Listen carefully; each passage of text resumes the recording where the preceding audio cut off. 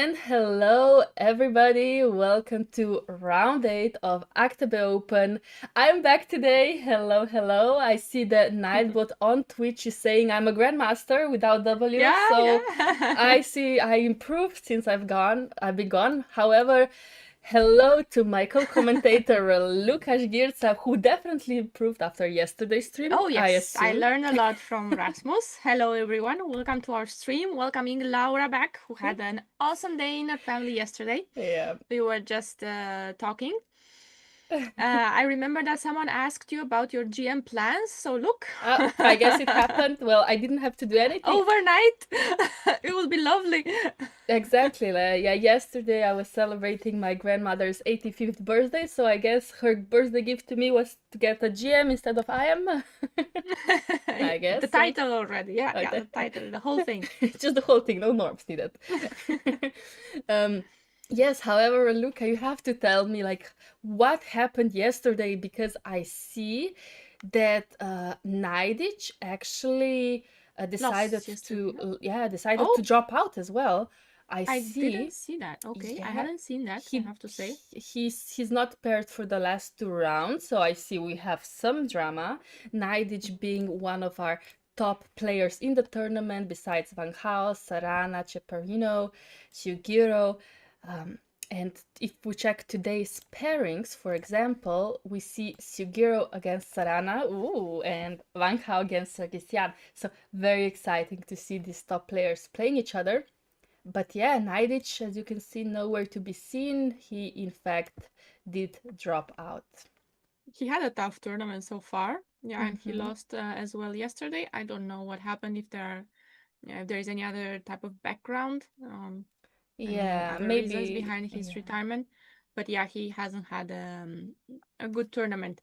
And I have to say I was a bit Mm-hmm. disappointed to see today's pairing Mm-hmm. because I was really, really hoping for Van Gaal Sarana. So what, they're gonna save the best for the last? Oh, that's true. You're absolutely right. Van Gaal could be playing Sarana. Oh, but he is. I guess this ninth round might be the top tier round. I mean, we would love to see this match for sure. And meanwhile, talking, actually, the games have already started. But yes, this still Sugiro, I think, being one of top players. We were talking about him a few rounds ago that maybe he did not reach his potential when he beat Carlsen. And maybe, he's coming back. He's saying, you know what? Yeah, let's He's let's playing do it more, for. maybe. Yeah, exactly. Maybe he's Oh going no. for it now. Who knows? We will see. Maybe he might win the tournament. However, Sarana, even though I was gone, Sarana is still the only leader. He is the only leader. He drew yesterday. Mm-hmm. It was a very quiet game, very calm. Not much happened. As also the Sugirov against Van Mm-hmm. Gaal game was very Uh-huh. calm. We Uh-huh. didn't have No a lot blunders, of no things drama. happening. No, Uh-huh. no, no, no. It was quite. At some point, we thought it was very dry, and then Uh-huh. it seemed like it wasn't going to be that clear. But as they just found the way they always do. They do. They really do. Yeah. I wish I had this kind of resources. Like sometimes I just feel worse and I almost mentally already give up. But Mm-hmm. these players are so resourceful and have so many good ideas. I And wish. sometimes it's like you said, you just feel worse. It's not It's not like you you're are, you not just actually feel. worse. Yeah, Yeah, yeah. it's because it's uncomfortable to play maybe Mm-hmm, in mm-hmm. the position, Uh-huh, absolutely. but all's good. Yeah, so you Yeah, have to tell me yesterday with Svane. Sadly, I couldn't tune in, but it must have been a very, very cool experience, even though you had some delay. But I guess after technical difficulties, everything went everything was smoothly. great. Yeah, I Okay, think we awesome. we had a lot of fun. I hope everyone else had a lot of fun as Okay, well. okay, Everyone awesome. enjoyed it in the chat. Rasmus answered a lot of questions. Okay, Gave some awesome. advice, told us what he's going to play next. He's going to play in Ooh. Spain, by the way. Ah, really? What is he He's going gonna to play play? the team championship in Linares. In Linares. Okay, okay, You that's played there last year, right? I played there last year and I had a very bad time in the tournament because one of our players got sick, so I had to move up Oh. to a different board. So one board higher, I think it was board 3 or 4. And Or maybe. I think it might have been 4. Yeah, I don't think it was 3, but definitely didn't expect this. And I had a very, very best tournament there. Like I was playing 24 plus players, and I played here in year actually. I know, that's why I was thinking that maybe it was 4, because I was thinking what Yeah, board does he on? So they yeah, had Max Vardemerdam, yeah. they had Lopez. Maybe he Yeah. was actually third board. I don't Yeah, know. exactly. I could not recall because it was traumatizing experience. I love Linares. So I you love will not be Spain, but back? Is that what you're saying? I think the club is afraid of me now. Or I'm afraid of the club. No, it was really bad luck because I actually thought I was in good shape. But yeah, when you play these 24 plus players, it's. And I played Gledura, for example. I was almost Mm-hmm. winning against Benjamin Gledura with black pieces. In fact, in a Caro-Kann, -2, I think it was at least a draw I could have had. But there was no increment, or there was very low increment and after 40 move. And at the end, You mean there was no I think that second time control, right? yeah, there was either Yeah, there 15 was minutes no. or oh, okay, there was no, yeah. I don't think there's no. And you There's know, any. these top GMs just manage to swindle me, even when I get low on time, even if I'm in much better position. So again, like very very nice place to play chess, but I guess the club will not be inviting me.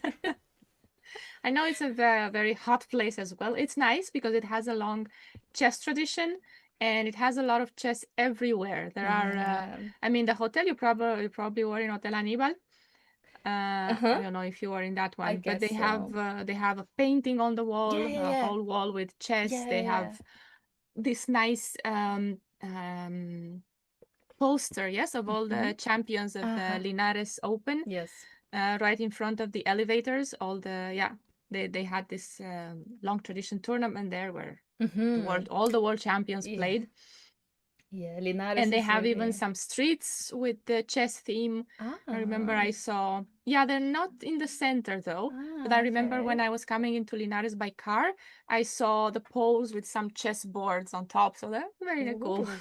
Okay, okay. Yeah. No, I remember like all these top tournaments were played in Linares, but sadly Mhm. not anymore, or at least maybe there's this break in Linares that we don't have these top opens there anymore. Yeah, they have the Spanish championships, Mm-hmm. Okay. team championships, and the individual usually were there. Okay, these years they moved to Marbella. So this year Mm-hmm. it will be in Marbella, and last year as well. Mm-hmm. They're sometimes Yeah, switching places, yeah, as they should. and Marbella is a nice place to be. Yeah, I believe so. I mean, every place in Spain is a nice place to be, except if you really don't enjoy hot places, then sometimes it can Linares might be be very, yeah. sometimes Rasmus it can was be very difficult. scared of it. Oh He was no. telling me, "Oh, I heard it's very hot." Yes, it's very hot. Indeed.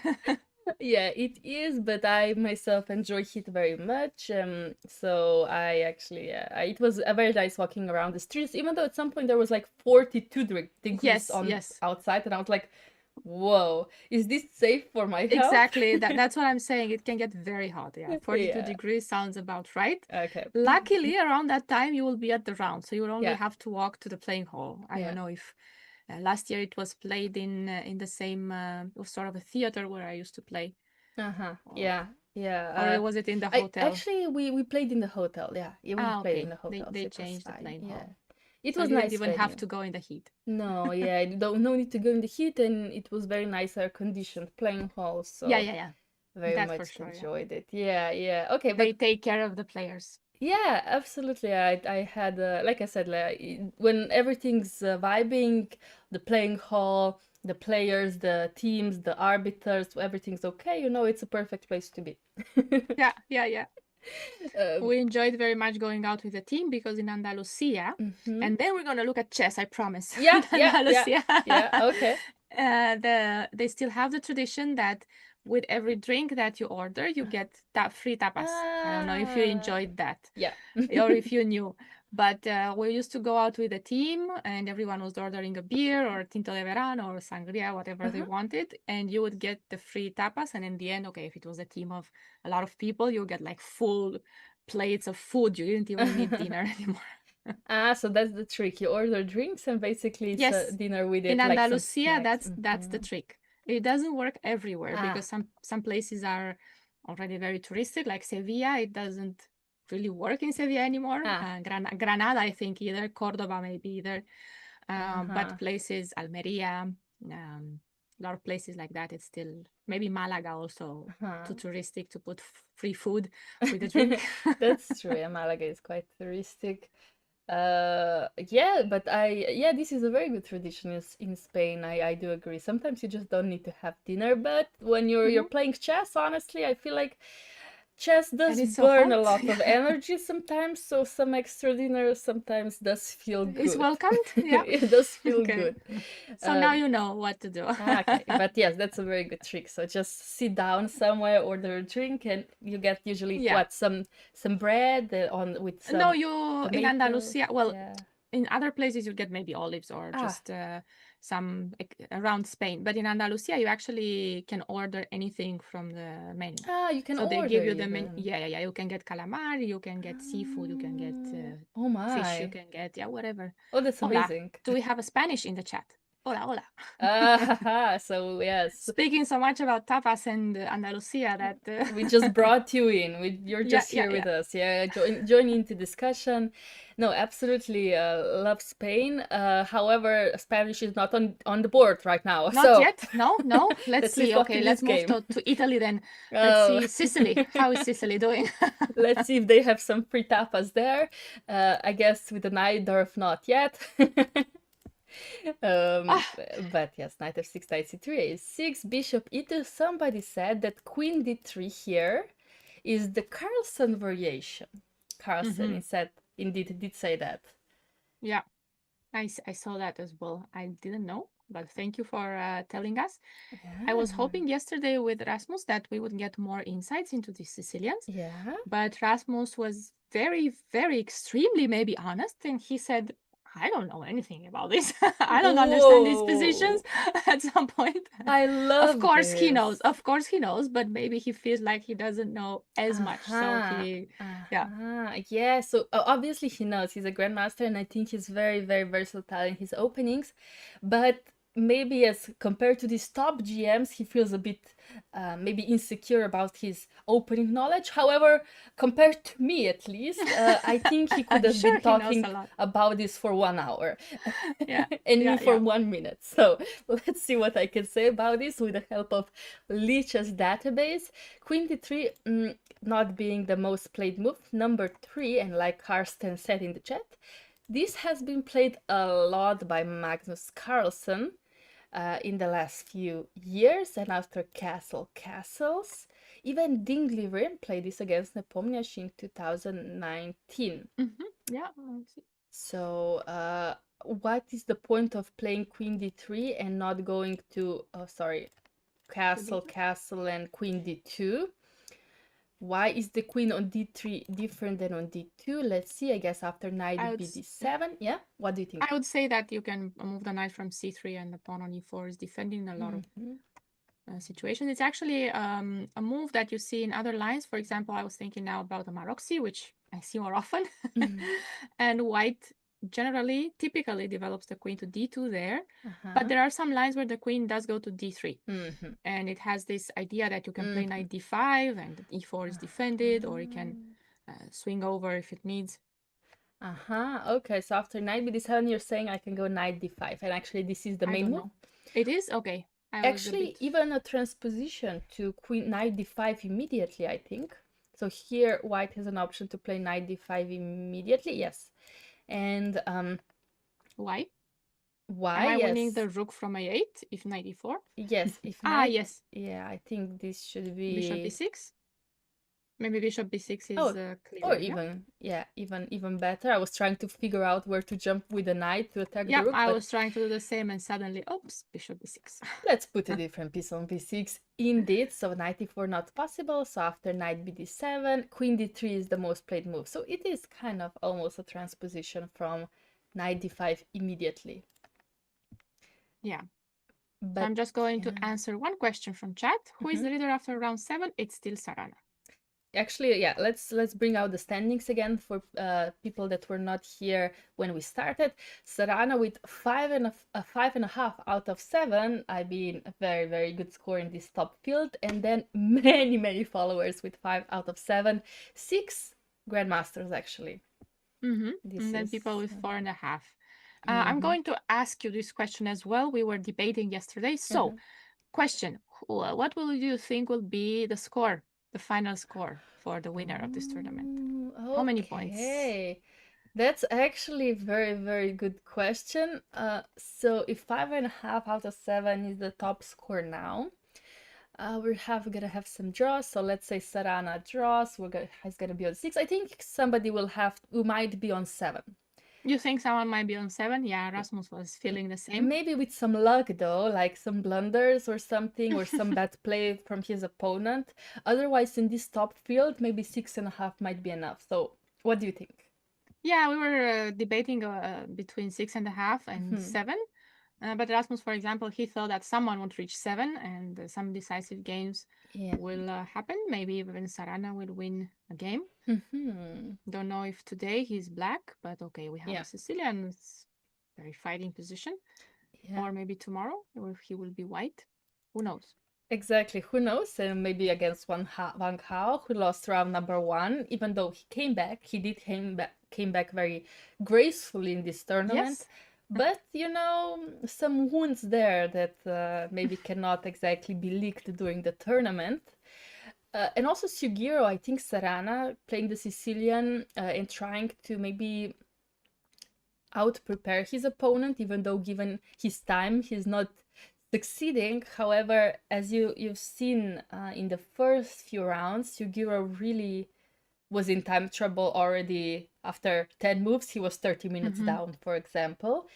And I thought that Sarana might try to trick him in the opening to play something that's unfamiliar. For example, knight c6 definitely not being the top move here. In fact, it is knight d7, like we mentioned before. But, you know, Sugiro just knowing exactly what he's doing with a3. He looks like he knows. He wasn't caught off guard here. And I was seeing that Karsten is telling us that the queen d3 could be going to g3. So yeah, we were thinking about that. It has a double purpose. Yeah, you can defend e4 with have knight d5 in positions, and the queen can go to g3. Oh, of course. Yeah, that would be very nice if I could just play bishop d2, queen g3 immediately, like, and then forcing black to move his king to h8. But I don't know if this is exactly the main plan of white here. Maybe start with something like rook d1. Could be continue with something like f4 as well. Yeah, whenever white goes f4, one idea that black has is to take and put a knight on e5. We see that quite often. And the Sicilians, he doesn't have to, but it's there. So it needs to be checked. Because I think here, I'm not sure that we want to let white advance f5. If the knight was on d7, maybe you had bishop c4, yeah? If that happens. But with a knight on c6... Yeah, with knight on c6, maybe it exists even like that. Yeah, I think we might see, I don't know, let's see what the main move here is. It's still knight d5, still being the most played move. White could also decide between rook ac1, rook fd1. This looks like a healthy plan to me. Also h3 already been played, kind of to avoid any knight g4s in the future. I would understand this, because even black might want to play f5. You never know,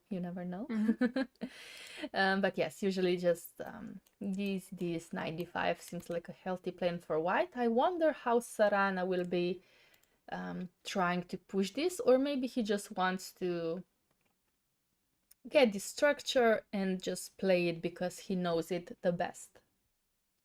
Yeah, we will see. Yeah. We will see what plan he goes for. I'm guessing something that has to do with the square c4. Yeah. That many times happens. Would be nice. Yeah. But yes, I think Sugiro will be thinking a bit for now, because even knight c6 not being the main move, then rook c8 already has some ideas, like you said, maybe b5, maybe knight a5, putting something on c4. Yeah, and now Sugiro might need to consider, does he want to go knight d5 already? Does he wait a bit? Does he put something on d file first? Yeah, or even like we suggested, even bishop d2, queen g3, you know, if he's feeling adventurous, who knows? Okay. Who knows? But I don't think so. I think we might predict something like knight d5 in the near future. Yeah, that's probably gonna happen. And okay, Mhm. while we let Sgîrcea think, Mhm. how is Van Gaal doing on the second board? Yeah, let's before we see d4 knight f6. Yay! I'm very happy Van Gaal playing d4. I just want to answer a question in the chat. There's because this is a Swiss tournament, there will no be tie-break games. I would also guess that there's not going to be any time breaks, but Buchholz will be deciding who the winner will be. Yeah, sometimes even in strong tournaments, in Swiss tournaments, you do have tiebreak. I think there are still tournaments like that. Yeah, it I'm not sure if happens. Menorca had them. No, who had them? Sieges, I think. Yeah, Yeah, might have had. he just has them. Yeah. Sieges had them, but I will double check and see if there are tiebreaks. From what I remember, no. Yeah. It's just the Buchholz. I also think there are not going to be any hassles with tiebreaks. Sadly, we do love when these players are playing Blitz or Armageddons against each other. I would So love to see that, that's but correct. yeah. Yeah, it will be Buchholz cut one, and then it's head-to-head playoff. So that's kind of direct victory if all tied players have played against each other, basically. And then greater number of wins and performance grading. Yes, so I guess no tie breaks, but here we have definitely a very interesting opening. With Van Gaal plays well. I mean, we have the Nimzo, and I'm really cheering for Van Gaal because I really want to see a game against Sarana tomorrow. So Yes, me too. I'm cheering for both players because they're both one of my idols, given the opening choices as well. I think both players are very good at Nimzo. Also, Sarana himself is one of the players I actually follow when I want to play the Nimzo. I check his games. So yeah, definitely want to see this match tomorrow. But we have E3 Nimzo with Bishop The D3. Rubinstein system. So after D5, what can you tell me about this opening for Raluca? Because I think your husband wrote some books about it. Yes, but for black. No, For I'm black. joking. Oh no. I'm joking. Yeah, I think here white has two plans, right? They develop the bishop to d3 first, and then the knight from g1 is flexible. It can go either to e2 or it can go to f3. I think Kasparov used to play a lot with knight e2. And usually when the knight goes to e2, then the idea is that you castle, you put the knight on g3 and you play f3, and you eventually go e4, right? You have these ideas. Yeah. You have to be very well prepared for that when you do it. Yeah, That would be a okay. plan. I guess this sounds like a very ambitious opening, right? This is not like a equalish opening, but you want to attack, I assume. You have some ideas to attack in the center, yeah.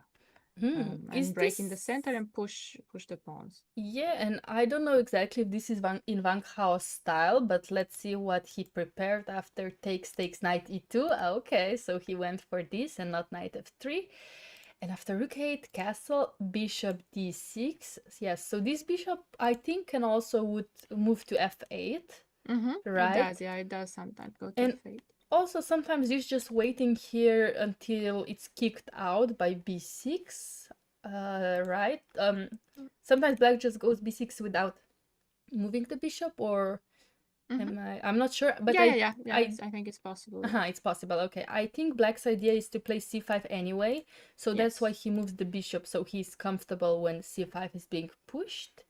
In fact, the typical rupture whenever white goes e4 is to see if c5 works. Yeah. So that would be kind Very of the good response. automatic answer, yeah, that you have to see. So, okay, I have a question here. If I am white, first move that comes to my mind is knight b5. Why is this not a good move exactly? I guess maybe it's not that it's not a good move, but maybe it just goes to the same place because of bishop f8 and then c6, and I asked to go back, right? So black wastes a move, moving the bishop, and white has to come back as well. Okay, so also white may wastes the move. Yeah, and maybe we get c6. Black probably wanted to play c6, c5 anyway, so. Yeah, okay, so that's good. Sometimes even I feel like if black wanted to have some fun, sometimes even taking with a pawn is not a bad move because Ah, these two central pawns, even though they look absolutely terrible, they're not actually bad because they do cover all the squares. Maybe not in this type of structure, but sometimes I would even consider this idea for black. You know what I was thinking if bishop h2 works? yeah. But I guess it Mm, doesn't because king goes to g3, yeah? I guess king g3 is... I guess king g3. Okay, I don't know. because I guess this doesn't work. I would assume either f4, f4, and then the yeah. queen doesn't have g6. It doesn't have, yeah. And I could go here, but then rook h1, so Rook h1. this doesn't achieve anything, sadly. I wish this worked. But okay, Van Gaal is prepared here, so he went bishop d2. I think Yeah, preparing I rook was c1, yeah? rook c1, but I was saying that many times you need to prepare e4, right? So you're not just Uh-huh. going to play f3, e4, because you know that's the plan. Mm-hmm. You need to have it all covered. So the way to prepare it is actually after you play f3. This bishop many times makes it to f2, so you control this diagonal, and then you go e4. Uh-huh. And you see this a lot in Kasparov's games, how he Yeah. prepares that So in this type slowly of but structures. surely. So it is kind of Yeah. strategic, but at the end it can be very aggressive and adventurous if played right. Okay, I like this. I like this maneuver. The point is again that you're prepared on move c5 because the bishop will now be here. So it's gonna make this diagonal much safer to be on. Okay, I like this. So b6 on the board. Knight f4. Okay. Now, so not knight g3, not Yeah, f3, not I was rook actually c1. wondering if in this structure we can still go for the same plan, Mhm. because I saw there are games with f3 here, right? There are games with f3. Yeah. Yeah, But I'm just a bit worried about c5. Yeah, every time that this yeah, happens, maybe it's no longer such a great moment yeah. to I play it. agree. I agree. I mean, probably. I know that engine loves it when c5 is being pushed, so I would assume the engine says, "Oh, this is equal," or even black is slightly better. But I mean, queen e1 being the most played move here doesn't look so bad, right? Doesn't look terrible, but maybe I can prepare it better. Yeah, no, e3 can be very weak already in these positions. So maybe there is like right here there will be no time for everything that White would like to do. Yeah, maybe not. So that's why he starts with bishop d2, and after b6, I wonder why not now. So if I go f3 now against c5, and you're saying that still, even in this scenario, even here, I am way too pinned on this diagonal to play e4, yeah? Yeah, it looks a bit scary because I think every time we need to check if this works. Do I take on e4 first? That's a good question, but let me try to take on d4 immediately. Yeah, yeah, and if I take, I guess this is just way too Something like that, yeah? scary. Yeah, this looks way too scary. And after takes, I would assume you can even start with bishop b7, taking on e4, whatever you want, yeah? Yeah, I'm just checking what if I take immediately Mm-hmm. and try. Okay, I Takes and cannot maybe try f5, anything. no? Yeah. No, I mean, you can try it. Ah, yeah, yeah. Takes, maybe f5. Okay, no. I'm not sure. Some calculations need to be Does done it win? here. It doesn't win anything, yeah? I Not guess winning not. Yeah. anything. I guess it's not winning anything yet. Like, okay, even queen b3 looks a bit dangerous here because of knight g5. You do not want to let this happen because oopsie doopsie. Now I would love to have this checkmate. I'm sorry, I just had to show it. I just had to show it, you know? Just for the viewers. Totally didn't happen to me. No, of course, this is one of the checkmates you practice when you're a kid. And you dream about giving, yeah? Oh yes, and you dream about ever, yes, making this kind of checkmate, but always have to have it in your head as a maneuver. But I think you're right, and I think my cat also Hello. agrees. You agree that this is definitely a checkmate that you want to have. Yeah. Yeah, so f3 not being the fastest move here. So that's why knight f4. Okay, I'm pretty sure that Wang Hao might have prepared this. Okay, he spent 4 minutes on it though. Let's just see what is the main move. Rook c1. Probably remembering the ideas here, thinking about which idea he can go for. Yeah, absolutely. I thought that rook c1 is something you play first because you threaten this knight b5. That's right. So probably here either a6 or c5. Yeah. And c5 being the most played move, and still you play knight b5, forcing bishop f8. And let's see what has been played for. Okay, f3 has been played once, and by Carlsen. Oh. So might have been good. But he lost. I don't know. No, wait, did he lose? Wait, no, I think Carlsen won this game. So then, okay. But still not being the most played move, because d takes c5, b takes c5, bishop c3, kind of wanting these pawns to hang here. Yeah, it doesn't make a lot of sense to play f3 anymore if yeah, no need. If c5 is already on the board, then f3 is a bit it's not strategically correct maybe. But okay, knight f4 on the board. Yeah, I was a bit curious about this structure with knight f4. Yeah, and Sgîrcea of course took it, yeah, because why not? Why not? Because this bishop sometimes just stays on f8 and waits for the right moment to come back into the game, and now it's like, oh, you know what? I don't need it in the game. Why would I have it? And bishop a6 on the board, yeah. Yeah, I think that's the idea. You give up the bishop pair just because you're going to trade immediately one bishop.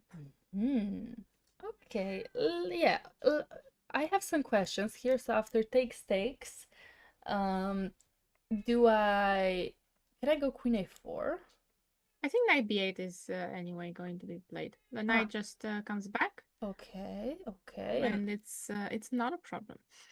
You're saying it's not an issue. Okay, fair.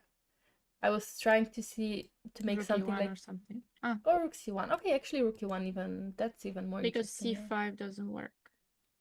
Oh, I mean, cute. d5 is gonna actually that's cute. Yeah, absolutely. Let's just show it. So after c5 I would probably take first, then in case you take I play knight d5.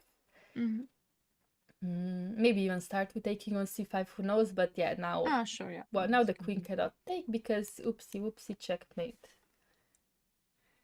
Oh yeah. So what on rook e1? Yeah. Sometimes here black doesn't want to go c5 but go c6. So maybe this is just a safe option, because now he's saying, listen, you will never play e4 anymore, so I do not care about c5 either, because this is actually not such a great pawn because I could attack it in the future. I was just slightly worried about the knight on b8, but maybe it's not going to be a problem because he defends c6 and plays knight d7. Yeah, somehow I would love to make this happen. So for example, let's say white, I start with taking, I don't know, maybe I take with the knight, put it here first, then I would go, I don't know, queen c7, knight d7, knight f6. That would be nice. That's what I was thinking, that maybe we can defend and this knight goes to d6, which is, by the way, a very nice square in this structure for the knight. Yeah. You would love to have your knight on d6, so that's why probably rook e8 is not one of the top moves suggested by the engine. Did they already play this? Okay. Okay, let's see. Queen a4 is on the board. Position, yeah? Okay, wait. I'm looking for my cat right now. She's somewhere. We can hear her. You can hear her. Okay, let me get you. Come here. Here. Look, there she is. You can see her. Okay, wait. Come here. Oh, we're tired, huh? Yeah, it's exhausting to play chess. Yeah. Oh my god. She just understands us, yeah? She just gets it. Yeah. Come on. Come here. Did she also have a party yesterday? I guess she had a party at home. Yeah. Cat party. Here. Oh, cat party. With no people. And I'm just going to take this moment to answer a question. Why is Laura IM and I am WIM? Because they are different titles. That's all. And Laura has the IM title and I have the WIM title. I don't also have the IM title as Laura. So yeah, it's true. There are different titles, and no, I am not a man. I'm a girl that just has an open title. So Actually, these are not men and woman titles. There are woman titles and open titles, so they're open to everybody. And I just decided to have an That's a open good one, point. you Yeah. know. Yeah. I just decided Because to have it. it's higher. Yeah. So it's Yeah. basically the requirements you need to meet to get the IM title are higher than both the requirements for WIM and WGM. So of course you would want the higher title. Yeah. Why not? Yeah. Why not? Why not? If there's a chance, I'm grabbing it. But yeah, so this again, a very interesting conversation to have, especially between chess amateurs. Like it's some like if you don't know exactly what is happening, it's good that we explain it as throughoutly as we can. Yeah. So queen, So yeah, go ahead. Queen a4 on the board. Queen a4 on the board. And I was wondering while we see what this knight will go, if it will go indeed to b8. I thought it would. Yeah. But who knows, maybe queen c. No, queen c8 is actually not even possible, yes? It's possible. The rook is still on f1. We can play rook e1 and then threaten e8. Yeah, I think rook e1 would be a good response on queen c8. I think, like you said, knight b8 might be the best move, except if we are missing something, a blunder, but I don't see it.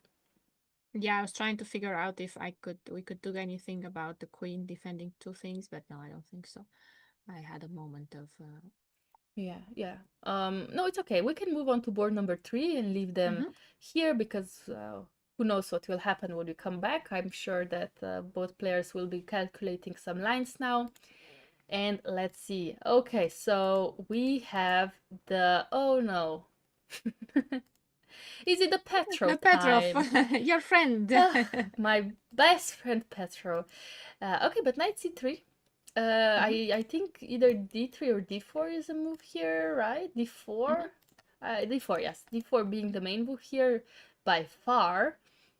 Okay, but knight c3, let's see what will happen in this game. Oh, but transposition. Okay. Transposition kind of now. And what can I tell you about this? Okay, h3 g4. Okay, not so innocent. I really thought we will see some exchanges and an end game, and then we just go home. But no, g4 and g5. Listen. Okay, what will we have here? Listen, this maybe is not so innocent as I thought it was. So how would we attack? Are we going to attack? We are, yeah. F4, F5. Is that how we're going to attack?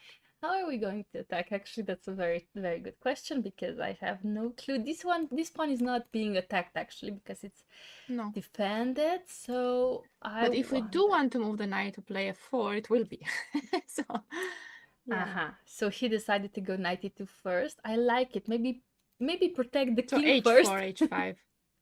Yeah, maybe h4, h5. I would like either my knight on f4 or g3. I feel like g3 is a very safe space for the knight. Yeah, it's going to f5. Okay, yeah, this looks like a dangerous plan. Play h4, h5, I guess. The knight can even make it to f5. Absolutely, yes, actually. But I think that given the time difference, black is better prepared than white. So I wonder what black has to do here to avoid this plan. I mean, like you said, h4, h5 looks very, very nice with white pieces. And how do I respond with black? I'm having some issues finding ideas actually. For example, if I don't know, if I decide to go knight c6, I don't care. I still go for this. I can go a5, but I go for this. You know, it just feel like I'm not doing anything.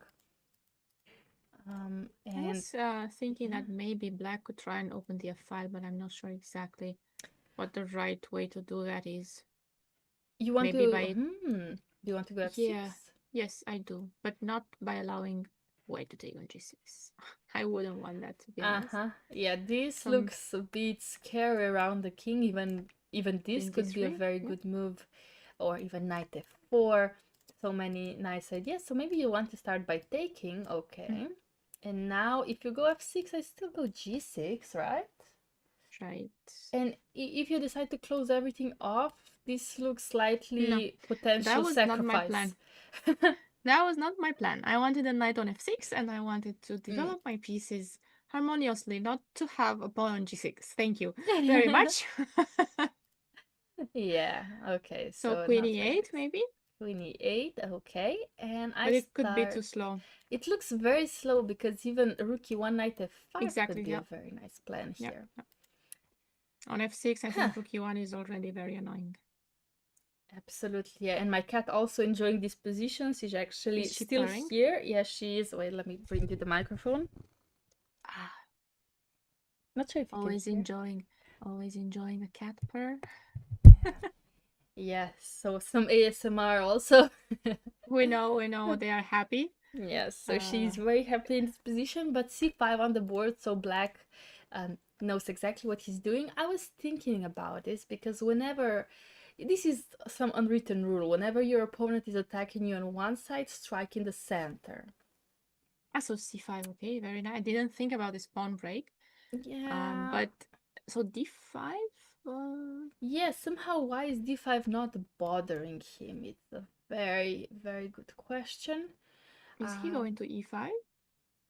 Oh, you want to start with playing knight e5 immediately.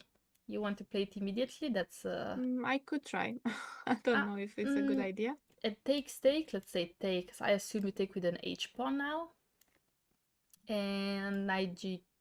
Oh, okay. G5 is hanging now. Okay, fair, fair, fair.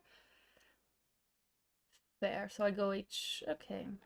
Okay, this could be an idea. Okay. You know, I have been thinking very hard here, and I'm very tempted to actually take this way. You are. Yeah, because okay, if h4, which you probably will not play, I would like to bring the queen in and then the rook in, and that would be really nice. Yes. That would be actually very nice. Actually, you're right. You're right.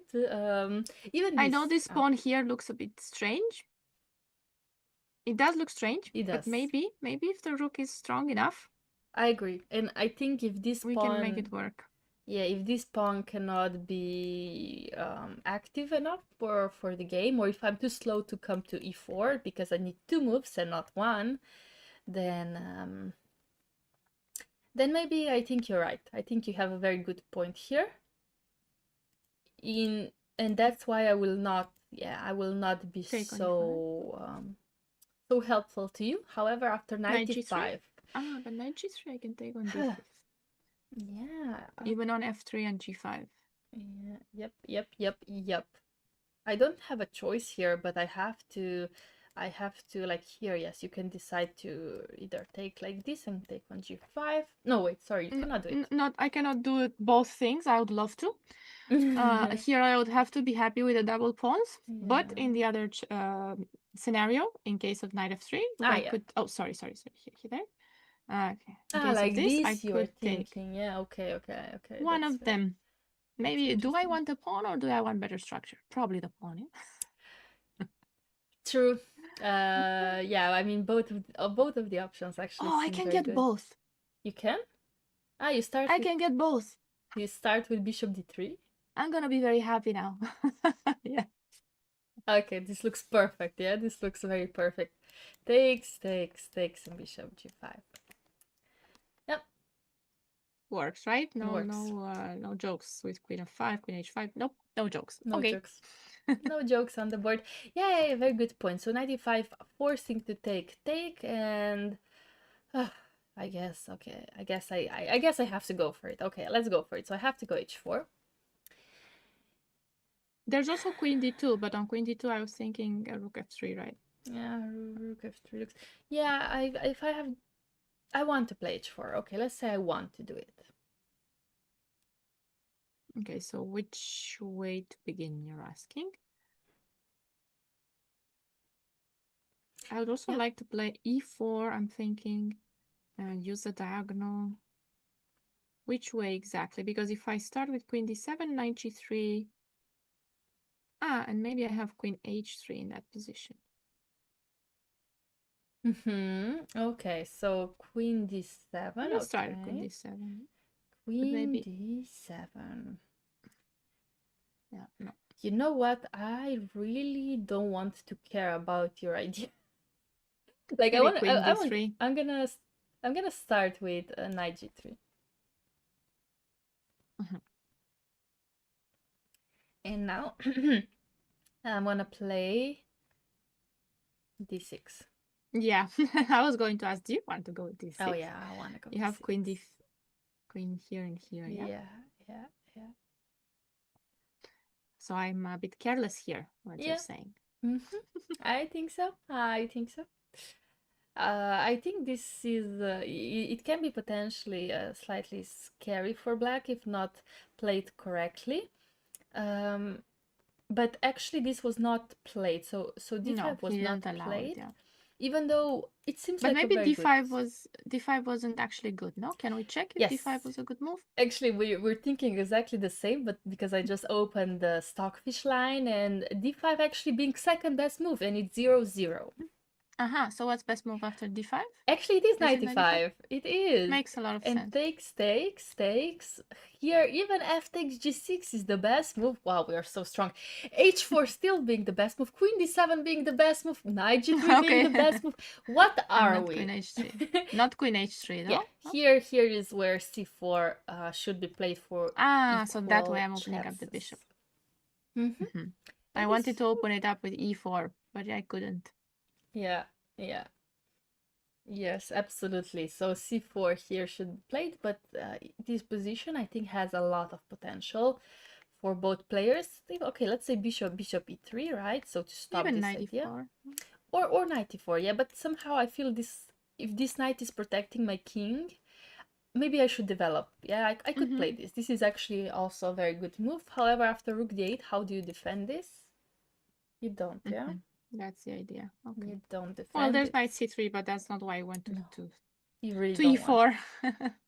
Yeah, so for example, after bishop e3, if you decide to go rook d8, let's see if I have something else. Yeah, I could play queen Maybe e2. move the queen away, exactly, and play rook d1. Yeah, and after takes, rook d1, queen e6, you still protect its pawn, takes, and now some activity through the d file after knight c6. Now maybe knight e4 is very active because you have these weak squares. Let's say you go back with the bishop, and now maybe knight c5 or bishop c5, whatever you prefer actually.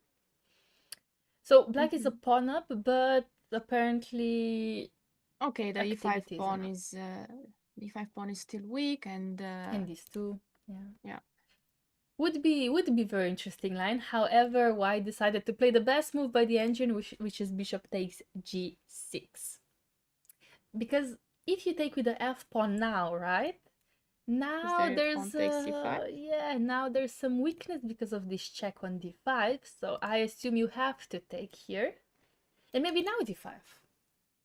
Yeah, and that would be a completely different position. Yeah. Well, similar to what we had, but at least the rook's not open. Yeah? So I think that should be a plus for white. I think it is a plus. Yes, absolutely. Less activity for the black. My cat is still here and still enjoying, so I don't cannot pay attention. You cannot move very much. I cannot move, and I cannot pay a lot of attention to some ideas. So I was thinking that maybe the pawn on d4 is actually well placed where it is because the knight is not coming out so easily. So perhaps we don't need to push d5 and we can develop with bishop f4. This cannot be wrong either, I guess, no? Okay, but after knight c6, would you respond with c3 or would you just leave it like it is? On knight c6, I was trying to figure out if I could do something along the d file. For example, I'm trying to figure out if I could take and now bring the rook to d1 in a good way. I haven't found it yet, but maybe you can help. Yeah, no. I think I don't know. You have a very good point, but maybe I don't need to take on c5, but can just start with queen d2 or something. And then rook d1 like this, maybe. Okay, yeah, that's a good point. Because black never wants to take. Yeah, whenever you take immediately, I feel like you give black slightly more freedom Correct. Yeah. Ooh, That's okay. why I didn't want to do it. She just decided she's no longer comfortable, right? Yeah, she was just like, this is enough talking for the day. Maybe I will return. Yeah, look, you can Later. see her in the background still. Maybe. Okay. She got dirty. She was like, She had humans. just had a shower and now she was there and she needs to take another shower because Yeah, what to do? These are the cats. But okay, after queen d2, yes, I assume that here, for example, I don't know, knight b6 gives black more freedom. yeah, that's what I didn't like really Yeah. about this. And I Yes. like the idea of keeping everything under tension with queen d2. Yes. You could still go for something like knight b6 for sure, but Yeah. that gives also why the option to close everything off if And then you 95 want is to. not possible, for example, which was nice. Mm-hmm. Or is it? Or even here, what if I just go rook d1 actually? Like I'm very curious like how does black respond here? Because even if you go knight d5, I just go bishop g3. Very simple. I was looking at knight c4 rather than knight d5, but No, queen c3 and I'm no I'll keep issues. going. Even this, yeah, queen c2 or even queen c1 looks very safe to me. Both very safe Oh look, options. he took already on c5. Oh, not even playing Immediately. bishop f4, just taking. Let's see. So his idea is if the pawn takes. Let's see what he Maybe he wants. wants queen d5 and rook d1. So that's what I was looking for. I didn't need a Mm. bishop on f4, but now that comes with tempo. And if knight c6, but rook d1, knight b6, and the rook is hanging on d1, right? Yep. That's not how I wanted things It's to not be. how we wanted to do this. Definitely not how we wanted to I do was this. trying harder for white to just have the file. Absolutely, yes. This is like you said, this is not exactly how we want to do this. So after taking, what could be his plan? What could be his idea? I'm Let me thinking. just say hi to everyone who has joined us today in the chat. Thank you for being here once more with us. Yes. I recognize some names. Yes, that's very nice of you guys to be interested in this tournament and be interested in joining us and maybe learn and also ask some questions. Please do ask many questions. We are all actually learning here. Chess, you never stop learning, No. Somehow it never ends. What to do? There's always interesting things to learn and discover, yeah? Yeah, absolutely. It is. Yeah, chess is fun like this. Chess is fun like this, and yes, you're welcome. The cat is really making a show here, uh, having a shower in front of everyone. She doesn't mind. No, she doesn't mind. No, but I want to figure out what is the plan. Okay, black might take with a pawn. Could the plan be to bring the knight on d5 and then play c4? That's also a nice plan. Is it? I mean, I already pushed g5, Is it actually a nice plan? Learned that getting a GM is painful but fun from yesterday. Oh yeah, they were asking Rasmus as well if how hard it was for him to Oh get my. the norms, Yeah. and he told us about how he got his norms, and it was a bit painful, but yeah, in the end it was fun as well. Ah, really? So it was It fun. was yeah. Apparently it was. Maybe after he got all the norms, it Yeah. started being fun. I think Ah, that's how it works. I think so too. Like, I feel like there's so much stress, yeah, when you're searching for these titles, but once you get them, then chess maybe becomes, yeah, you feel more relaxed, yeah. Yeah, you do. I see this with Renier, for example. Ah. I see him much more relaxed during tournaments. Yeah, it's nice. It's refreshing to see him not being so stressed looking Okay. for the norm. I do feel that. I do feel that. So that is very nice. But yes, to get these norms, oof, yeah, must be a lot of hard work, a lot of stress. Feel like you work hard and you think you're improving, and then you come to a tournament and you lose rating, and you're just like, wait, what? Yeah, what happened? So yeah, chess can sometimes be tough like You this. understand chess better and everything, right? And then yeah, then you're just like, wait, how do I play worse? But yeah, it is tough. But to be fair, yeah. I have a feeling that this has to do with overthinking. Yeah, it does. Because probably by knowing more, you develop your intuition better. Yeah. And it happens a lot to me, and I think to a lot of students and a lot of members in the academy that I see. I'm not the only one. It was nice to see that they see the best moves first, and think about them, and they end up playing something else. And that's because they started looking into that move, and then they saw something Yeah. that didn't exist, or thought that the opponent had Some something. fear, yeah. So you probably develop this intuition, but I don't know, maybe you also develop this idea that you need to look very deep into things and not, you don't trust your intuition.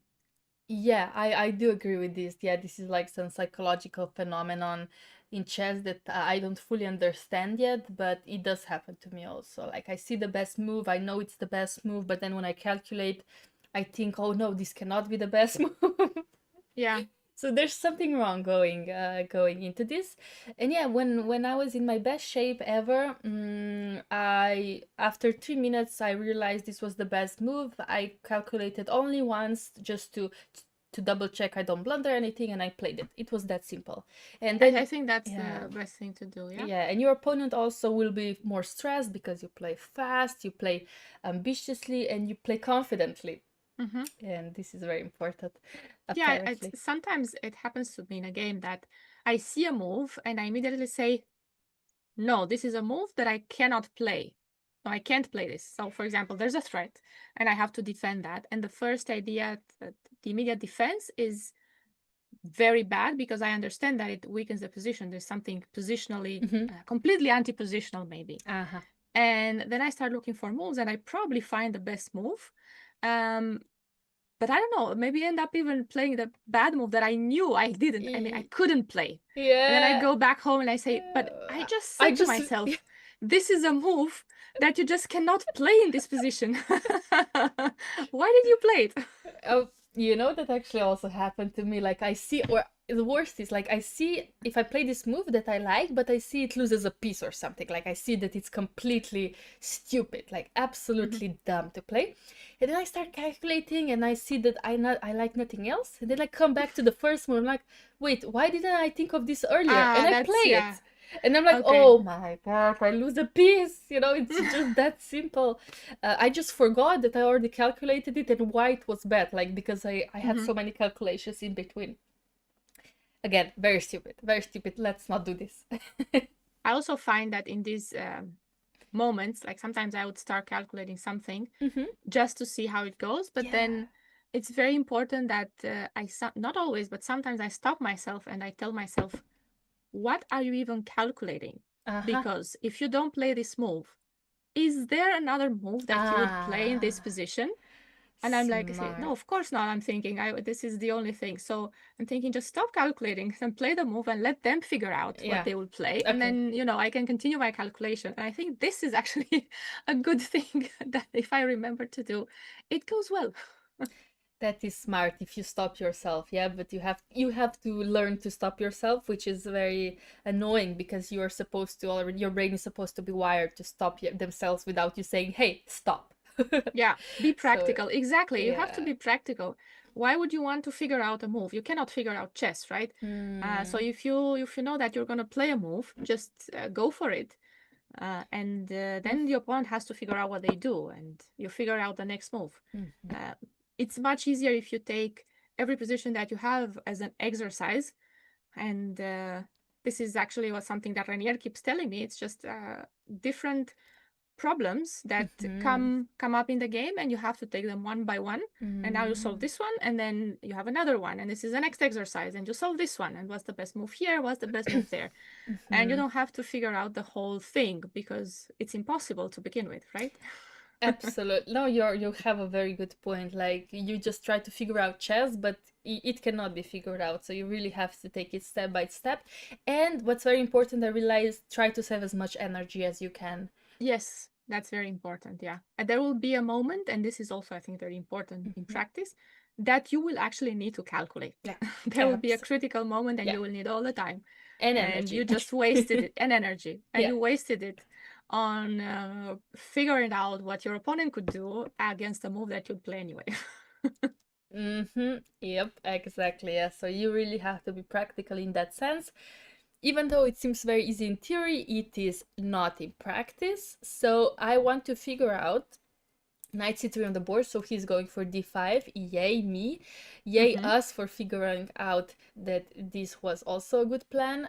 But can we jump to board number 4, because can we figure out this position? No. Can we figure it out? Okay, so let's start. I'm gonna from the start by beginning. counting the pawns. Okay, let's see what the opening is. I just want to see how this transposed, because it was a Najdorf again with a6, bishop e3, e5. Okay, very normal, very healthy so far. Queen d2. Okay, so we had queen d3 in a different game, right? No, it was not this. This was a slightly different position. So queen d2 here. And long castles. Yay! So opposite castles on the board. Let's see, b5, g4, castle, king b1. These are all very thematic moves here. And knight d5 on the board. Black, so Ceparino decided to capture this knight with the bishop. Looks like a healthy capture to me. And a5.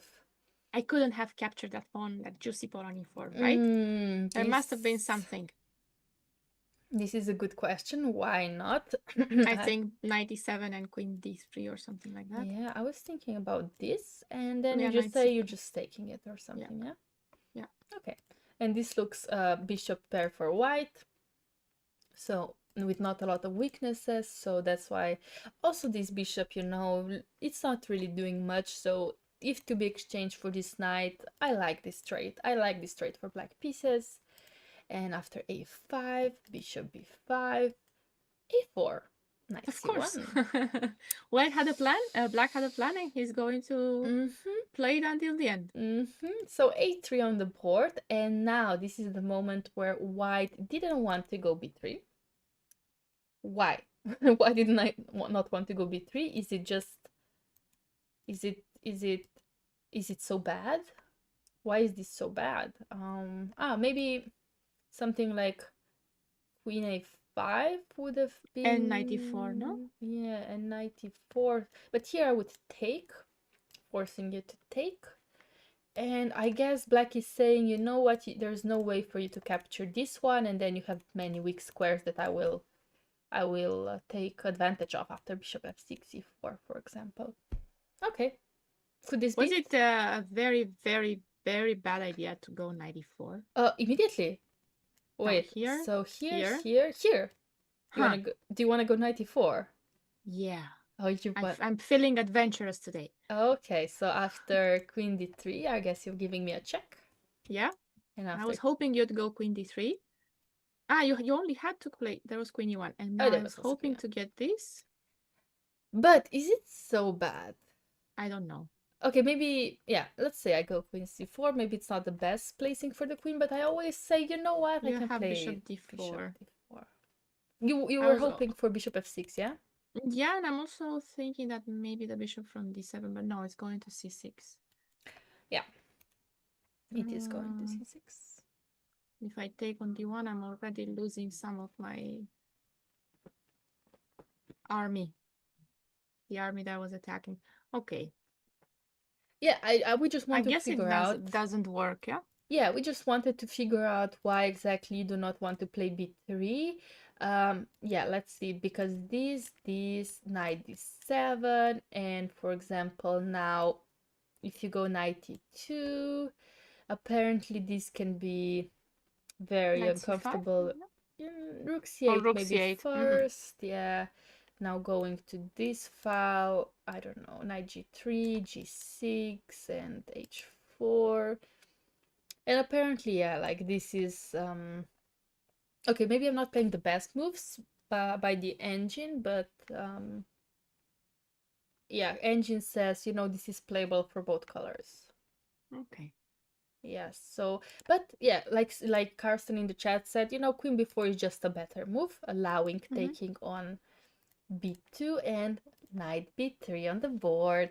And Ceparino just played queen c7, and somebody in the chat also says, I tried Ceparino with his Najdorfs. I would trust him too. They tried this in bullet. Oh. What? Really? Who has tried this in... Oh. Maybe this line is playing bullet. I saw that queen before. Let me just check the database. Yeah, I see some games here. I just didn't realize they were bullet. Yeah. So if I want to... Oh,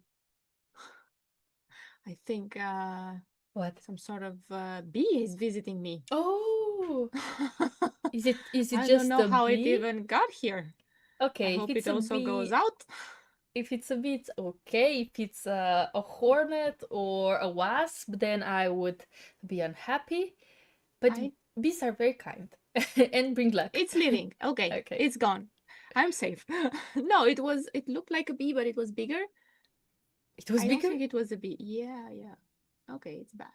It likes me. I hope it will go away. Uh, Outside is usually better than inside. You know, you have flowers and everything. okay, very interesting choice of placing for the bee. Okay, maybe you're just, you know, maybe it's a lucky bee. Who knows? Who knows? Yeah, I'm a flower. Yeah, you're not allergic or anything, yeah? No, but I wouldn't want to be stung. No, she will not stung you. She will only stung you if she will be afraid, but she's not gonna stung you for no reason. I will sit still and play chess. Yeah, Queen C7. let's just stick to chess. Um, okay, the A3 approach has been played in bullet. Ah, okay, so this actually opening has been a very common bullet opening. Understood. However, this is not a bullet game, so how to figure out exactly what is happening here? Is G5 not an idea? It is an idea. Do I have doesn't I have to go to E8? No, you could Doesn't. go There's to also H5. H5, You could but I go don't to know which one's H5. better. I like H5 usually just to keep the rooks connected, and then you can always just go G6, knight G7. But basically what I'm trying to say, no, actually you cannot go here because oopsie whoopsie, both knights Ah, are the knight on hanging. D7 is hanging. Yeah. So let's not do this. So you're Only square is forced. E8. You're forced to go here. That's also what Chaperino was thinking a lot for Queen C7. Probably wondering, okay, how can I approach this? Knight D8, and where is this knight going from here? I guess nowhere yet. Nowhere yet, but maybe it will make its way to C7 Eventually. eventually. And I don't know where from C7, if you ask me, but at least to C7. Okay, if maybe some queen B7 ideas and knight C7, then it's gonna do a great job on C7 in that case. Okay, fair.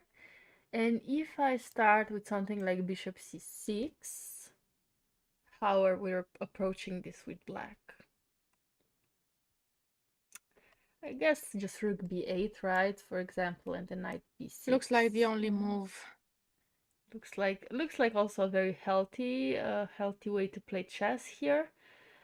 Okay, I could start with this, forcing knight b6 and say, okay, and now I have queen a5, but this queen is not even pinned because of this knight on e8, it's protected.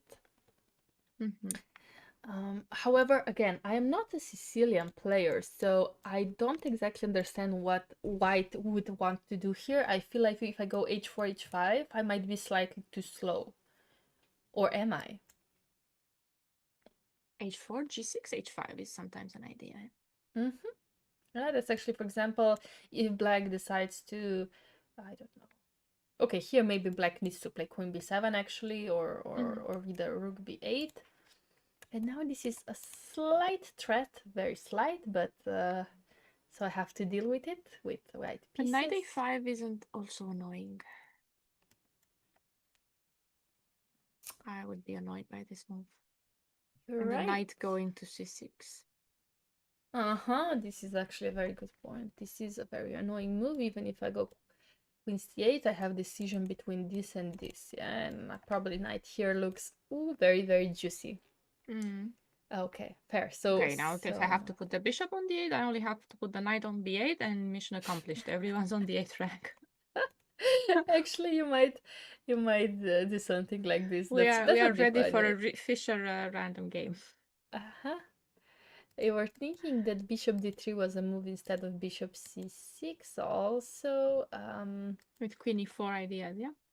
Ah, also Maybe like to provoke this. g6, and then h4 has makes more sense, perhaps. I like this. I like this approach as well. And okay. Maybe black can go f5 actually on queen e4. So it would be a better idea.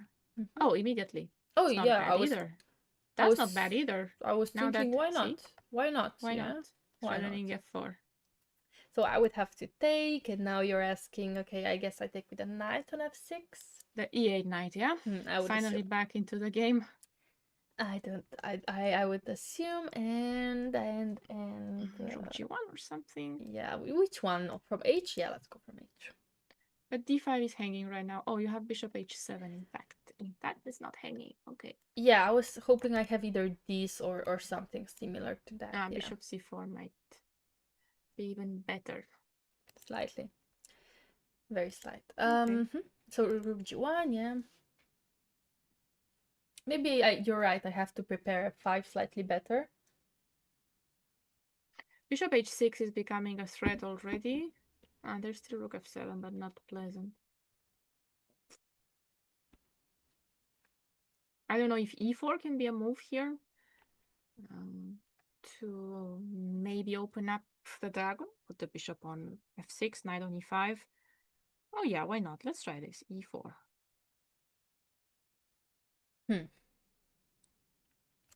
Well. Well, actually, I'm also giving you this, so you win some, you lose some. But the knight on b3 was defending the king very well, so let's see who wins more, right? Yeah, exactly. This could turn into something very tricky very quickly. Like, for example, after this, the first question is what happens if I just take here? You're thinking immediately. Yeah, I was thinking after, yeah. No, I'm already thinking immediately because I assumed that you wanted to play something like this. But just king h8, I really don't see... Okay, I don't exactly see if this is strong enough for white. Okay, but now that I'm finding this idea of e4 very interesting, let me do something. Could I have... Immediately? No, I don't think immediately it makes much sense because bishop f6. So I have to play this first. And play e4. Okay, yeah, you're right. I have to do it this way. So knight d4, I don't like it. I really don't like it. I guess I will take it. Yeah. And okay, I'm hoping. Could you take? No, maybe because I always cover on f6.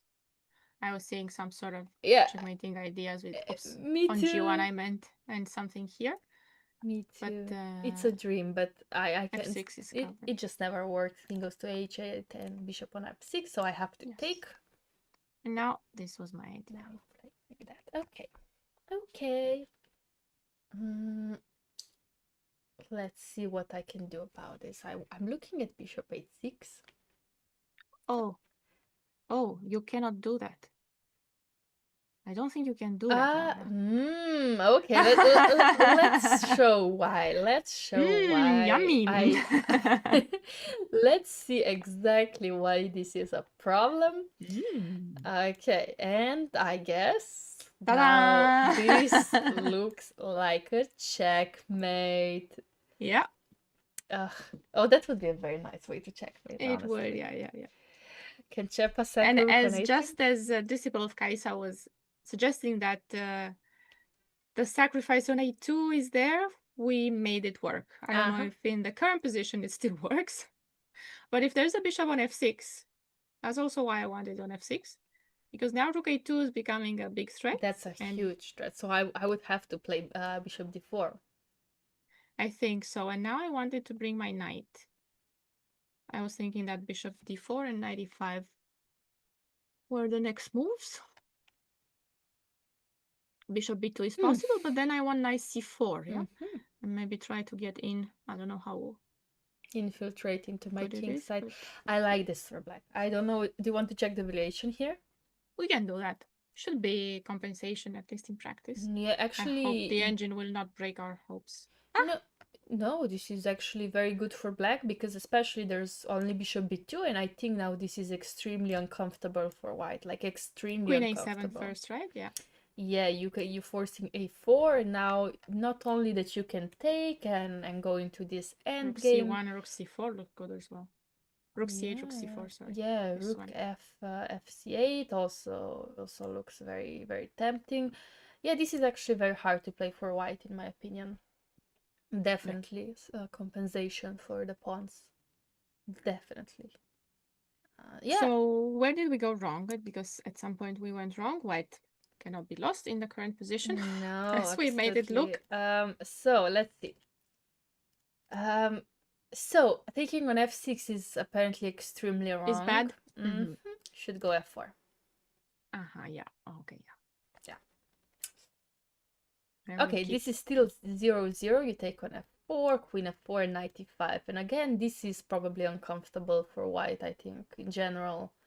Black has these ideas, or... But at least the knight is on e8, and the bishop stays on e7. That's I feel true. that pawn on g5 is very important. So the idea is to contain black's pieces. Yeah. Looks like it. Yeah. It looks like restricting them would help a lot.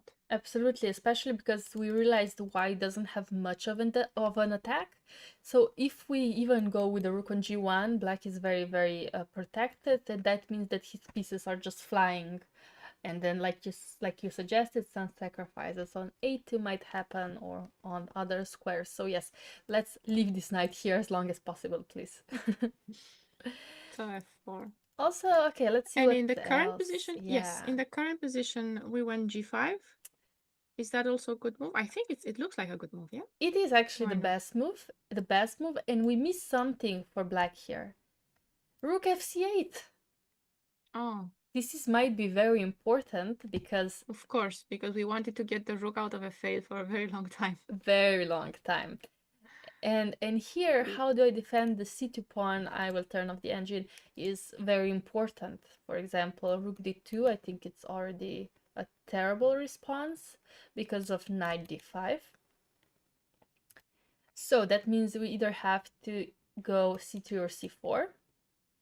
Also have to point out that bishop d3 allows knight d5, yeah? Yeah. So that's not going to be pleasant either. Nope. So you're saying that this or this are the only moves? Yeah, and apparently c3 being much better than c4.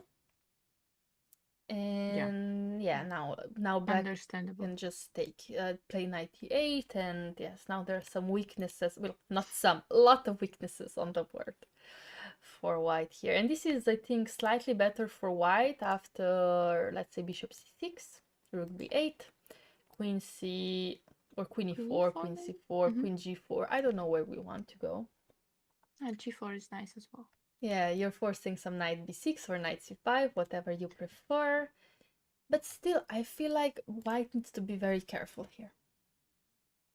Maybe it's not... He does, because I think these moves weren't so easy. But once he gets here, maybe it's gonna be easier. Okay, yeah.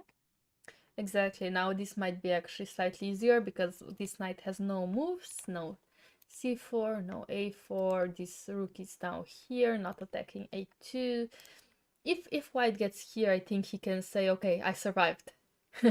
I survived, and now I can move on. So yes, this is actually gonna be a very interesting game, I think. Yes, I'm looking forward to seeing what happens. And I see now we just got to board 5. Amar is there. He won yesterday, by the way. So he's back into the top boards. Maybe he's going to bring some more excitement to the round. Well, let's see. There was a Sicilian on the board, again a neither. Very thematic tournament here. I feel like everybody's playing the neither. But going for h3. Okay, let's see what the prep brought here. g4 immediately. Takes. Okay, are we seeing some endgame here? Yeah, that's not what we were expecting to see when we saw g4 on the board, I have to say. It was probably... We were both thinking that it's going to be a fight, and well, it's going to be a fight, but we thought it would be some different fight. Aggressive. Yeah. Some different fight. There is long castle on the board. It's still not over. Black has some weak squares he needs to take care of. Let's see. So white is now playing for minority against the majority, and this king cannot castle, so it will be in the center. That's why bishop c5. I feel like it's kind of an important move to try to exchange this bishop, otherwise yeah, you have to put the king on e7. No? Yeah, you just have to put the king on e7. So there were exchanges made, and here king e7 was not possible. I assume this check. So knight d7. So black is passive. Black is passive, actually. And now white is also getting a weakness to attack, I guess, on the e5. Yeah. But is e5 possible? I'm guessing that there will be something wrong with e5 here. Let's check it out. What is wrong with the moves, like logical move like e5? Then you want to stabilize f6, king e7, and you're saying, I'm happy with the black pieces, so I have to do something about it too. First move that comes to mind is knight e4, but I'm not sure about king e7. What next? Yeah, king e7 or either okay, or king e7 first. Yeah, I think king e7 looks like a healthy response, because yeah, now you're not threatening anything with white. I'm trying to look at some teams where I could sacrifice here. What if I play rook d5 actually? I was going to suggest this before knight e4 now. Okay. Because maybe if the rook's still on h8 is even better, right? Yeah, the point is now, if black decides to follow with f6, rook d1, I think it's very uncomfortable forcing rook c7. And now And knight now e4. knight Nice. d4, yeah. And now knight d4 and maybe some knight d6 here. Or maybe it's not so bad actually. Maybe g5 is something to look for here. Oh, he played king d8. Okay, so king d8, that is going to the other side. It's very smart, yeah? Yeah, safer option, I guess, safer option. But that means there's gonna be weakness on e6, potentially. Or is it going to be a passed pawn? Uh-huh. Only future will tell if this is going to be weak or strong in the future. Huh. Actually, that's a very good point. You know what? I'm sorry. I just want to play knight e4 here. And if, let's say, king c7, I guess this was his idea. I really want my knight on g5. I really want it here. Please. Maybe it's probably not so bad, but the thing is you can never take on f5 because I think rook e7 looks very scary. Maybe it's okay, but it just looks scary in general. For example, rook d6 would lose. Oh, it doesn't. No, it doesn't lose. You can play this, but now my point is that, okay, I will take on f5, and this rook here is like the deadly rook, you know? That's what I'm trying to prove. Yeah, that might be a good point, because f6 allows knight e6 all the time. Yeah. Actually, I think this is very scary if you are in black shoes here. So that's what I think you cannot take on f5. So what do you do? Well, e6 is hanging and f7 is hanging, right? Yeah. It's not like there is you have many choices. much choice. Yeah. Maybe taking on f5 is the only option. The only option, yeah. Maybe it is just the only option. Okay, that's a bit sad. Maybe we don't have to go king c7. So on knight e4, then would f6 be the answer to my problem? No, I don't think so. I honestly don't think so. There are too many threats here. Yeah. Too many threats here. Also this one. Yeah.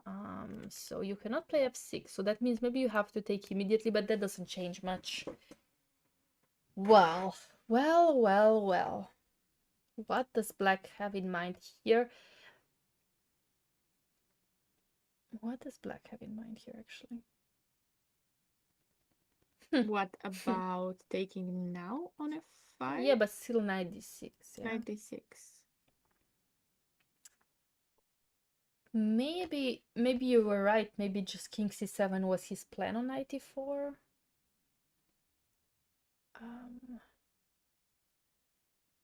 Yeah, I don't see it. I'm sorry. I just don't see it. I think, okay, let's say we do go for this. Knight g5 and maybe... I'm really trying to see what I can do. Okay, I think you have to take. I think you're right. I think you have to take. But you have to go rook d6. This is the only option. And after takes, maybe this is a draw. Maybe this is a draw, but f6 or something. oh, you want to go f6? Okay, I don't know. maybe I'm f6. thinking, but knight e6, Yeah. king d6. Maybe this is actually equal, but again, I think I wouldn't trust that this is equal. let's see. White's up a pawn and this No, rook this is not bad. equal. Yeah, this Yeah. is not equal. Yeah. So let's see. After king d8, if I go knight e4, the point is king e7. Look Yeah, at by king elimination, by elimination, I was sure it had to be king e7, right? If nothing yeah. else If nothing worked. else, you have to protect these 2 pawns. So I don't understand exactly why king d8 happened. Apparently g6 was a better response. G6. Even yeah, apparently g6. And after knight e4, you still go king e7. So now you're just maybe trying I to wouldn't have eliminate these thought. pawns. I mean, I would say this is kind of move. I would say you cannot play g6 Yeah. here. I wouldn't. And No. this was actually almost losing because yeah, either you doubled the rooks. You doubled the rooks, either rook d3, rook d2, or something like this. And apparently, yeah, you cannot really. No, there's always knight d5. There's always Yeah? 95. Yep, you cannot really develop this rook from Yeah, h8. that's gonna be sad. Yeah, so king d8 is on the board, and yeah, I like knight e4 a lot. I like it, but engine also likes knight e2. With a concrete threat of knight d4. Yeah, and just winning some pawns in this endgame. I guess if takes, there's also knight d4 and knight f5. Yeah, exactly. Yeah. This was a very nice. Oh, 94 on the board. Amar and me have same plans for Black's king, but now I think Amilao needs to find king e7. Do you think he will find it? It's very hard to have this plan of going to d8 and then c7 and changing your mind and going to e7, which you could have played the move before. Really. Yeah, I think honestly, because knight g5 is such a huge threat, you really need to do something about it. It's really, really important. Like if you go 8-6, for example, you know that knight d6 is happening. So how to stop both of these ideas? I think, like you said, in the process of elimination and logical thinking combined, king e7 is gonna be the only response. And I'm just gonna quickly check Amilal's performance. What's his performance? 2644. Oh, so he doesn't want to lose today. He is searching for a GM norm and doesn't want to lose, but honestly, yes, playing an endgame like this, I think only white is trying to push for a win, at least right now. Everything can, of course, turn around. Yeah, I mean, he's just he has to be finding these defensive moves. He's gonna need to be doing it for some time also. Maybe if he finds king e7, things are gonna be easier. But okay, here. You know what I just realized? What happens after knight g5 anyway? And what's your plan if h6? I knew you had something. Yes, and then I win the game. Yeah. So here maybe you have to go some like knight c5, knight b6, knight f6. I think you have to find a good response. King e7 on the board. It didn't even take long. Yeah. Yeah, I didn't. He probably already predicted knight e4 because it's the most aggressive response to king d8. So on knight g5, we have to play knight f6. Looks normal, yeah. Knight f6. Now I'm trying to figure out if. So he can also move the rook c8 maybe next. Yeah. A knight could go to d5 if it's not lost in one move.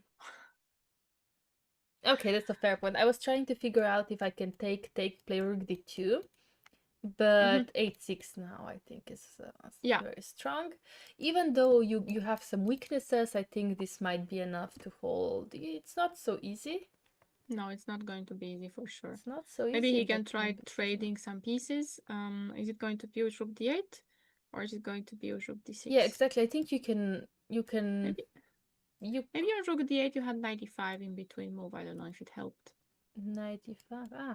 Rook d6. So maybe it's not doing anything. I don't think so. I think I want my knight on d4 if there's an option. Ha! And on rook d6, knight f5 is a little Haha. trick. It's a little trick, and if you go rook b6, might be the only move. I wonder if this works. It looks like... Okay, so I have to look at rook takes d2, no? Yeah, but I think this is a very Move the healthy knight to way. check, yeah. Okay, you take, but then this one is hanged as well. But again, easier for white. Maybe I don't even need to go here. Maybe I can go here. Maybe I can go here. Taking here Yeah, is there not are a few possible. squares. Yeah, okay. Yeah, taking there is the only one maybe not possible because of king f7. Yeah, true. That's true. Yeah, I think this could still be tricky. Again, maybe knight f6 doesn't need to be After the only knight move. f6, there's a yeah, comment what here. is? You have g5 with tempo, so maybe knight c5. Where? After knight f6, you have g5 with tempo. When do we have g5 with tempo? Yeah, I'm trying to figure out where do we have g5 with the tempo. Maybe no, not maybe not. I was thinking knight f7 playing g5, but that doesn't work even in this case. Worst case scenario for black is taking here. So not like this. Where's the g5 with tempo with the knight here? I don't know. That means I would have to move the knight. Maybe just in some... Like this, like we were saying before, for example, here, what did we say here? Takes. We said rook d2. Yeah, we said rook d2. So rook d2, for example, 8.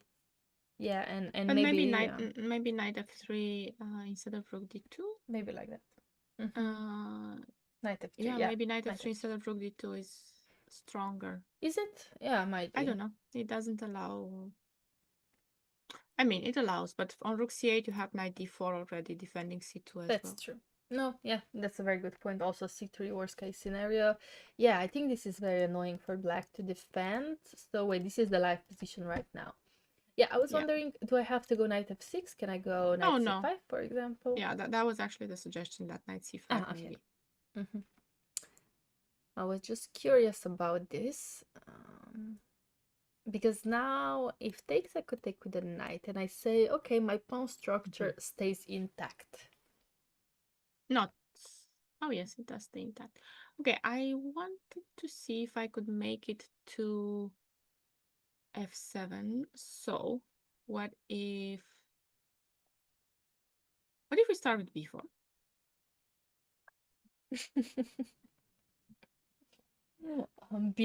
Ambitious player, definitely. I'm feeling confident today, I told you.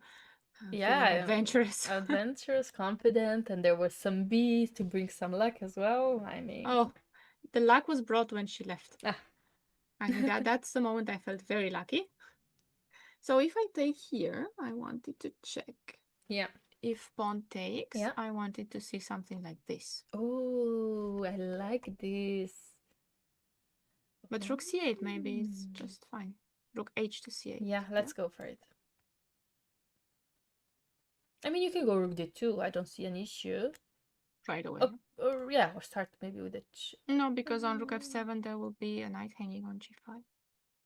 With h6, I mean. If we start rook f7 and king e8, h6 is in the air, right? Yeah, I'm sorry. I just have to look at this. You're also feeling adventurous. I'm also feeling... I'm glad I'm not alone in this. No, definitely not but alone. But isn't this...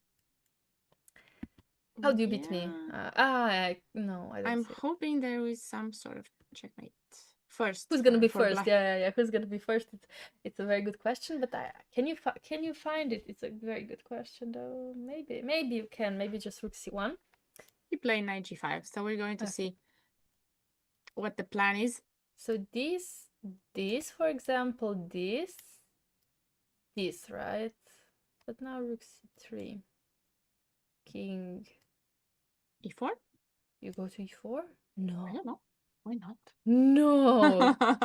No. This is not how you can play, I think, no? Is it too bad? I mean, at least black has at least a draw now.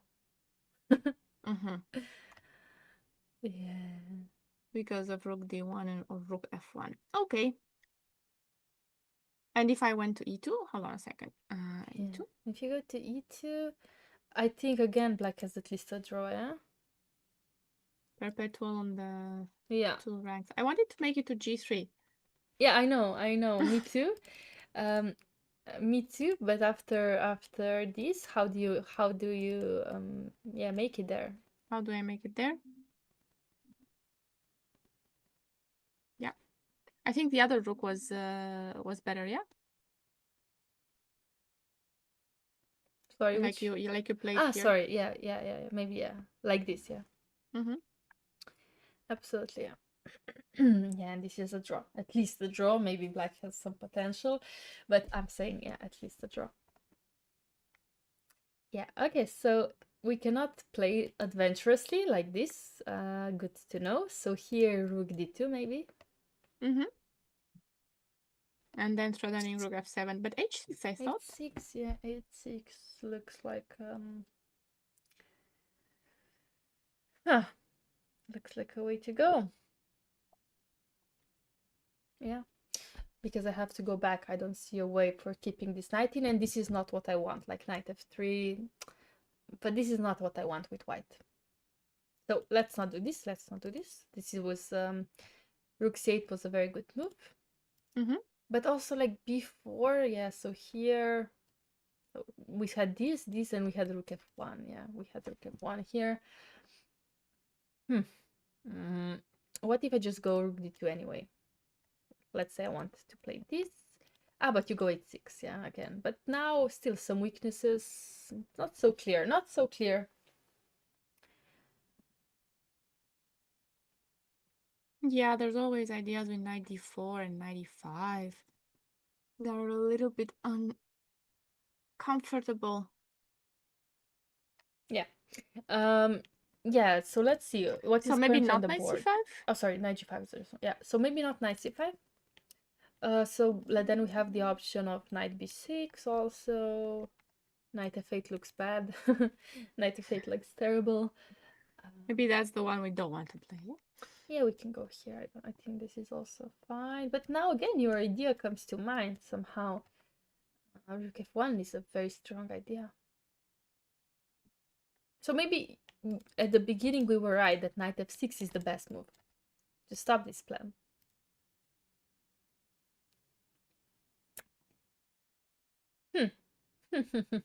But there was something wrong with this. yeah, no? we didn't took, and then we it went wasn't really apparently wrong. knight f3 and apparently g5. Maybe this is the best response black can do. Still. And here we tried actually rook d2 first. But what if black plays rook d6 or rook d8 now?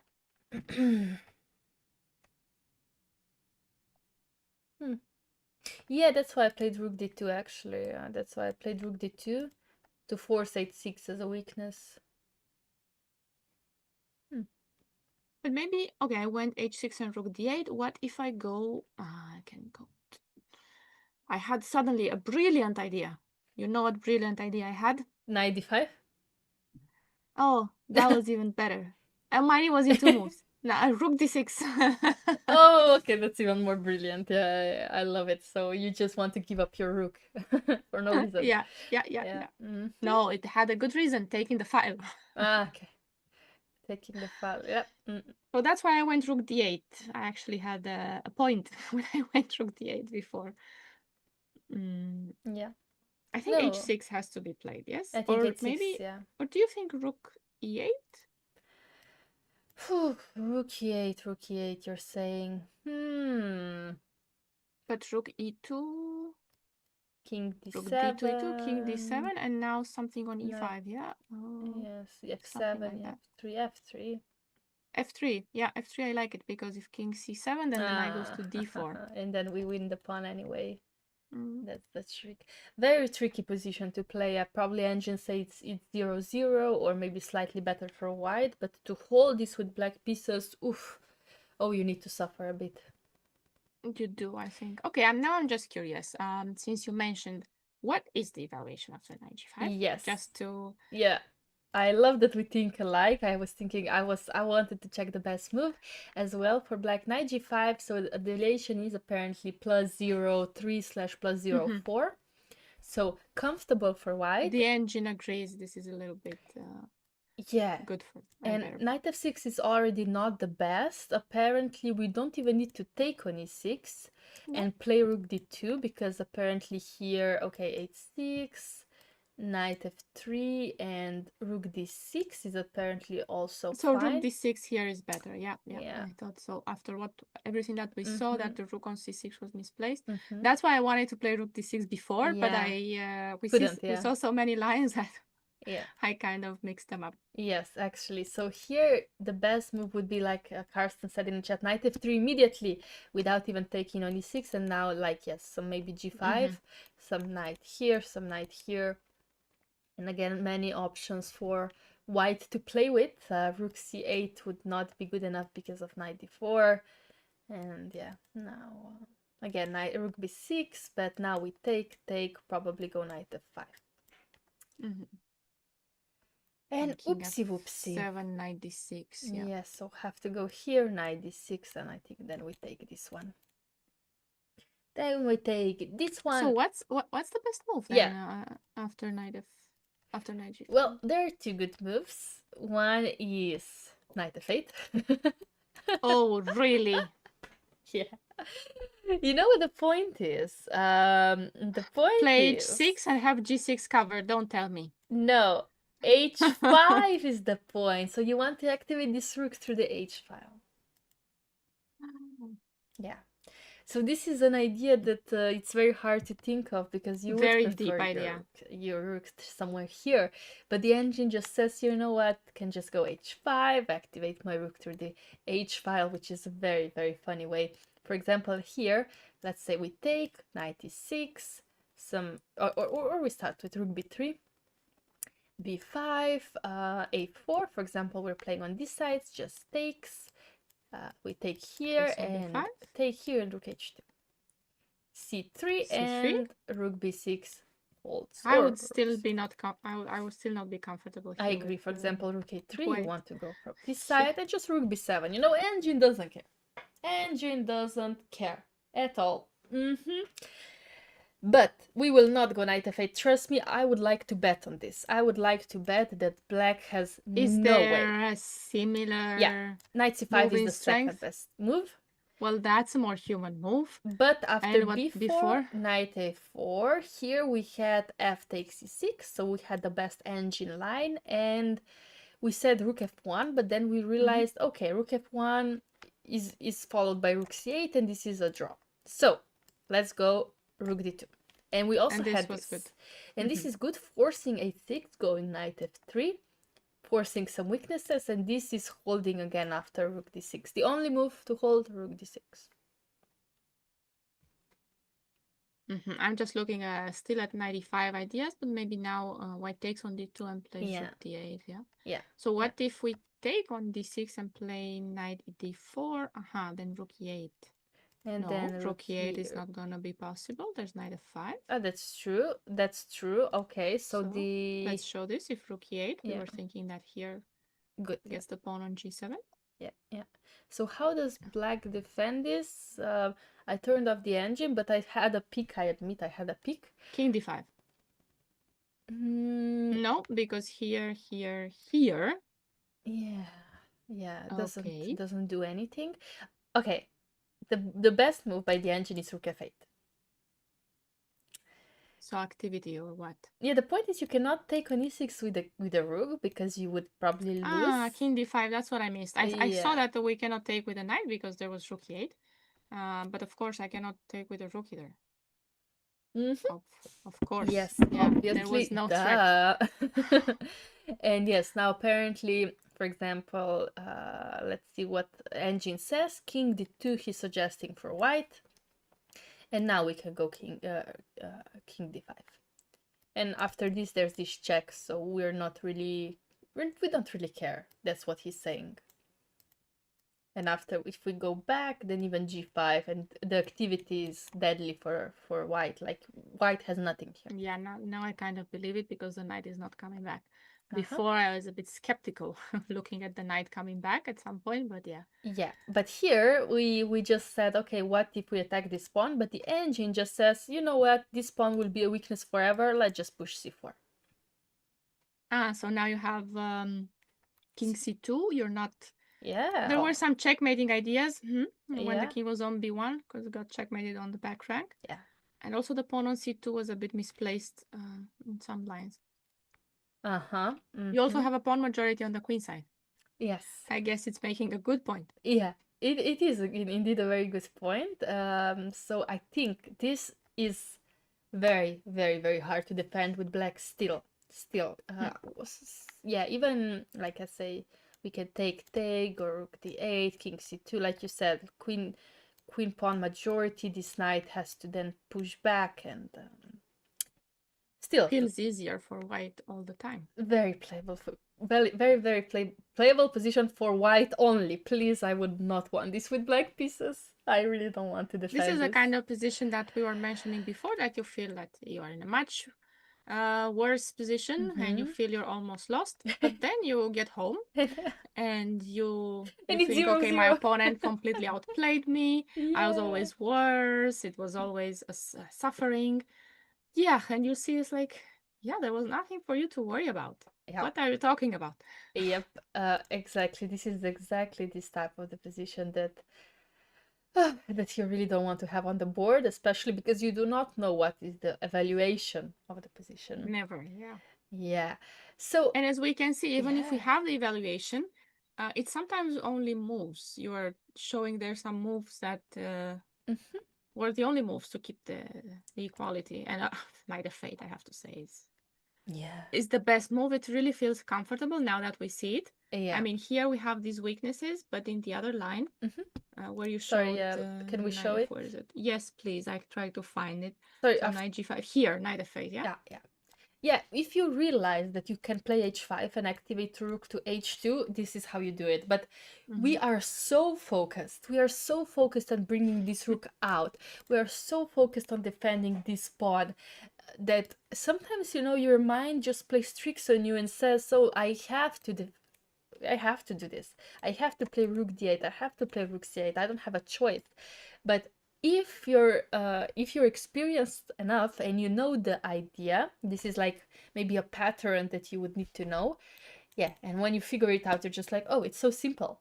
It's really simple once you see it, but you have to. And basically, you don't want your knight to be as passive like you see it on a fade. No. You would think that's not a square for the knight. No, you really don't want your knight there. It really looks like a terrible knight, but it works. It works. You see, we also saw it as a candidate move. You actually pointed it out, but we didn't take it seriously. No, we were just like, okay, this is a good move. This is a good move. This is a good move. Okay, no.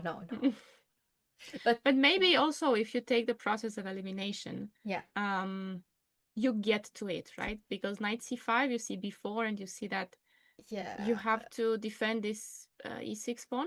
I know, but for a very long time. Honestly, like, okay, once you figure out that knight f6 is uncomfortable after, I don't know, let's say knight f3 or something similar, but after knight c5, this is very tricky. Your mind will play tricks on you, because here you realize, listen, you have some activity, maybe you think. Yeah, listen, this is counter activity and this is good enough. And for example, when you see this b4 on the board, you're just like, okay, but these are potential weaknesses. Could be, yeah. So I'm just saying that maybe if you figure this out, you could take knight f8 more seriously and give it a second chance. Okay, maybe. Although my brain wouldn't. My brain would say knight c5 and just try knight f8. Yeah, just try knight f8 as a comment, of course. I know. I'm 100% sure I would not play knight f8. I would play knight c5, and then then it would probably not go as great as it should. But we would keep our hopes up. Yeah. Sadly, we just covered first 5 games, but these are our top games. These are our winner competitors. So very, very interesting games. Even this one is an end game. I think this game has so much potential to see. However, Raluca, I think I need another coffee to think even more. Coffee break then. We'll be right back. Don't go anywhere, huh? We will see you. See you in around 10 minutes.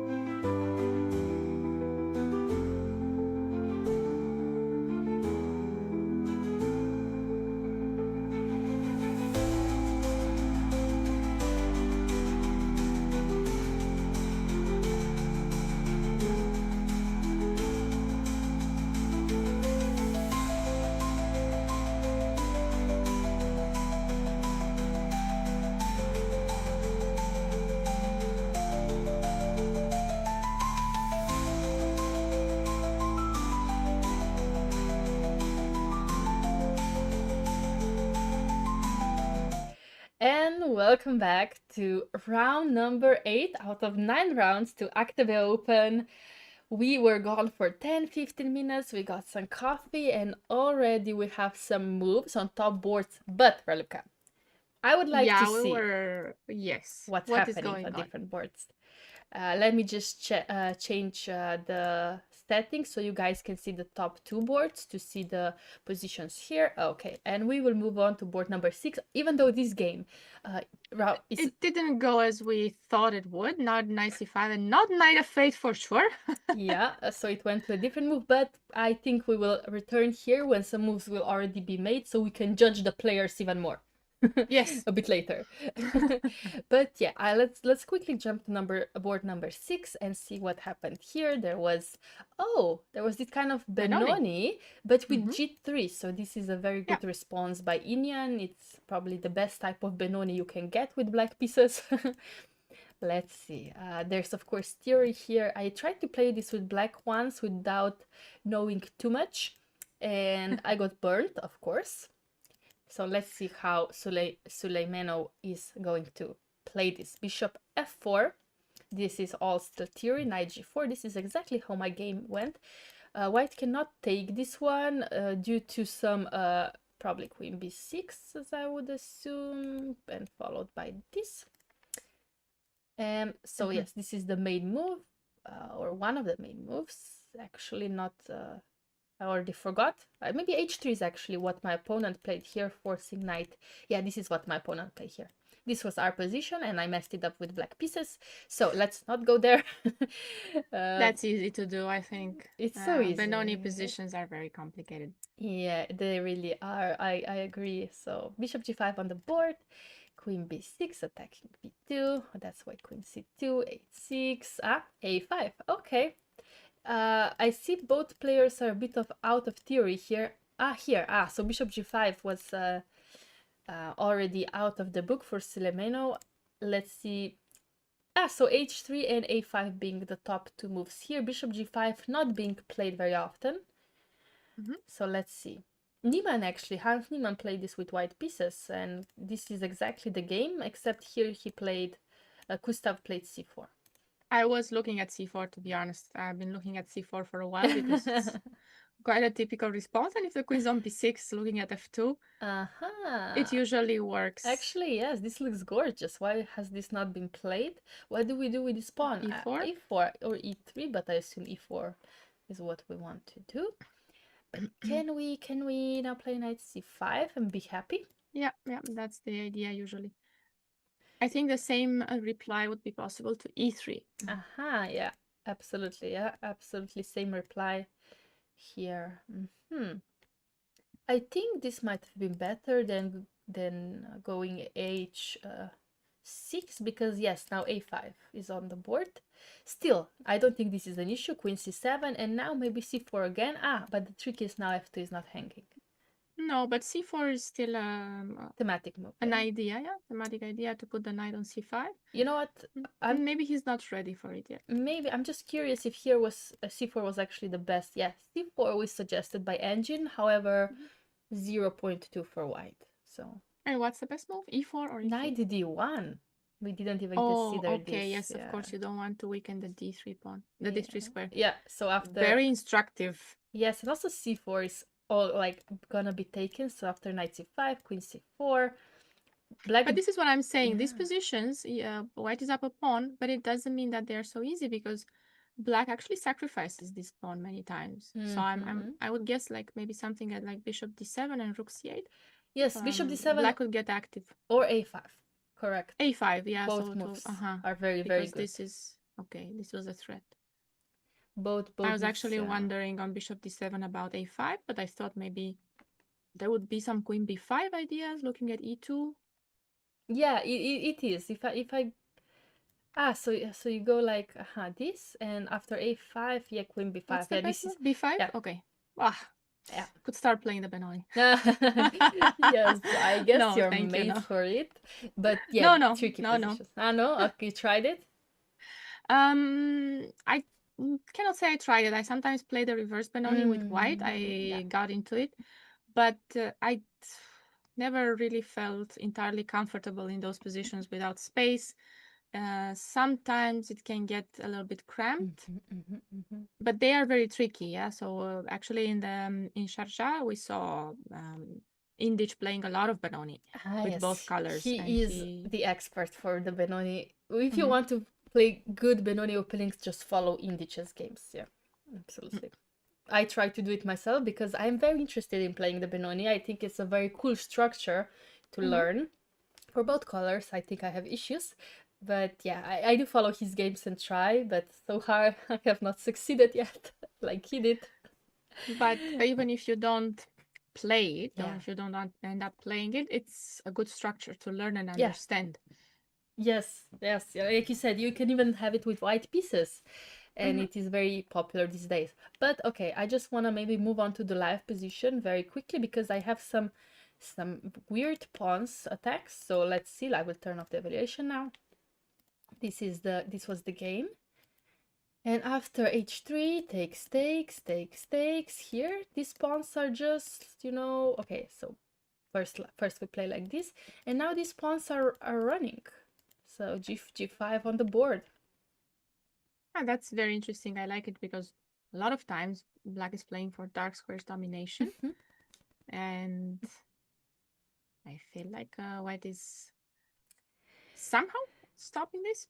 Yeah, conquering him. So black would probably not want to take on a5 because that would ruin his structure. I don't Queen exactly. a4 looks nice, doesn't? Maybe queen Is a4. it okay? Yeah, maybe queen a4 is the right move to I'm go losing for. b2, but bishop a5. Yeah, I I don't was think we hoping care. bishop e7, rook e7 afterwards. No, so or should we start with rook e7? Ah, yes, rook e7. Oh. Because Yeah, even here, yeah. rook d8, then we have bishop a5. Yeah, this is even nicer. Okay, after knight b6, you have to see what you want to do. Maybe here, maybe just queen e4. Maybe even queen c6 I is heard actually. Benoni is just bad. Yeah, Yeah, this is okay. what they tell us. The stories that they tell us, so we don't feel scared, but but we should feel scared. You should feel Benoni scared. is okay. Complicated. Let's put it like that. Yeah. It's bad if you turn on the engine all the time because you have less space, but it has a lot of ideas. There are a lot of counterplay ideas. If you study the structure long enough and you look at the games, you will see that it's a very interesting, Yeah. interesting structure. Yeah. And you know what Benoni means? I think you do. Wait, it's something. It's in Japanese. It has a meaning. I don't remember, but yeah, it's made for suffering. Yeah, Yeah, so it's son of sorrow. Son of Sorrow. Yeah, Son of Sorrow. Yeah. Son of Sorrow. Yeah. I think Grishchuk said this once in an interview, and I was so Okay, impressed. I I was like, remember. oh my god, yeah, he likes the Benoni. It's because it's suffering. It's supposed to be suffering. Benoni is irritating. I would have the same impression about it. Yep. I think it's irritating Yeah. because you feel sometimes you can get the impression that you have all this space with white and you can easily go wrong. But of course, you can also go very wrong with black. Yes. Actually, I had a series on the Benoni for Uh-huh. black and I found out how interesting it was. I'm sure you can still find it on YouTube somewhere with lots of instructive games if you want to see it. Yeah, where can we see that? It was actually for Chess24 many years ago, probably during the pandemic. But I think it should still be there. I don't know if they took it down or not. We would have to in check. the meantime. But there are lots of interesting, very nice games. Exactly. Yes, I love the Benoni just for fun, but exactly for playing, maybe it's a bit less fun if you're suffering. I feel like this is a very good opening if you want some imbalance, if you don't want to play d4, d5, or if you're bored with d4, d5, then this is a very good way to play. But yes, so by the way, I think Gashimov also played it a lot. He has a lot of ideas. He had a lot of ideas, sorry. Yeah. He doesn't have them anymore, but he had a lot of nice yeah. ideas. Yeah. Yeah, absolutely. Yeah, he Very was good a games. very good expert on this type of structures for sure. But yes, a good point in the chat. Stockfish doesn't like King's Indian either. However, top players play it. You know, it's just very uncomfortable opening to play against if your opponent knows the ideas. Yeah. Yeah, and yes, somebody also said, "Is this a Chiquita's reboot?" You know, when there was pandemic, I was streaming on Chiquita's channel with also two girls, and yes, sadly, this is not a Chiquita's reboot. However, if you manage to convince Raluca to become a Chiquita, we could make something happen. Not a bad idea. We can do something like that. Yes. Okay. Maybe we can do that. Not a bad idea at all. Yeah, why not? Actually, would love this, but let's maybe first jump to board number 7 because I see some evaluation bar. You think it's gonna be over soon? By the looks of that small bar. Yeah, let's see. So there was this classic Queen's Indian with bishop e6 and not bishop d6. Okay.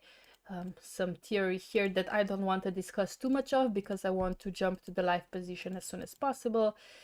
I'm surprised that the Queen's Gambit like this, yeah, an exchange Queen's Gambit turned out to be so, yeah. And I want to know where everything went wrong for white. So far it looks okay. I have to be honest, I like white's position. I don't have any issues. So here maybe, of course, there's some weak squares, but again, nothing too bad. And he decided to take with a pawn. Again, I don't see an issue with this. Maybe he didn't want to allow the knight on c4, yeah? Yeah. Okay, that's a very good point. No, I like taking with a pawn. There's nothing wrong with it, especially imagine if I manage to play e4, e5. Then this looks very, very good for white, actually. But that's why. Is this still okay for white? Because I feel like I didn't always want to take with a pawn on c3. Didn't it go wrong somewhere around there? Actually, you were right. H2 here. Rook h2 was not the best move. Engine would agree. Let's see. Even before, I think. Let's see where exactly. So even after h4, Engine would suggest castle in 0-0. But you don't want to do this. Short castle. You don't want to. So black has just pushed g5, h4, and you say, yeah, sure, let me just short castle. Why not? Yeah, just show me how you will destroy me. Yeah, just show me how you will kill me very shortly. Even h3 here, and you would have to play something like g4 almost. Oh my! No way. Everything. Yeah, f3 is a human move. And followed by long castle. That's all human moves. However, Engine already prefers black here, and exactly like you said, Raluca, going rook h2 was already a mistake because of taking with this pawn, and you don't want that. But again, it feels a bit strange. Probably not the reason why he's much worse now. He really is much worse, but it probably helps. Yeah, exactly like you said, it's not the reason, but now look at all these pawns, and this knight is going to jump everywhere he wants to. c6 on the board, so trying to make some counterplay, and after b takes. I think I think that's his idea, that he doesn't want to have the c file open against the pawn on c3. Yeah. Because here, if he allows knight takes c5 and rook c8, it's going to be very bad against the pawn on c3. But c6 is just very well timed here because the rook on h8 is hanging like it was for white on h2. So there's no queen c6, and if takes, then there's queen h2 with check.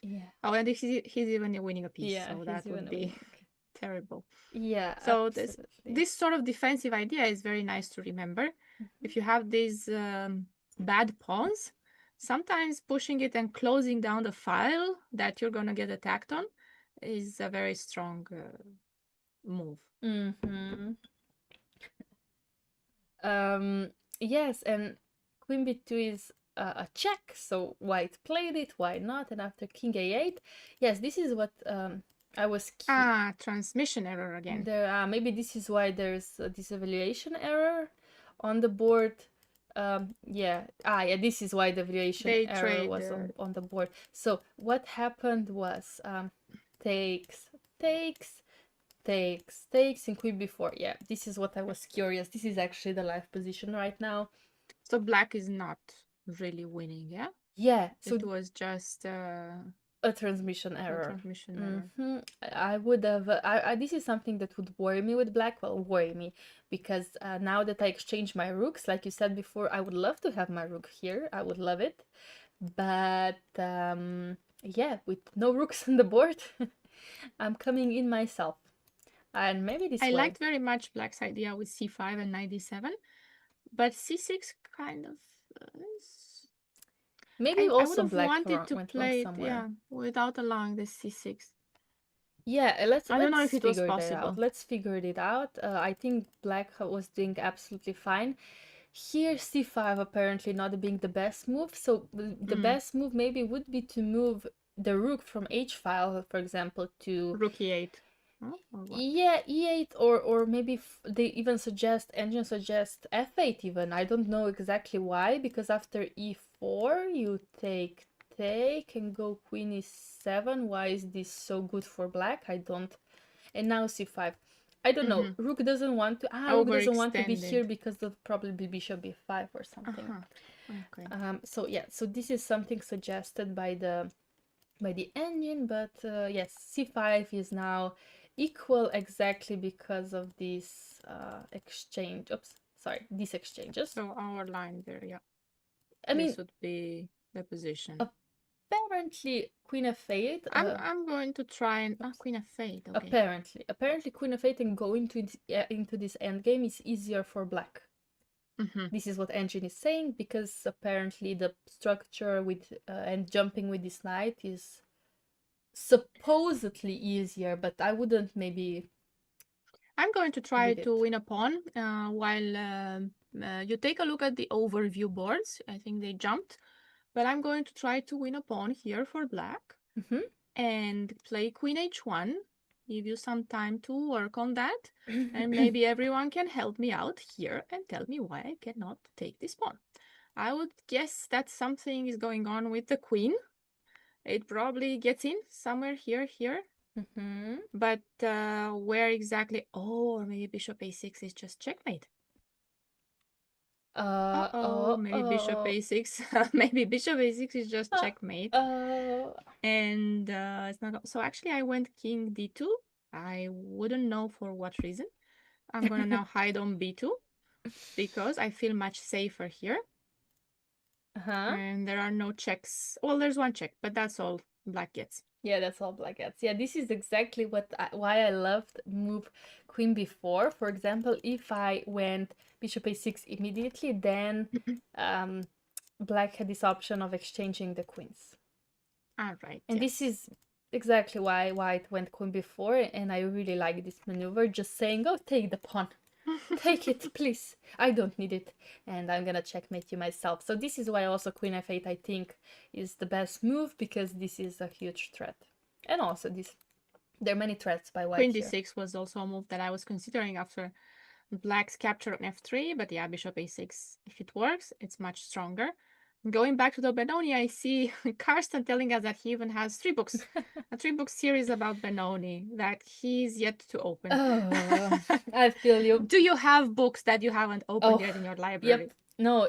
No. Yes. You don't have. No, you don't have. What do you mean, no? Don't tell anyone you have.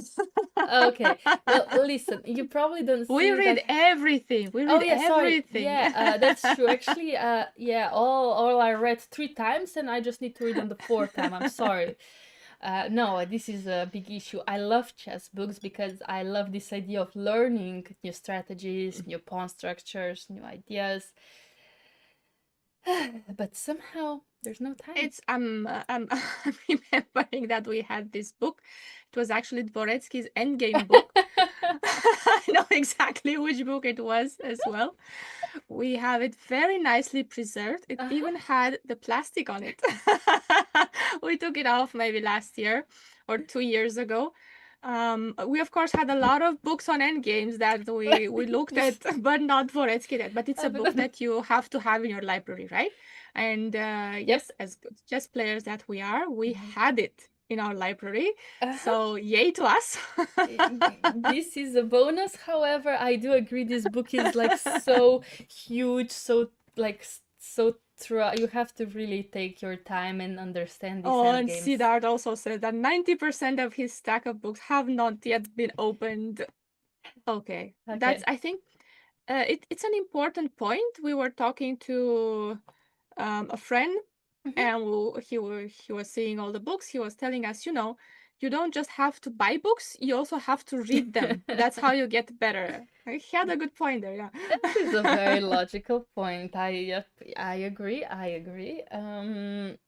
But yes, I think all these GMs that we're seeing here, they have read most of their books. Oh yeah. They read a lot of books, yeah. So maybe, And about yeah. Benoni, I remember that, okay, Gashimov is a very strong player, but I think the first player I should have mentioned, as Romanian that I am, I should have told you that the Yes. person to look up for learning the Benoni is Grandmaster Mihail Shuba.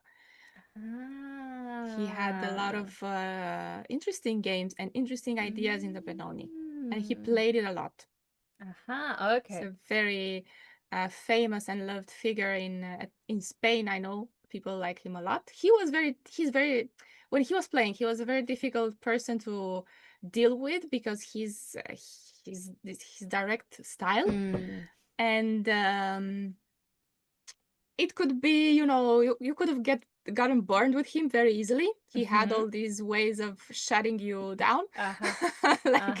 There was a story, for example, Ranier was analyzing with him. They played the Benoni. Ranier was also playing the Benoni, and his inspiration was Shuba.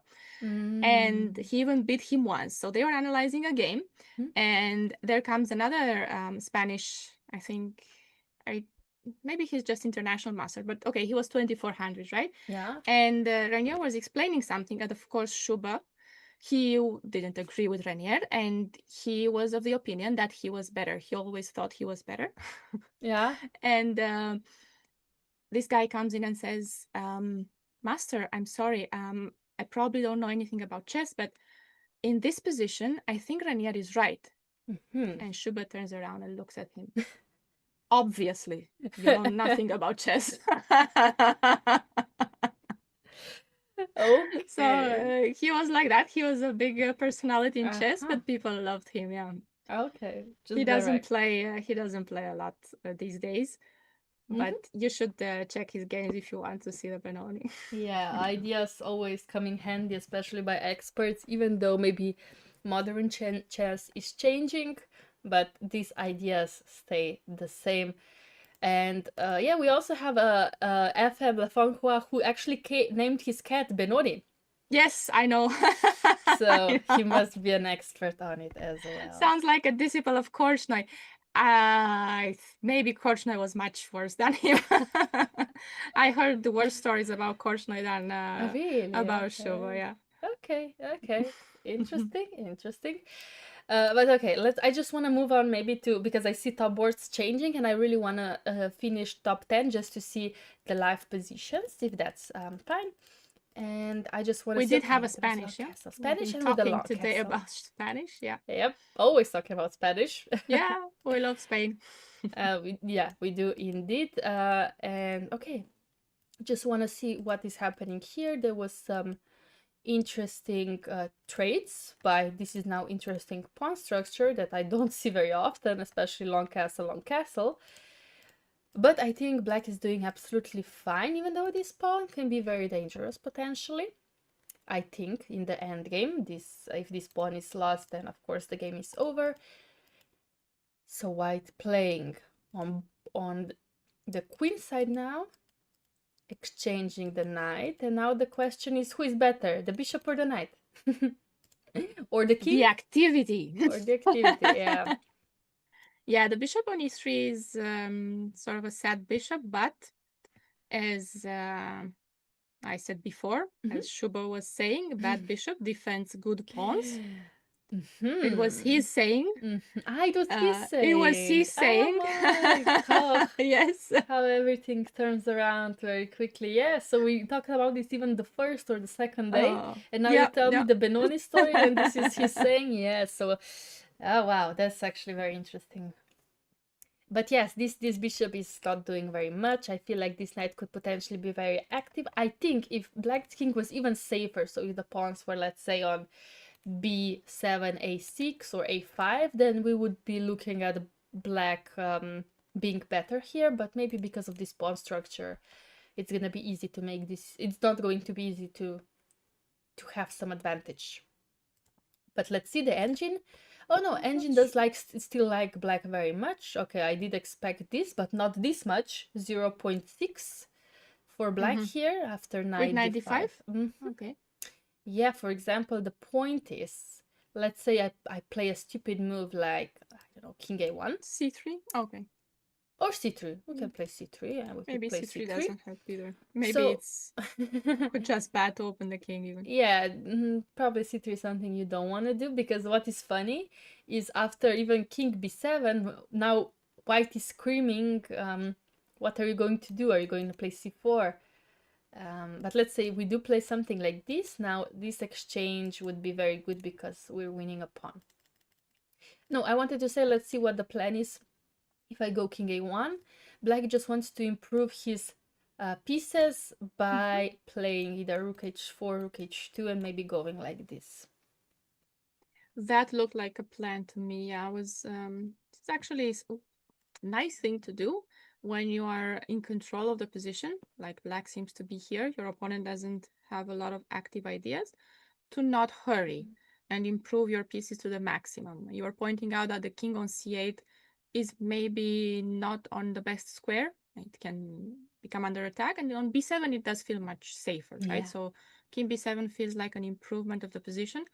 After which I was looking at the pawn on h6. Yes, if we could play maybe rook h4. I don't know. Are we doubling up on the second rank or on the h file? That's true. Which pawn yeah. are we winning? That's true. Yeah. So that's actually very good points. Let's see. I still continue with, I don't know. Let's say queen e1 just to remove some pin ideas. Rook h2 is suggested by the engine. Because 93 is still a big threat. After rook h2, c2 will be hanging. Yeah, exactly. So if I go like this is apparently not Rook as h1 good. maybe now. It doesn't work, sorry. No, for example, rook g1, let's see G1. why is this not a good plan? Well, it is not a bad plan, but apparently white's activity is now coming to play.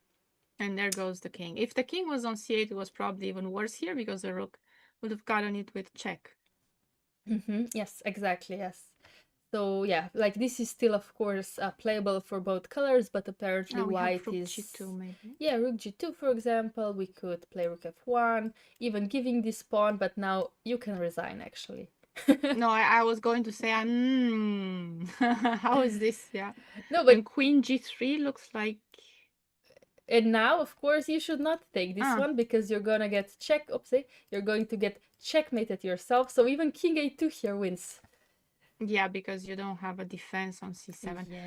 Yeah, absolutely. But did we have queen g3 just a move ago?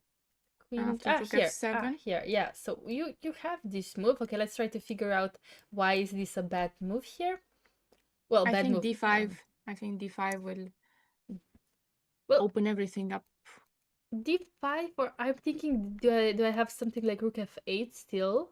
Oh, that's gonna hurt. Rook f8 and it's a checkmate on b8 instead. Yeah, because in this scenario you could not play rook f8 exactly because of this. Because now I think black has maybe a move or two to defend. I don't know where it is. Actually, I don't know if he has it. Let's try to find it. What about... Maybe he doesn't have it, actually. Maybe it's just bad. C5? So c5 doesn't defend because it's the same checkmate. Yeah, absolutely doesn't defend. b4 doesn't defend because white... Wait, so what is the point? So why... because of the same. Wait, let me see. Maybe both is winning, actually. Yeah, also rook f8 is winning. Okay, yeah, okay. Yeah. Okay. Here apparently, okay, because of queen d4 it's slightly less winning, because king then runs to c5, but still it is winning after winning. I think we win the queen. I think looks like it. Yeah, I think we should win the queen, like c4, king d5. No, just queen c7, and then this is a threat. It's very hard to avoid. Very hard to avoid, but still it's not over. Yeah, here rook e8. And apparently this king is just too weak to be played with. Not so simple, but okay. Some checks. C4 actually being the best move. Not gonna get into it. Not gonna get into it, but yeah, it is deadly. Please believe me. If the engine says so, it is true. Yeah, it feels like black shouldn't allow any of this. Yeah. Right, yeah, you have everything under control here. You are completely right. Probably doubling up on the second rank in case of queen e1 would be much better. Did it work to double up on the second rank? No, I saw here. You said queen e1, yeah? You suggested this? Yeah. Also, king b7, we can play with black, of course. Here. Right, yeah. Instead of knight d5, right? No, it's okay. Knight d5 is actually a good start. I think here I set king a1 just to show we you. were trying to see the just idea, to see what was the b7. plan. Yeah, of course, yeah. But actually, this is very hard to play for white, I think, already. I was thinking that the queen e1 idea is a nice idea to get the rooks out. Because, for example, let's say that black tries to do this right away, this rook h2 maybe, without king b7. I was hoping to get some rook g1 or rook h1. Okay, that's a fair point. Yeah, that's a fair point. Rook g1 maybe? How are you gonna get it? Rook g1, I wonder if you can take, takes, and now... Is this good enough? It's better than before. Yeah, I mean, I think maybe I just take a pawn here, and I'm happy with black pieces. And I don't think rook f1, you can go queen g6, right? Yeah, for example, I don't think I need to stretch anything into something manic here. I think just simple chess, win the pawn. So rook h1 should be the move that trades more things. Maybe rook h1, but still, let's just check the engine after rook h1. But this allows exactly knight e3, queen f2. Doesn't it allow that? Queen e1, queen f2, queen e1, queen e1, or queen h3 also. It's very annoying. See, the king is better on b7. And even here, point made. Here, for example, engine would never trade this unless he's sure, and he would just go king b7. Engine would just say this knight is superior and this bishop is a pawn. So I do not care about it. And after rook g1, okay, now we can go some queen f3 and have some fun in the endgame again with this knight. Yeah, let's see. You want to continue? Maybe look at some other games. Yeah, I wanna maybe quickly jump on board 9 and 10, because board 1, 2, and 3 are really turning into some interesting positions. So I just want to quickly see. There was the Italian with bishop c5, nothing new here. But we finally have this h4, h6, g5, which is critical these days. Critical for white, critical for black. Let's see how they're going to continue. So some attack on the king side here. And let's see who is going to be better in the final position. Okay, this is the live position right now. Looks like black doesn't have much of an attack. White is quite comfortable on the queen side, but at the same time doesn't do much. At the same time, white doesn't do much either. So many times that queen over there just stops the pawns from advancing, maybe. So this, by the engine, it's actually equal. Surprise, surprise. Yeah, so this is actually, it is equal, but look, the king is weak.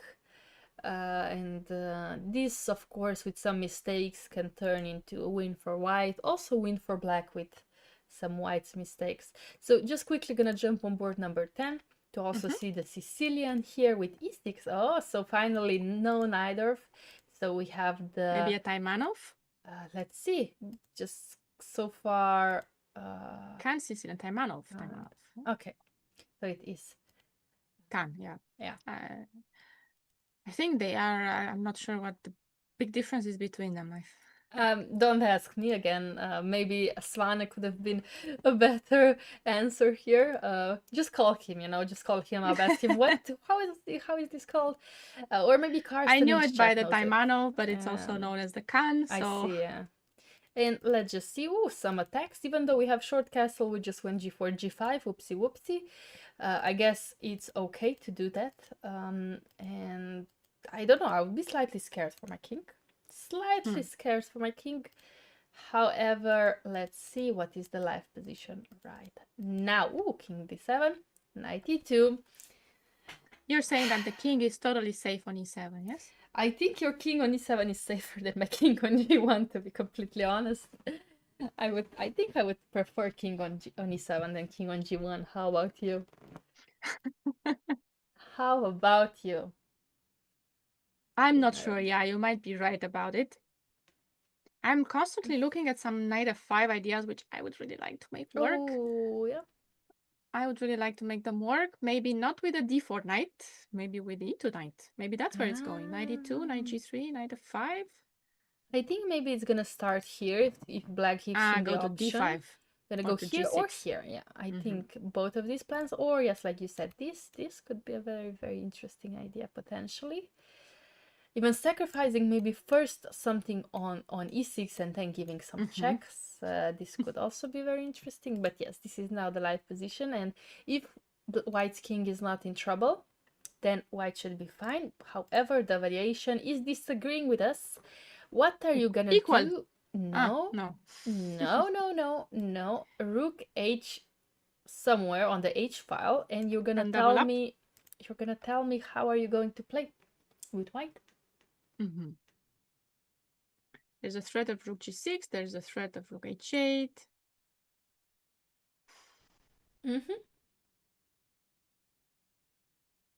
I didn't know if e5 in the current position would be possible.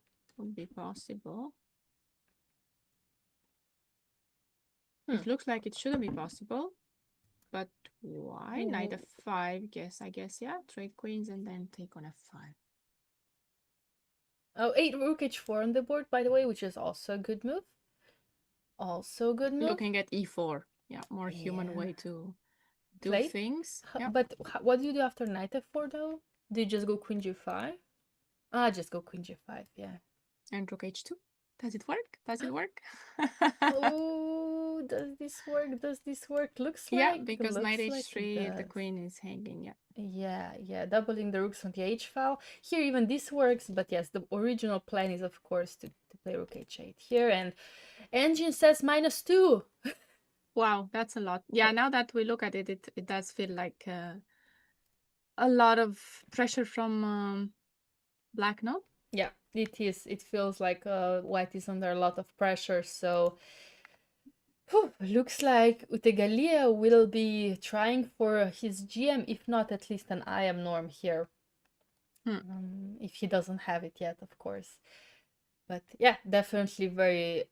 No, sorry.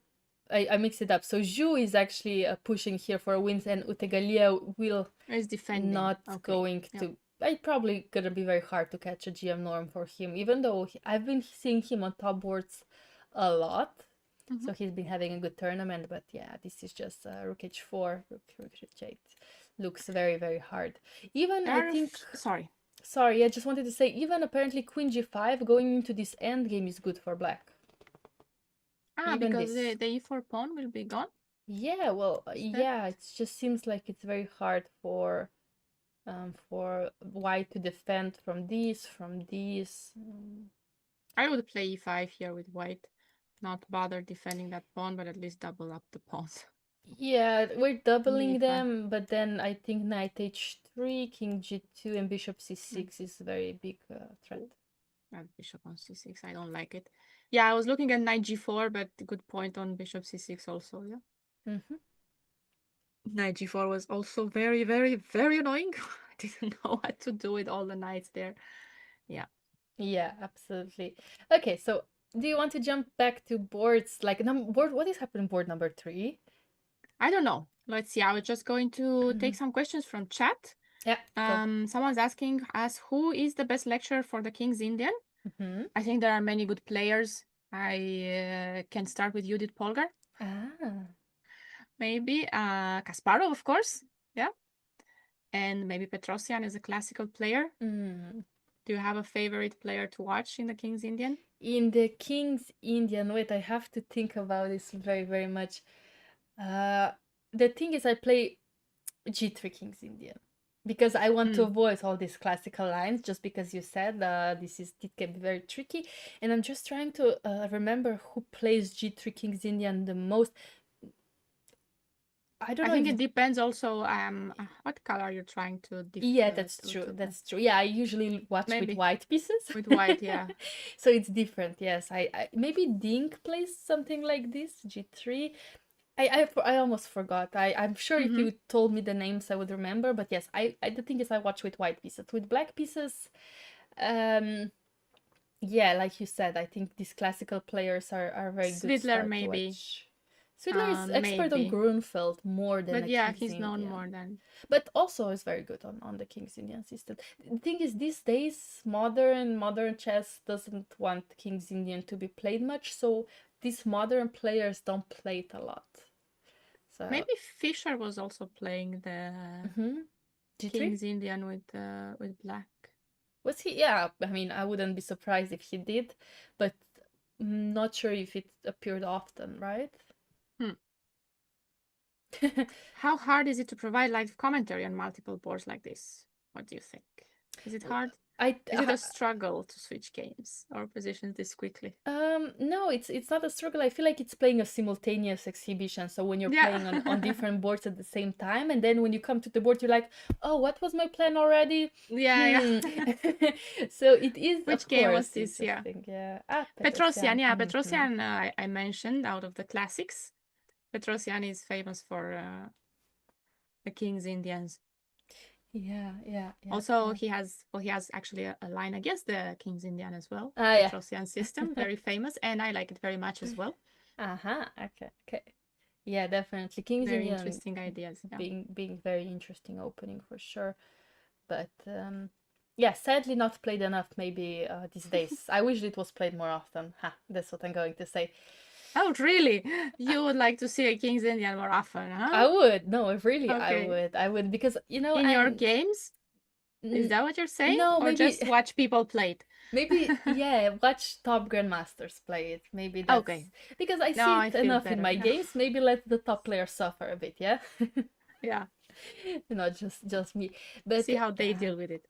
Yes, exactly. And but yes, I hope you guys are having fun watching these openings. The thing is, I get bored by watching e45, d45, see like all these same type of structures, the classical, and I'm just like, can we see something else sometimes? And that's why, King's Indian and Benoni, I'm so excited when this is played in the games to finally switch from these standard procedures.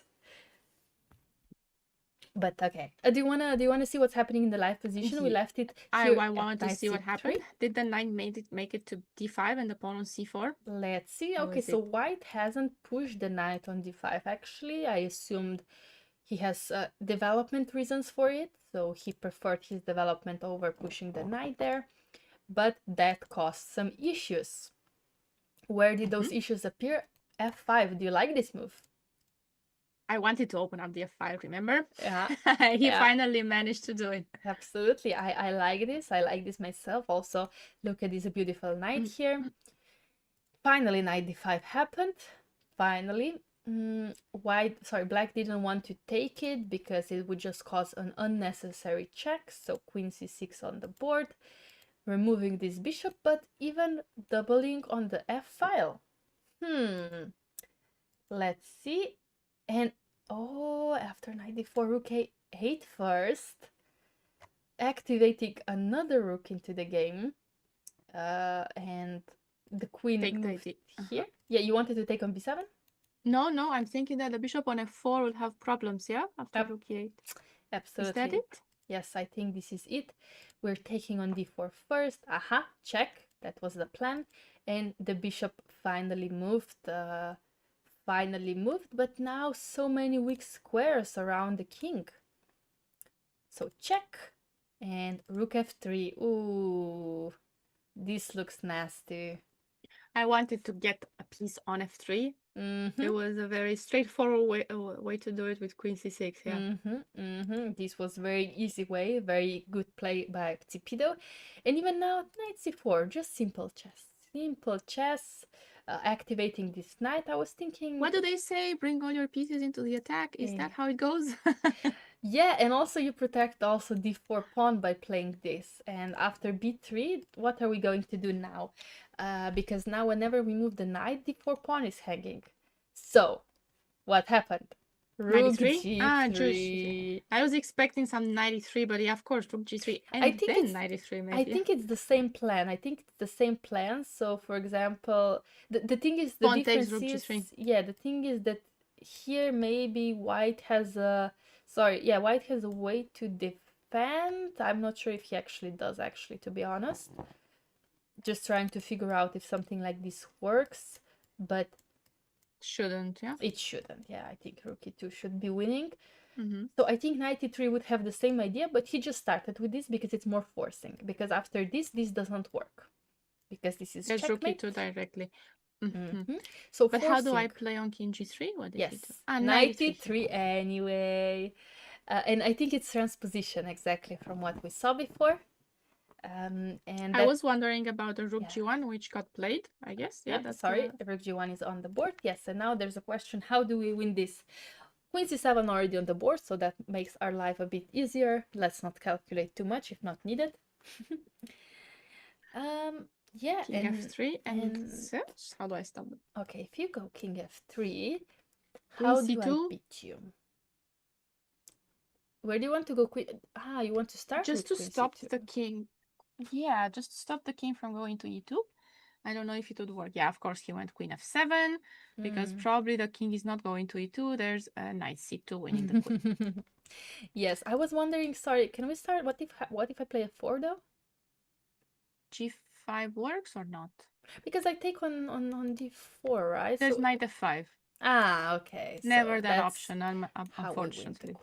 So f4 being unnecessary. That's why king f3 and this check.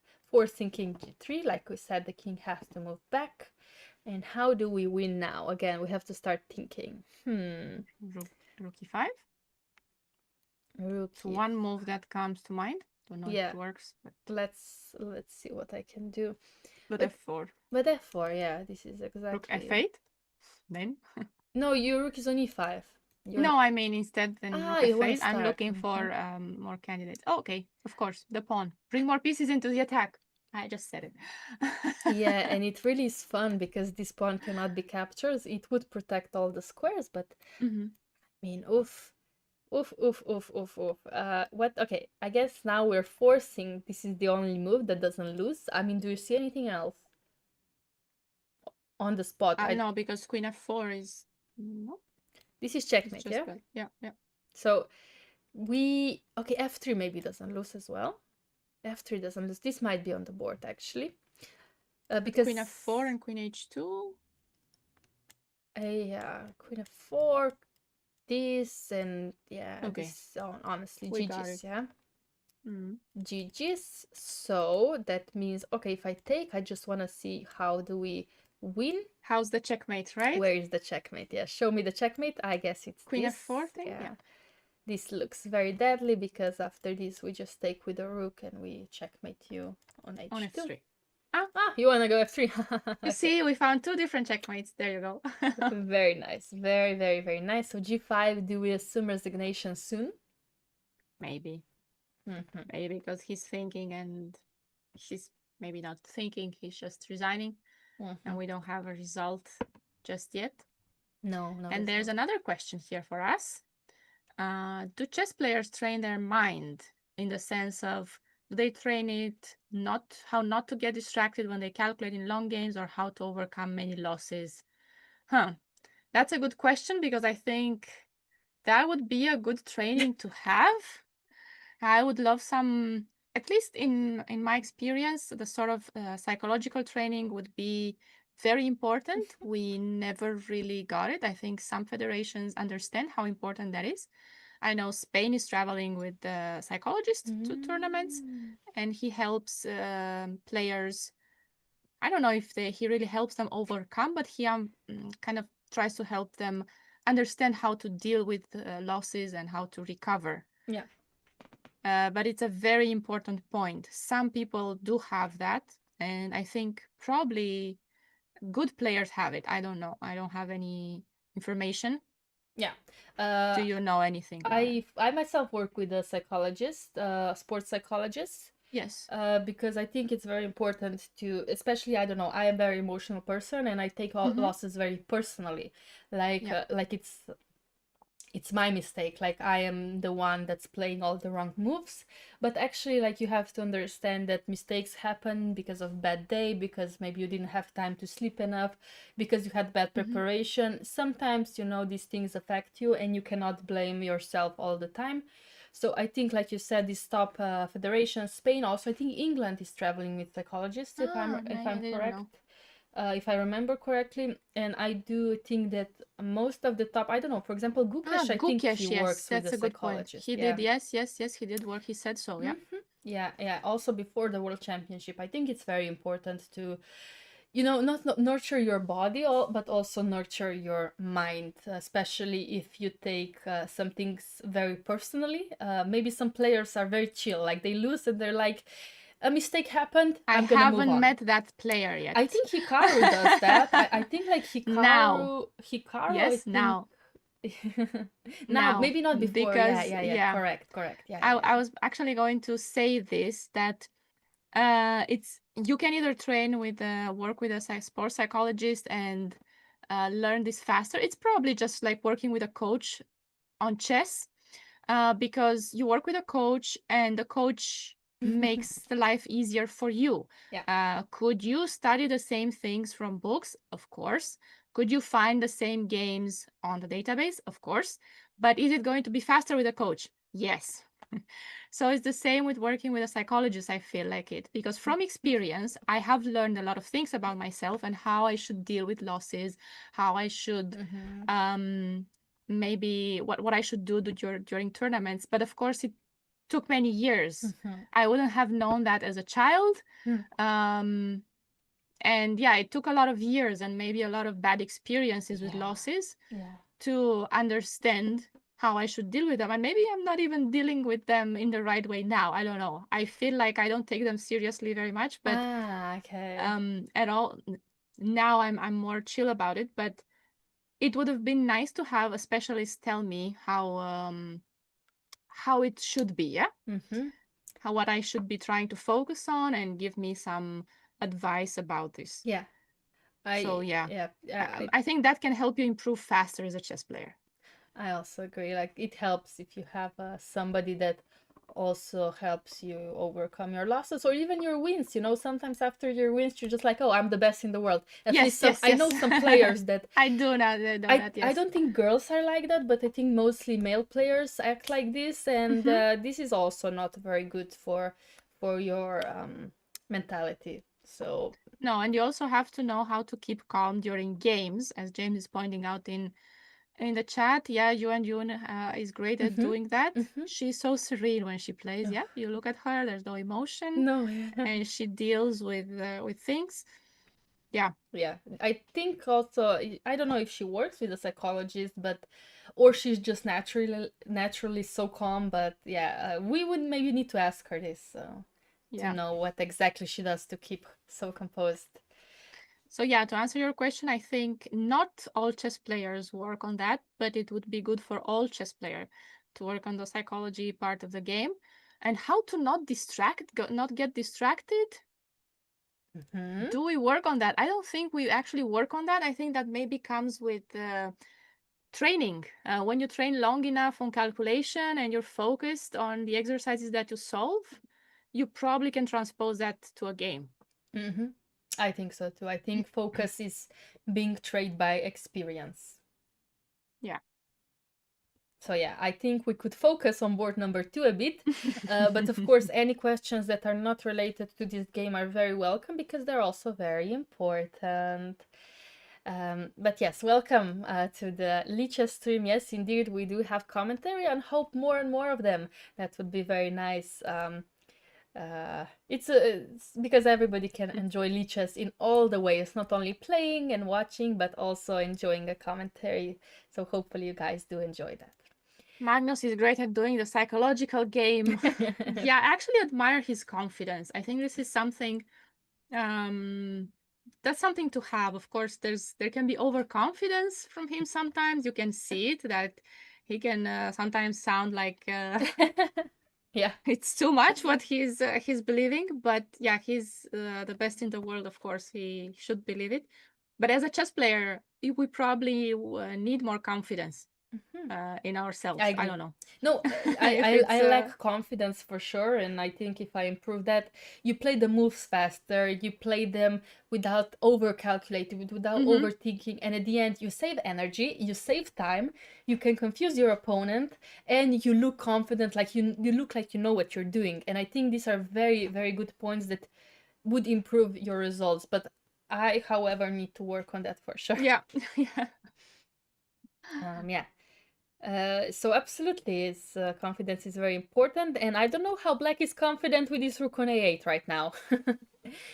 I think It we didn't actually go had very this. well, I think, maybe after rook e1. So what were we looking We at? were looking at looking c6. at c6. We were looking okay. at c6 ourselves to kind of block this, but he took first and played queen d7, offering a trade. However, knight b5, forcing c5 or c6. I think c5 being more aggressive one. And let's see how Wang Hao actually responded. He lost a pawn, but the rook on the 7th rank.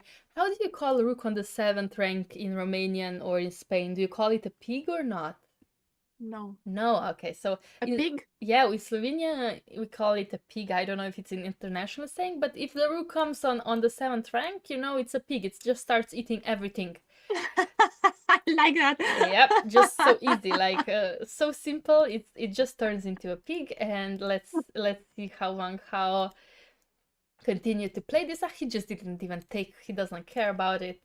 No pawns need to be taken because he's saying my activity is much more important. Let's see. Ooh, knight b3.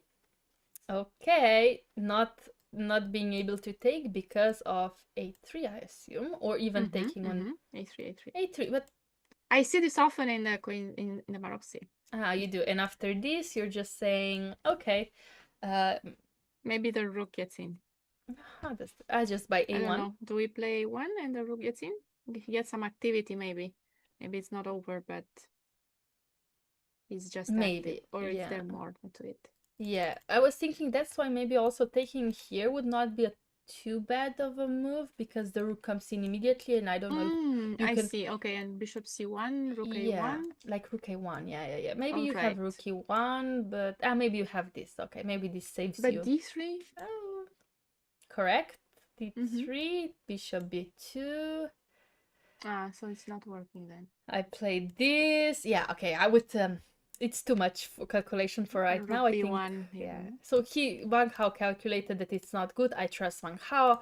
It's simple as that. King e2 on the board. a3. Rook b7. Maybe he doesn't need to complicate his life. I think he's also in a I think he doesn't need to position. activate this rook, so he's just activating his king instead. And after d4, just taking the pawns. And let's see how Black is gonna try to continue. Rook a5. Okay. Is our pawn faster? Apparently. I think our pawn the point is that faster. if pawn takes and knight a2, there's knight c4, knight b5, and wins the a3 pawn. Can I play this though? Yeah, maybe you can also play that. It comes with check. All right, you can play that for sure. Yeah. It So stops I think I am faster, yeah.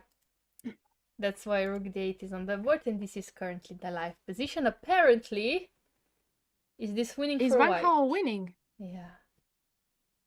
That's a very good question. That's going to be very exciting. How is Sarana doing? Just to quickly check his live board, but because this could mean that Wang Hao would catch up with him. Yeah. And he cannot avoid playing Wang Hao tomorrow. Yeah. No more avoiding that. That would be an amazing pairing. I think Sarana is fighting for a draw here. The position should be equal, but I think slightly more comfortable for white because of these pawns, and the king is very easily on e3. But I think this game, I don't know, are we playing this or this or this? I'm not sure, but I think I suspect this game would end in a draw. It looks like it, and look, Shugirov has been taking better care of his time as the tournament advanced. It was just The warming up beginning, yeah, the engines in the beginning. Yes, he was having some time trouble in the beginning, but not anymore. Let's see the valuation. It is in fact 0-0, knight a3, knight a5, both 0-0, bishop e6, all 0-0. For example, yeah, takes, knight e3. This looks very logical to me. We can also offer a draw if you want. We want it here. Ah, correct. Yes, move 13. We can offer a draw. This is legal after king e6. I think Sarana would be happy with a draw here because, like I said, it might be slightly easier to play this for white, but I think both players being such good experts and probably reading the Dvoretsky endgame manual, they know and not that keeping it in plastic, all wrapped against the dust. yeah, absolutely. Yeah, that would probably make their play easier. Okay, so I want to move baby back to board number 2. Yes. Because apparently See here, how it continued. Yeah, apparently white is doing much better. Well, engine would say winning. For us, I'm not sure if this is easily winning. In fact, it says +1, +1.5. Ah, so only that. When we were on it, for me, the small bar in the overview was almost full. Let's see. I wonder if there was an error or it was just a better move. It was an error. Yeah. No, it was an error. Knight c4 is the best move in the position. The thing is, you cannot take on a2 because b5, this pawn just runs, and when you go back, we can even go b6. We can even have fun. We can even have fun like this. It is Rook that a8. simple. Yeah, it's coming. Yeah, and here you cannot. Can you play this? Rook a8, a1. A1. Yes, you play a1, and this is now a draw. So here you have to be slightly careful, but play knight d6, and this is winning. All right. So you can play rook a8 yes, afterwards. So then this is a threat, exactly. So after king a7, you can just play king d3. You don't even have to go for that. So easily winning, easily. That's why here the best move is probably to attack the pawn. People like the piggy rook on the 7th rank. Yeah. We are going to start using it. Yeah. Okay, I'm glad. Yeah, I thought it was like an international word for the rook on the 2nd/7 rank. No. Yeah, I'm curious if anyone has a name for it. Let us know in the chat. Please, yes, please tell us. Or in Slovenia we say if the knight is on the edge, so H or A for file, it's halfway in the grave. Yeah. For example, also this is a saying. That's more. Yeah, we kind of have something similar. Hint to it. Yeah. Okay. Yeah. Everyone knows that the knight in the opponent's position is like an octopus. I guess that's more universal. Yeah. The knights on the rim are dim. That's the saying dim, in English. Yeah. Correct. This is the English saying. Okay. Yeah. Okay, so yes, the rook b8 is on the board. Now let's see if I was going to ask how we're going to deal with it, but there he goes. I guess he will tell us himself. No need to ask some questions, but after taking now before... Is it my c2? I want to play this, but after rook b2 is just a3 enough. Or maybe a4, actually. I'm gonna go a4. Because after this, I will give you a check and play a5. a5, okay. And this might be enough after king d3, yeah? Poetry and chess, a very logical combination. Of course, chess is art. Yeah, absolutely. Chess is more than a game. So let's see. Knight c2 on the board. Yay, we got it correct. Oh, wait, but is this a mistake? Wait a second. We got the move. We don't know if it's the right one. Okay, so after rook b8, apparently the best move is knight e5. What? And knight d3? That's nice. That's actually nice if it's true, but no. No, after this... Knight d3, there's rook b2, you know? 7. And if we go here, this is losing because of f5. Of course, you can play g5. This is not over yet, but after like something like mating k7, net. yeah, this pawn is being pushed to a queen first. Whoa, okay. I just wanted to say I spotted a nice idea Yeah. here on 95. Yeah, go. Well, how was it here? Yeah. I thought the point was to go 93 and pick up the pawn, but oops, no. There's still rook b2. There is still rook b2, yes. And then I don't know who is winning, maybe even black. Yeah, probably. Yeah. So no, not. it was a much not deeper idea. Yeah, rook a8. That was really nice. But that's why Wang Hao took on a3, but now that we lost this pawn, this is becoming slightly harder for us to play. Now this is the live position, and it's up to Wang Hao to decide how to continue. How would you continue? a3? Would you go first check? Would you go a5? What looks the most ambitious? Maybe, yeah, but I don't know. Maybe a3, because that gives white the option of picking up the d4 pawn. So I'm thinking put the pawn on a3 and go and pick this pawn up. I don't see how else, because I want to do this, but I can't. I don't see how to defend my knight, so maybe I have to take the long route to get to d4. And on a3, at least the pawn's protected. If I have it on a5, it's going to be easier to lose it. You think it's gonna be easier? I don't know. I think it also might be trickier. Also close. Yeah, it's also closer to becoming a queen. You're right. Yeah. Yeah. a3 on the board. So Wang Hao is taking your solid advice. player, you see. It is solid. Solid player. No, I agree. It is a very solid response. I myself probably, okay, I would have to calculate, but I myself would probably go first check to put the king on a7, and I would go a4. Now I would go here because then my plan would be very simple: king d3, knight d4, and then I think it would be hard to defend this from becoming a queen. Except if here maybe you have something like this. Maybe and this is knight the problem. b4, knight d3. Yeah, maybe this is the issue. I would have to go king c1. And I don't have rook a2, for example. You don't have. Oh no, you do. You do. There's king. Okay. You do have it. Knight c3 back. Yeah. Okay. And now it's like a draw, I think, or something very, or maybe. Pick up the pawn. I don't know who's winning this. d3. Maybe black is actually winning this game right now. So let's not do this.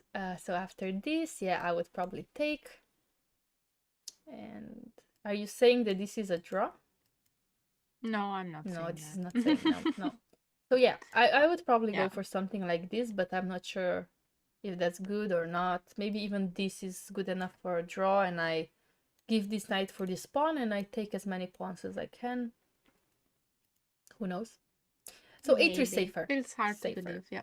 Just safer, simple as that. Very complicated endgame. Yeah, all endgames are actually complicated. Even pawn endgames are very complicated. So whenever you have more pieces on the board, it is very, very difficult to hold.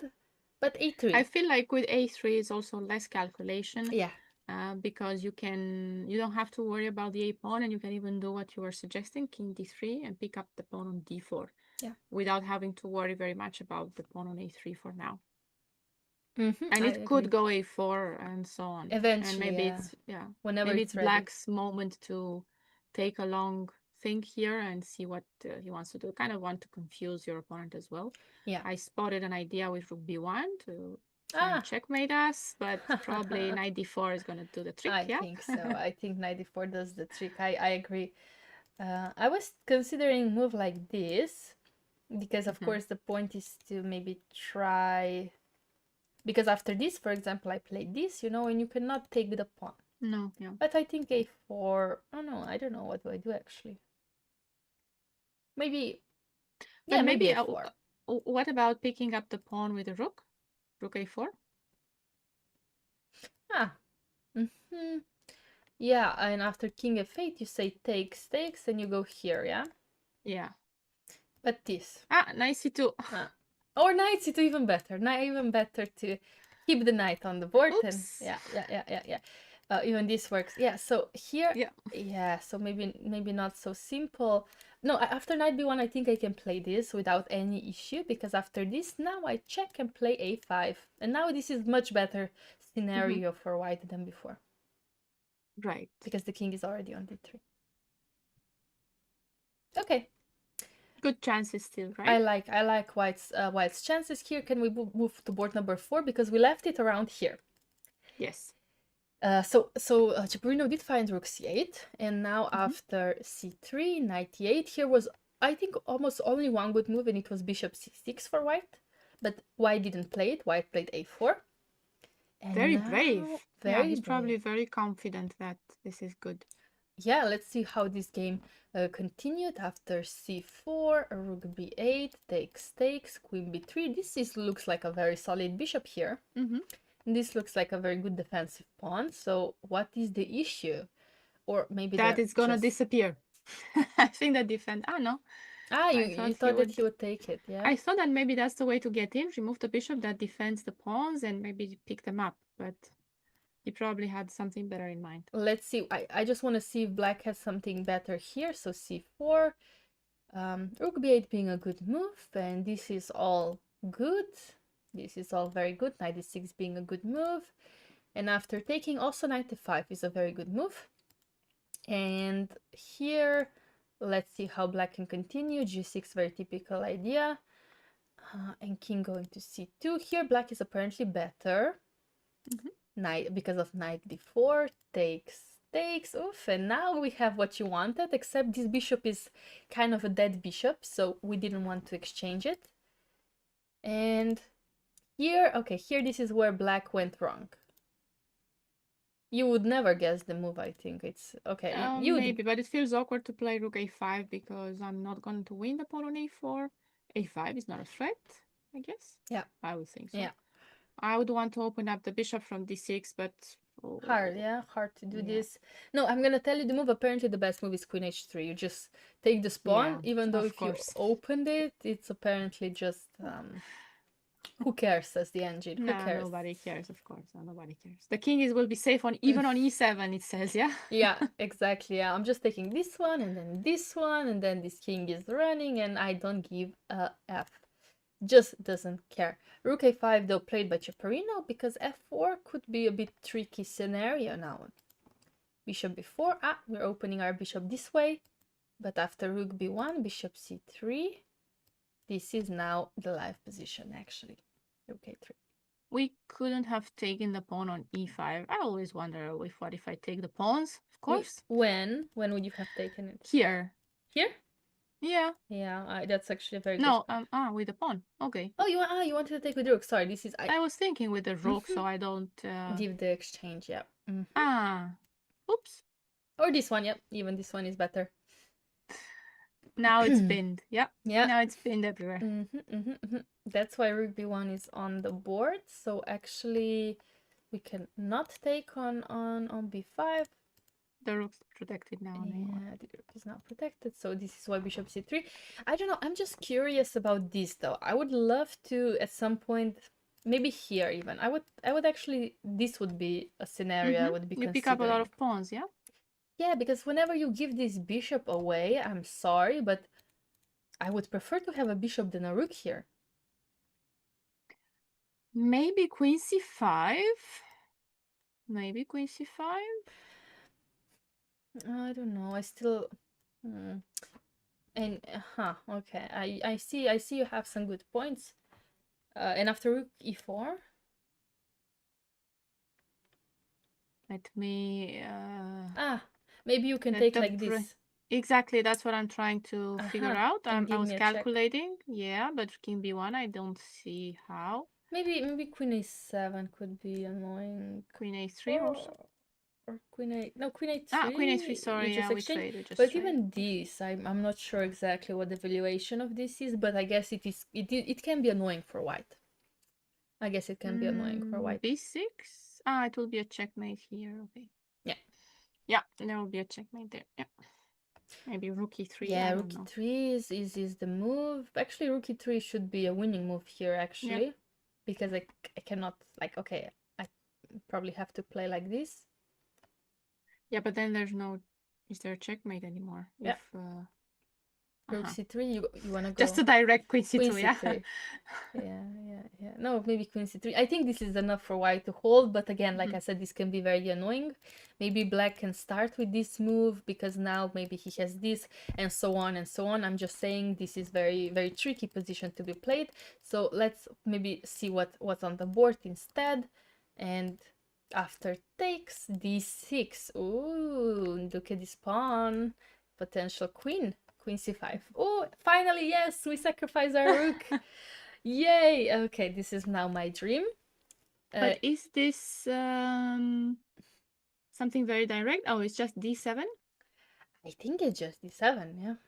I was looking if there was also be some idea with queen c3 and some other threats, but no, d7. No, I don't think I need to think because here you have to first stop d8 from happening. I assume it's either with the queen or this rook. d7 is on the board. And yeah, but then rook e1 is going to e8, yeah? I think that Ceperino being in trouble here. Yeah. And I also see the valuation bar jumping to white side. It's in fact +2. Let's see where Ceperino went wrong. Let's queen see. c5, I guess? No, earlier. So, okay, this is already actually very difficult for black. So wait, let me see the moment here. So queen h3. Okay, like I said, rook a5 is the mistake. But is rook a5 only? I mean, sorry, queen h3 only move that's yeah. Okay. No, queen h3 is much better for black. So like all -1 almost. But if you go, for example, bishop b4 or rook a7, then it's all 0-0. Rook b6, it's all 0-0. Whatever you decide. But rook a5 just being misplaced completely because of f4. And this is now better for white. And here, yeah, this is already +2 basically, yeah. So Aryan Chopra having very good chances to beat Ceperino here. Yes, and he would move to 6, is it? Yeah, he would move on to 6. Yeah, Ceperino had 4.5, has 4.5 right now. And Aryan Chopra has 5 points. Okay. More. So yeah, Tsipido, for example, he's already on 6 points because he won the game. And yes, now Aryan Chopra looks like he's going to beat Ceperino. Like, this looks extremely uncomfortable. Like you said, I can start with rook e1, I can start with taking. So many options. And this bishop protected by 2 very strong pawns and protecting this d7 pawn. This is a very, very good bishop right now. At some point, it had nothing to do on d5. How things change, yeah. I was just thinking, like, oh, some scenarios and one rook sacrifice, and suddenly this bishop is very, very deadly. But how is Wang Hao doing? Just to see. Okay. Just briefly, quickly take a glance at his current position. Let's see. No need to look through the moves. Yeah. Okay. This was the scenario, and king f7. Oh, look at this. Oh, look at, yes, nice. Wait, cute, yeah, cute pawns on the f5. Yeah, definitely cute pawns. No, you don't want these pawns. I like what Sargsyan did. He sacrificed the pawn in order for the activity, and he will get at least 1 pawn back this way, either with the knight or with the king. And yeah, maybe this is hard, actually. So maybe we got excited too soon. Yeah. And Wang Hao will not, in fact, win this game. This looks, wait, let me check the evaluation. Would have liked that to happen. Would have liked that to happen. I mean, it's still a potential pass pawn, but more difficult to advance now with the rook on b4 also, yeah? I think this is very difficult to advance. In fact, even the engine would say, oh, I will just play rook c4 now. Probably, I don't know exactly what the plan is. It's threatening e2 that he played. Yeah, he threatens the knight, and then the knight moves, and then he picks up d4, right? Yeah, but the knight can move to g1. Yeah, so he doesn't have to take the pawn. Knight f4 is actually lost because of rook d4. Or yeah, and where is this knight going? h5, I guess. Okay, but now 6, but it's far away. Yeah? Tell me, where is this rook going? That's an even better question. Yeah. I Where tried is to this trap rook the rook going? before and forgot that on a2 it was trapped. Didn't he trap another rook Yeah, yeah, in a yeah. game? Yeah, yeah, Is yeah. he a rook trapper? He's the Wang Hao is the rook trapper. Yeah, I think it was 2 games ago that we saw Wang Hao winning a very nice end game with where he trapped the rook. But after On knight, d3 it was, yeah. yeah, it was rook on d3, and there was like king coming to e2. It was very, very beautiful maneuver. So knight g1, but and I cannot go king c1 because of d3. But what about king d3, knight f3, and it's all good. Yeah, knight f3. Knight I was g1 hoping to take on is on the f1. board actually. Yeah. So how do we hold it? I mean, how do we proceed with white pieces? King d3. Wang Hao will tell us. And after knight f3, how do What, we? a4 and take d4 or king e4? Aha. No, king Oh, no, e4 king I e4 would would lose on the lose. spot, yeah? Yeah, I would lose because I would lose the rook. So Found a a4. way to finish the game. Don't worry. Yeah, no, but still, like if I go king f6, for example. Yeah, maybe take on d4 I was thinking, but rook a3 you're saying, or what? No, I'm just saying this endgame is probably a draw. You could have given a check on a3 if you I want the could have. king a bit Or I further could away. have waited to take this one as well. I think this endgame is a draw. Like, how do you even continue? First I take here, then I take here. King You can c5. push, but... King c5, king b6. So this, I see it. you see? So how would you win this? I don't know, your h-pawn, I still have to see how that's going to happen. Okay, that's true. That's true. There's some technical difficulties ahead here. Maybe I start with this, and this could actually be lost, yeah? No, this and is... rook c5, rook a5. Yeah, this could be lost, yeah. Okay, so still, yeah, I have to do some work here. Of course, I was greedy and I took all the pawns. Maybe that was no, but maybe it was still holdable. Maybe if you push the h-pawn. I think it was... yeah, we'll see pushing about the it. h-pawn, maybe it was... Let's see. You know what? Good. Let's see. For example... h3, look. I have time, he says. This takes, king f5. This is, of course, a draw. Exactly, this is still a draw. And after this, okay, I can play rook a2, forcing king b6, h5. h4, yeah? Yeah, and now maybe h4, a7. I have to be careful. King g4, or what? Yeah, let's say king g4, f5 though. Yeah, King g3. Yeah, we can go to g3. Yeah, we can go to g3. And after this, I have to take, and this is... h3. Oh no, h3 is lost. Sorry, now I It's have... lost? Why is this lost? Rook c7, aha. Oh, and the pawn... So how do we make a draw then? I thought that king f4, king g4, something. Like this. I don't know exactly why. This is a draw. Wait, why do I give the check? What do you want to do? Bring the king closer. Okay, let's go. h3. And the same rook c7 idea is no longer good? Yeah, because king f5, yeah. I take? King f4. Yeah. Right. You're there, you're close by one move. Maybe if king was one move closer, it would have been lost, but now it's not lost. Now it's not lost. But again, a bit tricky way to play this. Maybe I don't have to go... I can play like this. Okay. I can play like this. That's simpler, more human. Yeah, I can play like draw. This. Yeah. But which is something similar that I played. For example, after this, I went g5 immediately. This is still a draw. But here, I played h4 and I lost the game.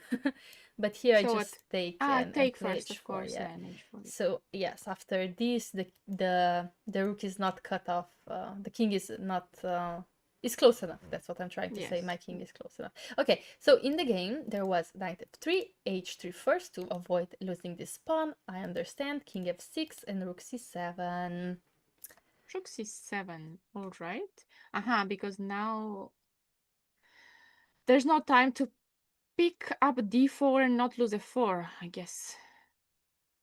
I guess I would lose, black would lose a pawn if he plays the same a4 idea.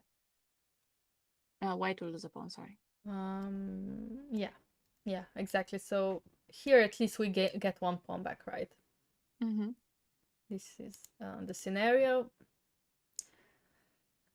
Yeah, I mean, sorry, I just need to move to board number 5 because I see some weird stuff happening there. We left it here, so there was g6. Where we thought white was better. Here, apparently, the best move was even to go rook e2 and just like be ready for attack on e6, but knight f3 also a good move. And here, let's see what happened. There were some exchanges made. Oh, f6. So he didn't want to I take. like this. Yeah. Just to not have the pawn Knight g5 would weak. have been. Maybe he's losing. Yeah. He's just losing a pawn losing after a knight pawn. g5, so this is a better way of to play this. I like it. So let me just see what went wrong because I see the How valuation. did they even get the pawn back? Let's see. So let's see what happened. Oh, b4 and after He was this stopping rook c5, I think. Rook c5, rook e5 he was stopping.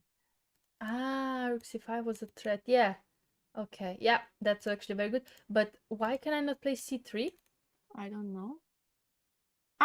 Takes and knight f3. How is that? Yes.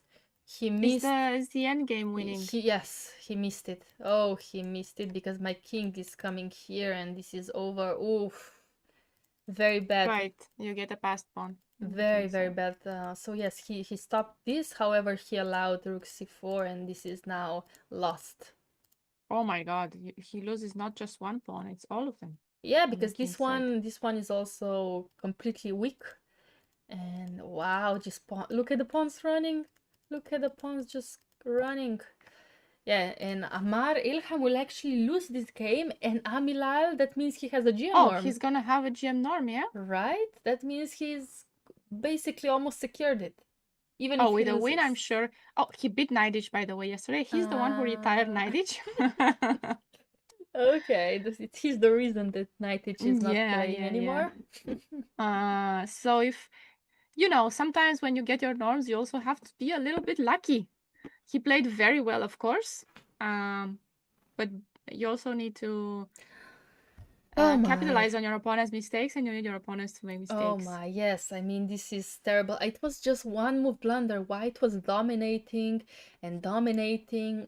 It looks boring, but this game is actually very interesting in general. Of course, White made some small strategical mistakes, but tactical mistakes. Was this a draw if White just allows? Yes, for example, play something like King d3. Yes, maybe. this is around. Is this a draw? Yeah, like for example, I can start with this, play c4, and after rook e5, I can go. I don't know. I can even take, and this is a draw. Even this is a draw, because I'm just it's equal pawns. It's equal pawns, yes. Yeah, like knight g3, for example. There's like a passed pawn. Okay, you stop the pawn. Yeah, like I would like to maybe even play this, and yeah, this is just a draw.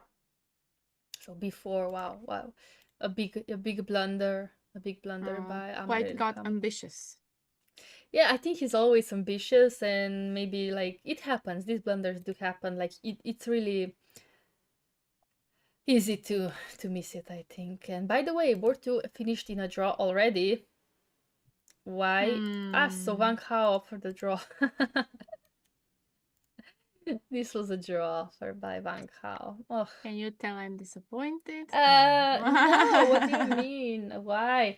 Yeah, we are slightly So he will stay on 5.5. So who will have 6? Aryan Chopra will have 6. Did Sarana already play him? I think he played him yesterday.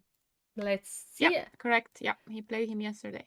But also Tsipido is on 6 points, and he has not been played by Sarana, so tomorrow's pairing. So it will be a forced pairing. We might actually have then a player with 7 points, because Sarana, will he have white? I think so, yeah? Yeah. A small number always changes color, unless Tsidipov... and even better, Tsidipov had... Oh no, he had 2 blacks, 2 whites, now black. Yeah, he could get any color tomorrow, so it's not... But Sarana being much higher rated, Tsipido being 25 player, and Sarana almost 27 player, 2700 I'm talking. So there's gonna be a big rating difference and experience difference, I would assume. I think with white pieces he will he will try for sure. Maybe if Tsiripov will play white himself, it would be different. It's always more difficult with the black pieces. But with white, Sarana will try, I'm sure. Absolutely, yeah. I'm pretty sure Sarana always is trying to win the game. However, this one that is in the live position right now, it's going to be very hard to win for any colors. Still, It's though, funny how this transposed, yeah. Transposed. What? How? So how did we do this? Let's see. So there we saw this. So Yeah. takes happened and knight e5. And let's see. So I liked White's chances because he has more active king. Ah, f5. He played f5. The trick is if What's I the trick? take. Yes. Take. What's the trick? Take. I'm trying to see. Wait a second. Oh, I thought you had it prepared for us. No. Is this the trick? Yeah, maybe. But why is this the trick? I don't know. Knight f6? I don't know. I'm bluffing. Okay, so let's see what was the tricks after f5. If I take, maybe Let's I start think. with this. Yeah, okay. This, and after if I play this, I think this could be potential win for white. Uh-huh. I think so. Let's check the engine. I was thinking also pawn takes f5. Sorry, let's see. So takes, rook d6. Yeah, so this and this and pawn takes f5. Doesn't it work here? I thought your trick was to play g4 after king f5. Yeah, I was trying, but honestly, it doesn't work. Doesn't work now? King e4 or what? Like king f3, you can try, but knight f6. No, yeah. g4. You want to play? Okay, take it, right? No, I cannot Rook take it. d7. Sorry. Yes, I got No. my trick. Yeah. Very nice. Very nice. And this is what we wanted to do. But no, okay, king g5. Sorry, yeah, king g5. King g5, yeah. There were a few options that would not But run that into was losing cute. a piece. That was cute. After king f3, I tried, still I knight tried, f6. yeah. No, very nice try. Very nice try. But I It think would the work point was maybe in e5. blitz. Yeah, it would work in blitz for sure. I would blunder it, yes. But e5, yeah, I think was the point. It's still equal, but I think harder to play for black. So that's why Sarana played knight e5. However, white had the option to play knight f4 here. With the same trick of double attack, for example, if pawn takes f5, right? No, yeah, this one, yeah. No. So this was actually, how do we protect this pawn? We don't. I think we lose a pawn here. So Sarana blundered, however, Sugiro played rook d6. Yeah, I was looking at rook d6. First move that I looked at was rook d6 because it looks like the pawn is lost. So how did he deal with this? So there's only one move and Sarana found it. It's rook c6 and we protect that. Ah, of course. Rook c6, yes, of course. And now this is the position that we are in. Sarana playing a5 first. So yeah, not taking this one because this one is taken. And now h5, king g3, h4, king f3, a4, takes, and yeah, I think we're gonna king see f6, I guess. king f6. I'm not sure. Can I play this? Just knight c4, yeah. Or maybe black will try even too, yeah. Yeah. On knight c4, the pawn on a4 is more dangerous, at least visually. Yeah, after this I could even play this probably, yeah, and I win the game because I don't think you can. Okay, you can stop me. I admit that you can stop me, but I have to calculate a bit better. I think maybe I could just take it. No headaches. Well, e5 headache. There is, yeah, no, there definitely are some tricks here. I'm not saying that they're not. I'm not saying that they're not. For example, this. This. Who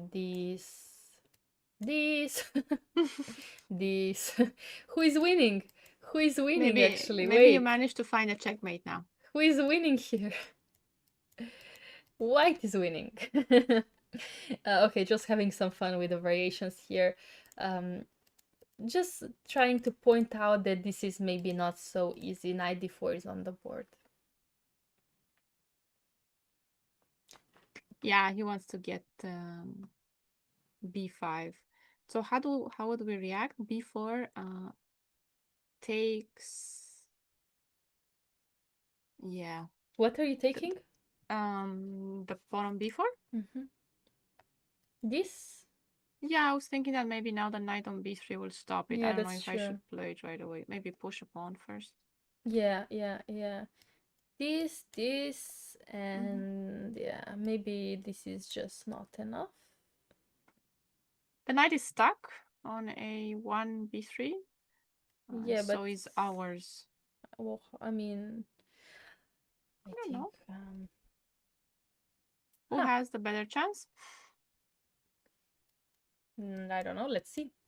Let's see King who has a better g5. chance. Nobody, yeah? Pick up g7, I pick up f5. Mah, yeah, who knows? Yeah, before it's the move that he has to calculate. Definitely, I want to see if he has something else, though. Does he have something else? For example, takes. B4 is on the board. Okay, we're gonna see something. Because I don't think there's another move that's not b4. No, I think so. Yeah. Takes. Okay, I see the bar in the overview. I see, but I'm not sure if it's correct, so I don't want to look at stockfish. Okay. Yeah. We thought it would be a draw. I think a3, right? I think a3. Yeah. Or are you saying that maybe instead of a3 there was something? No, I don't think there Could is. be. Okay, let's check the evaluation actually after b4. Maybe it's wrong. No, actually it is. Black is winning, so Sarana would be winning the game. But let's figure it out. After a3. Yeah. b5, like we said. Ah, this is the point, yeah. So I thought about this. Knight c4 you start with, because this... Ah, you play knight a5. This? I thought I was looking at... No, you just go king e5 actually first.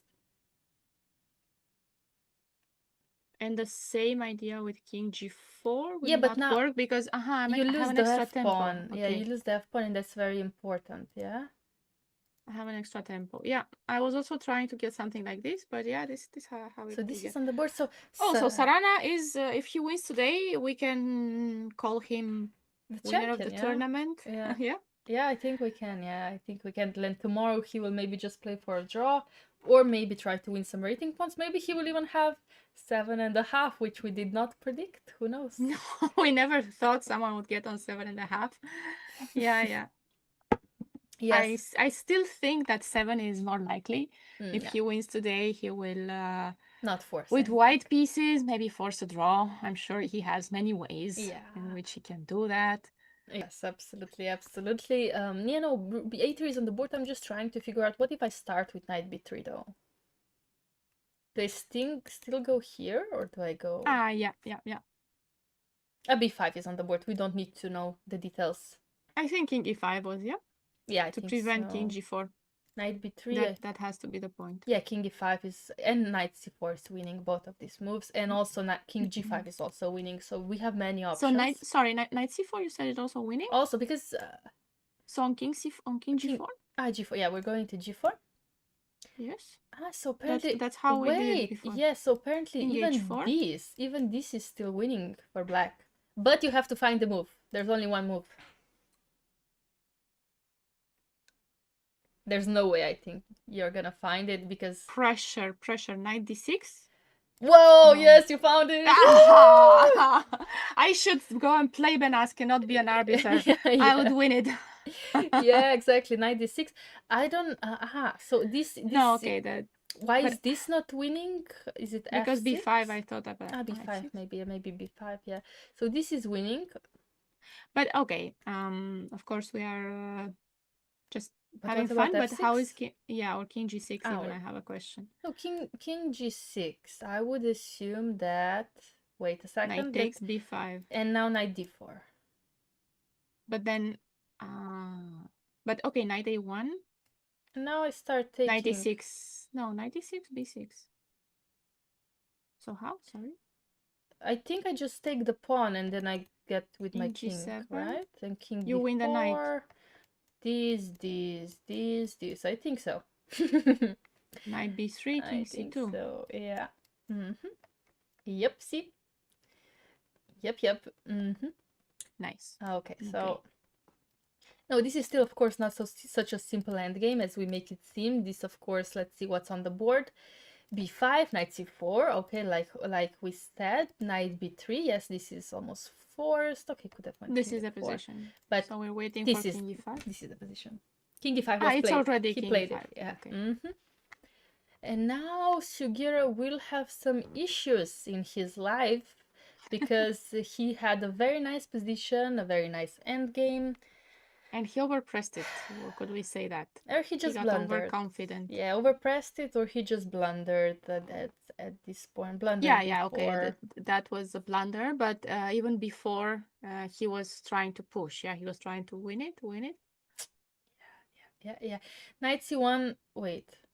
Knight c1. Try to stop the pawn that way. Okay. So he's going to a2. That's actually a very good response. I wonder, do we... Knight d2 or not? Yeah, do we go... Where do we go? Knight d2, king e3. Take. b6, knight c5, or d6. Where do we go? Maybe to d6. I feel safer Okay. on d6. I don't know why. I'm a bit further from the white no, sorry, king. I cannot play c4. Sorry. Yeah, okay. King f3. h3. Okay, king f5, yeah? But now c4. Now c4. Now you go knight b7. Yeah, now you go knight b7. Fair. Okay, fair. Very fair. Very fair. So, I think we're gonna see a win here by Sarana. Pretty confident about this, right? Mm-hmm. So even if Van Gaal won his game, he wouldn't have caught up with Sarana. Yeah. Sarana is just unstoppable. Unstoppable. By the way, we have some results here. We will definitely come back. Just want to say that Amilal did in fact beat Amar Ilham in the ending position, which was, let's see what the ending position was. It was around here. Just going simple chess. 2 pawns is enough to win the game. So can we congratulate him already? I would think so. We don't want to jinx it for the last round, but let's not. I think it's safe to say that he made a GM norm. I think so too. I think it's almost safe to say, but we will definitely have to check his performance tomorrow. But with the win against Amar, I think his performance is jumping up, and I don't think he can drop below 2600. So yeah, I think we can congratulate him on his GM norm. Definitely. He's on 2644 before this win. We expect that to go even higher after the win. Absolutely. How many points will he have? 5.5. Out of 8. Very good result against this top grandmaster field. So definitely a player to look out for in the next tournaments. Was Urazayev also with open? Yes, Urazayev was also with good chances for a GM norm. He had a 2651 performance. How is he doing today? He is on board.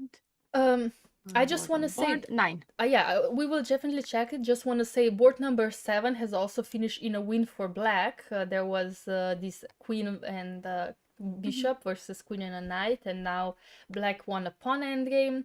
Also board number 8, so which is this one, expectedly finished in a win for black in a very nice, smooth way after knight d2. Because checkmate. There would be a very cute checkmate on a2. Let's just show it. Oopsie, king is out of moves.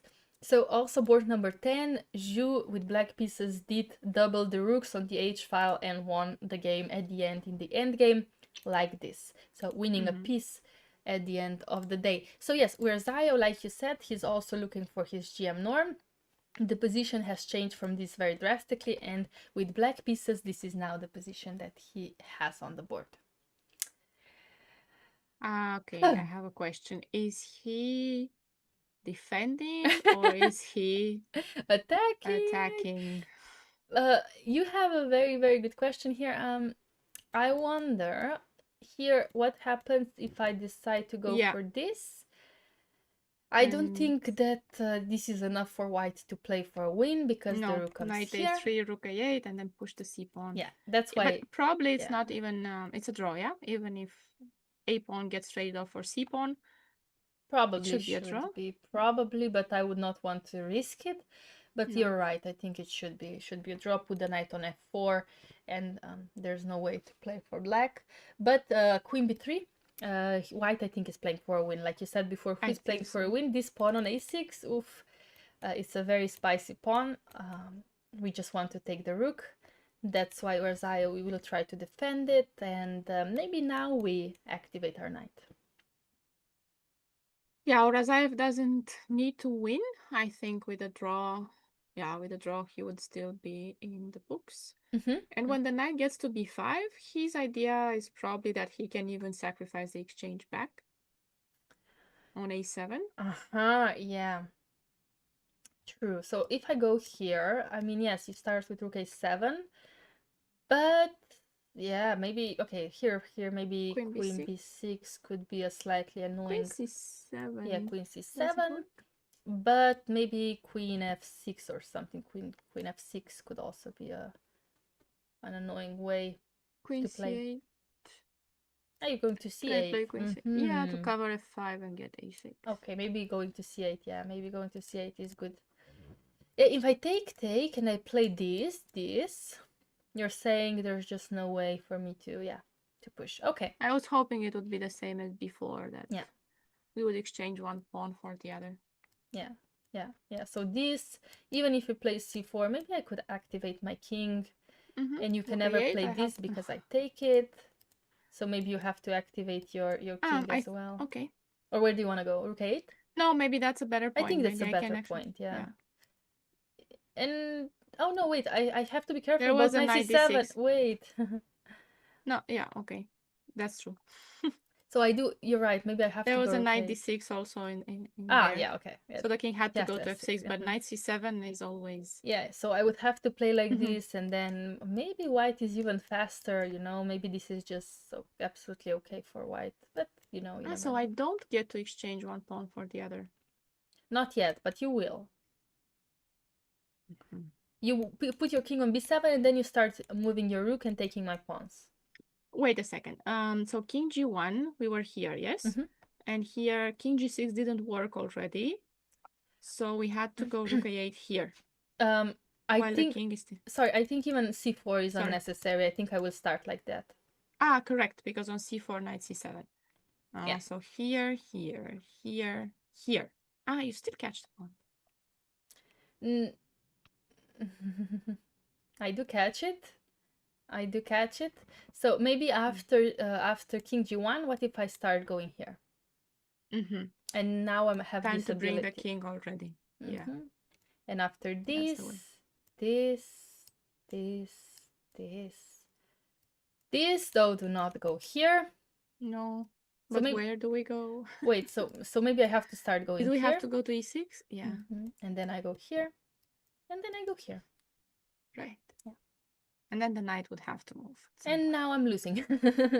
And now I'm losing the game. Yeah, so this is definitely... That's why white is keeping the queens on the board. You kind of don't want to exchange them, because this endgame could be easily losing with some tempo up and down there. That's why white is keeping the knight, because this knight could be potentially very annoying.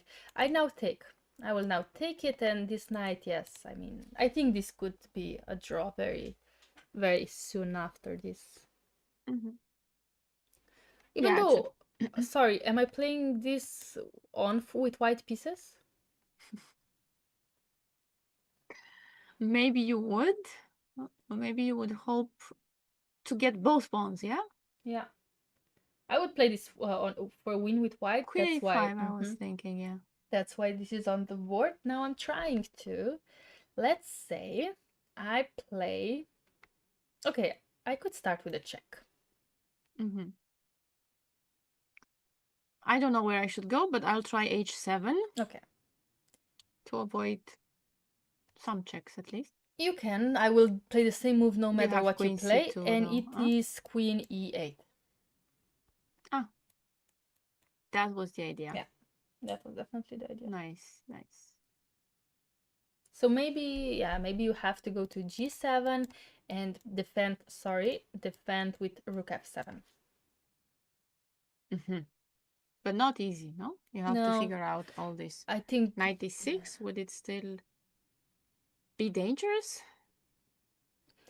yeah, I think that like you said, I think maybe white is playing this for a win. Knight g5, yeah. And I think that Urazaya will have some troubles. Okay, he didn't go for a check. And this, even though I like this very much, he went for this. But the idea is the same. You want Similar, Queen G6. yeah. So this would be, this is now on the Rook board. A6, And Queen E7 now also. I wanted to put my threatening queen this. on f5. So I don't have, I don't put my queen on f5. Do I put it on b5? Yeah, I mean you can, but then you also always have to worry about some tough stuff like this.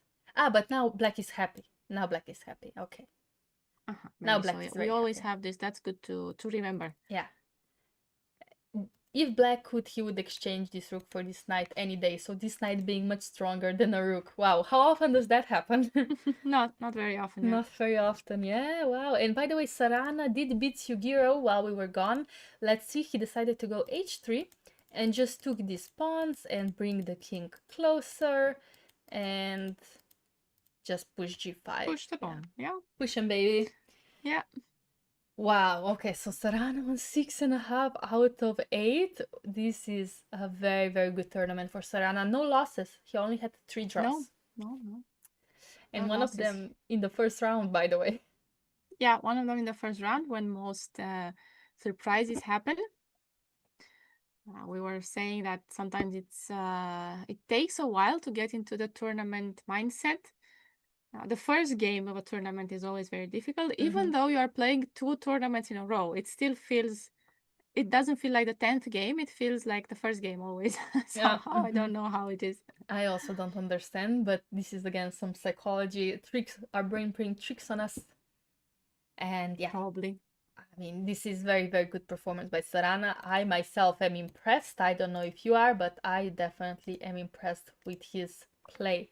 Looks solid, but somehow he always manages, yeah? Yeah. Even in this position where we thought he was on the defending side. Can I ask you what's going on board 4? Because we thought that Aryan Chopra was winning. Look at this position. Is he still winning? This looked completely winning, and we left it because we were like, Chaparino will lose eventually, but what has happened? So Queen is still on the board, and Aryan Chopra has some issues with pushing his pawns. Oops. Queen G2. Oh my god, so this was a blunder. So like I said, some issues with pushing his pawns, and immediately when I said it, he lost one. So this was probably a mistake. This is completely winning. For example, you can go rook d1. Okay, you have to keep your pieces protected like that.